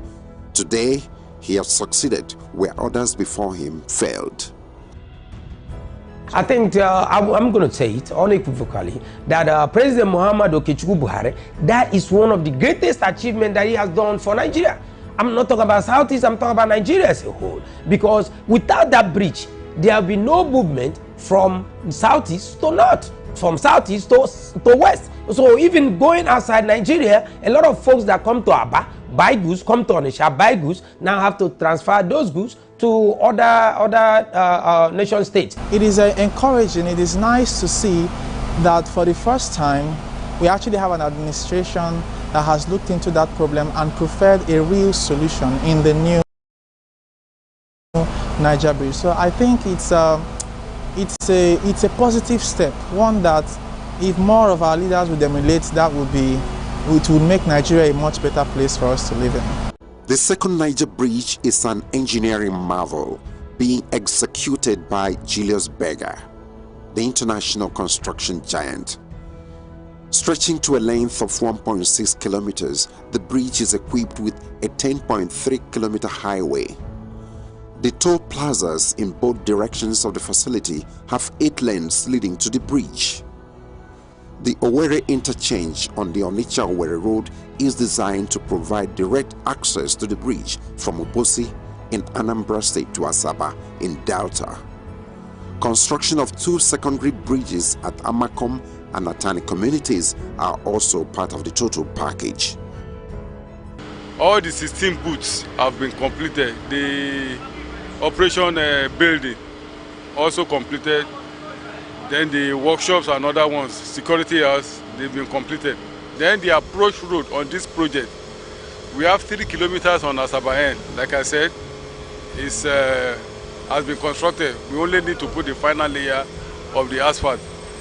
Then on the Onitsha end, the Anambra end, we have completed more than half of it. On the eastern side of the bridge lies the ever-bustling Onitsha, a commercial hub that embodies the resilient and enterprising spirit of the people of the Southeast. The Onitsha main market, reputed to be the largest in Africa, attracts visitors from across the continent and contributes to the hectic commercial environment of the city. As a result of the intense economic activities in Onitsha and beyond, traffic holdup on the old bridge is perpetual and frustrating.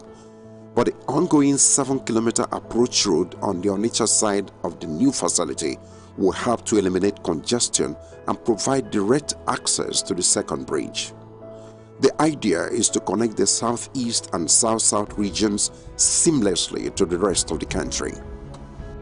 You see, you are talking of a bridge that links Anambra State, southeast, Abia, Imo, to the entire Nigeria, coming through Lagos. All right, that is the route. All the containers that come from Lagos coming to the east, that's the route they use. It's quite enormous. It's something that, if you look at the economic benefit, you get very excited.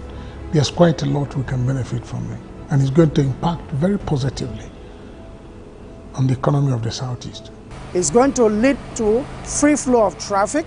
Of course, even our people who reside in other parts of the world, in other parts of the country, once there is a period of festivities where all of our people return home to celebrate Christmas, Easter, and what have you, they will not hesitate. Most of them will come back home, and coming back home brings happiness home. Economically, economic will become viable because goods will move freely between other parts of the country and the southeast. Business will boom and everything will pick up. On the other side of the bridge lies the serene city of Asaba, the capital of Delta State and once the colonial headquarters of the Southern Protectorate of Nigeria. Strategically located on the bank of the river, Asaba serves as the main entryway to the southeast from the Lagos axis. Here, traffic is usually heavy on its main highway, but to ease the flow and divert vehicles to the new bridge, a 3.3-kilometer approach road is also being constructed. The second Niger Bridge is the artery between the western part and the eastern part of the country and the rest of the country. You can't quantify what it will do economically. Even apart from the economy, how about the comfort of the people? Going home at festive seasons, our brethren from east of the Niger love to travel at Easter, at Christmas, and other festive seasons. You cannot imagine the relief they will have on that bridge. They have slept on that bridge before. My friend spent 6 hours last December, but people who slept till the next day have that experience. So the relief will come for them. President Muhammadu Buhari is a man of few words. When in 2018 he gave assurance that his administration was going to deliver the project, many people may have taken it with a pinch of salt and perhaps waved it off as a familiar story, a tale by moonlight repeatedly told by past politicians without commensurate action. 4 years after, the dream is set to become a reality. I thank God I'm alive to see the working of that second Niger Bridge. They have gone a long way. I am happy over what I see today. They are trying. They are trying. I pray, let the Chukwu Okike Abioma guide them. So far they have gone. It's been a subject of serious politicking over the years. So our people kind of developed a feeling that it will never come. But all of a sudden, here comes President Buhari, who now announced that he was going to do the bridge and immediately started work. It waited this long because they made it political. Instead of really pulling up their bootstraps and working, they turned it to a political thing.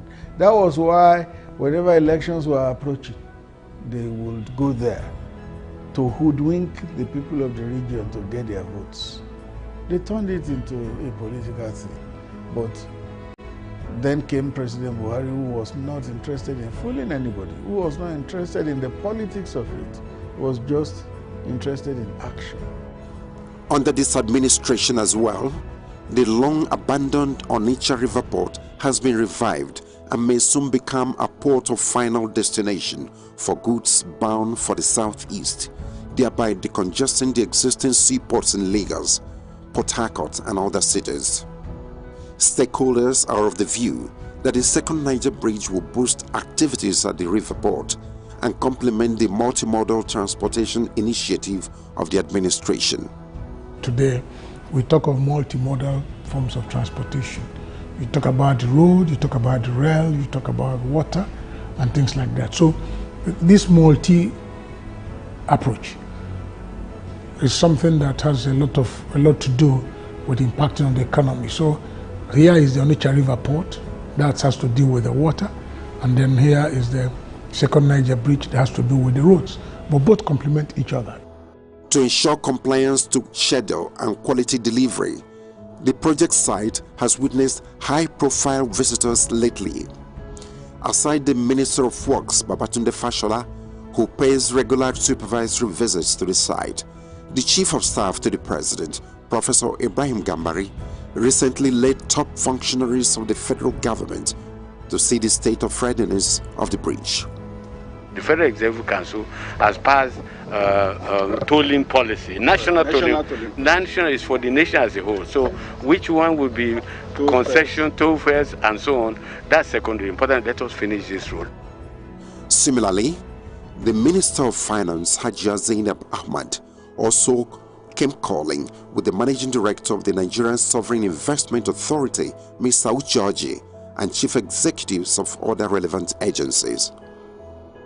For the Minister, it was an inspection and assessment visit to be sure the 157 billion naira so far released has been well utilized.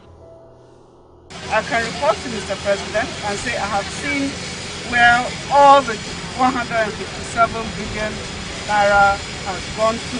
This is a project that is very dear to His Excellency the President. It is designed to uplift the lives and livelihoods of the people of the southeastern part and the southwestern part of our country. Indeed, the transportation industry has experienced unprecedented turnaround in the past 7 years. For a critical sector that supports socio-economic growth, it's never been this good.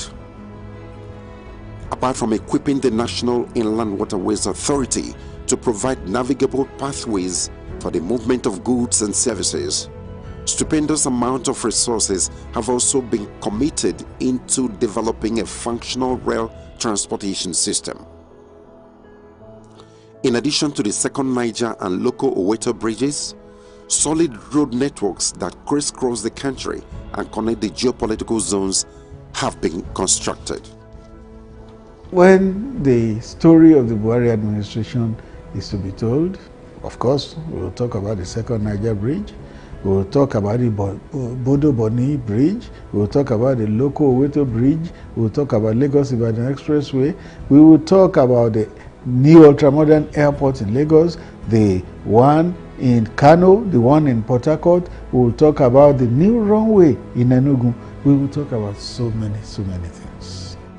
Just as the River Niger provides legitimate employment and sustenance for many families, construction activities at the new facility have also given jobs and livelihood to many people from the region. In addition to this legacy infrastructure, critical road projects and monuments are also being executed in the zone. Despite these huge investments, political detractors had actually tried to sell the false narrative of hatred and marginalization to some gullible natives of the area. With the developmental strides that the president has taken to the south, it's not just the second Niger Bridge.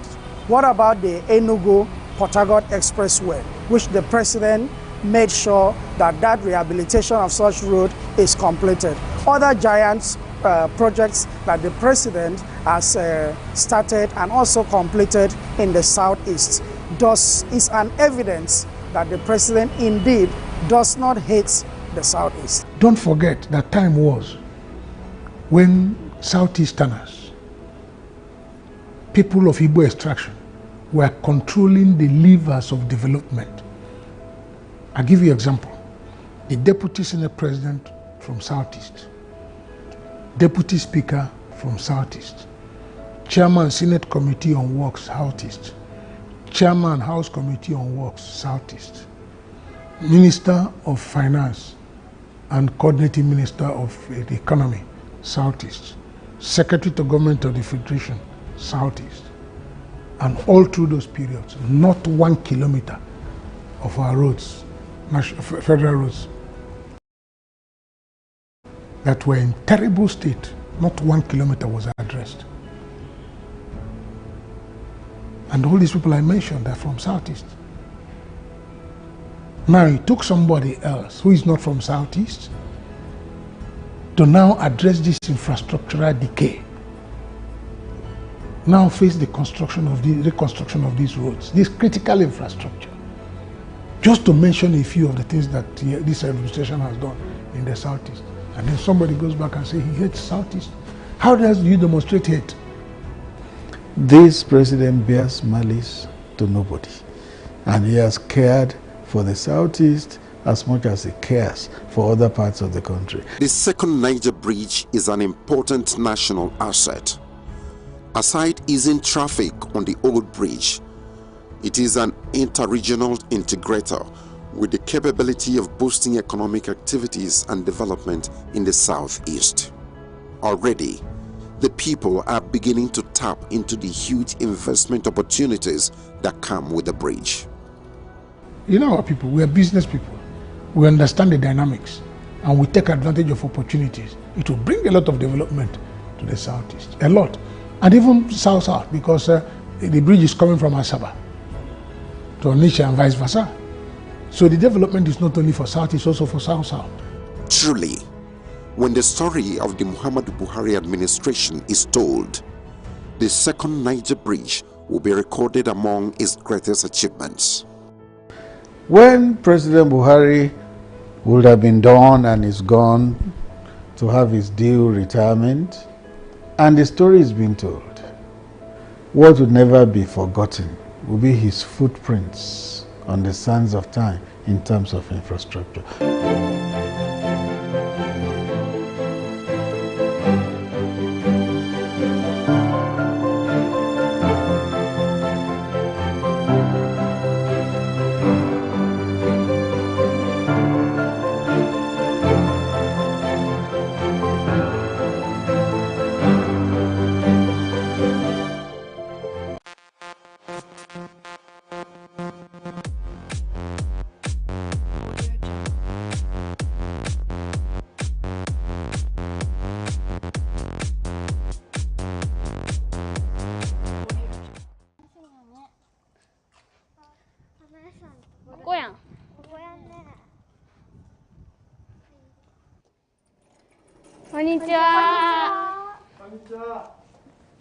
SDGs 新聞の取材に来ました。よろしくお願いします。どうぞ座ってください。ありがとうございます。金井さんではどのような SDGs に取り組んでいるんですか？私のところではですね、今までプラスチックに入っていた鉢をプラスチックから古紙再生紙とかチップを使った器に少しずつ変えてきています。白衣小5年の梅川さなです。細江春です。赤坂和音です。今日は SDGs 新聞の記者として商店街に行ってきます。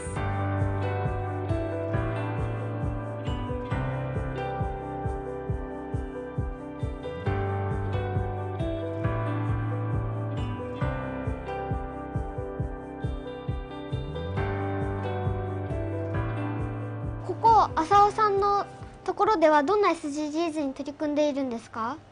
当店では SDGs に関して取り組んでいることは、地元の食材を使ってお菓子を製造しています。地元の食材を使ってお菓子を作ることでどのような SDGs に関わっているんですか？そうですね、地元の食材を使うってことで、15番の、陸の豊かさを守ろう、材料を郵送する時に使う CO2、二酸化炭素の排出量が減ることによって、環境に優しい。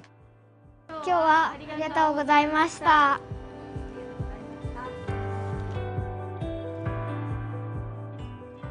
金とかプラチナっていうのは本当に貴重な商品なもんですから、それをやっぱりリサイクル再生をして新しい商品にしていくということは大切な仕事取り組みだと思ってます。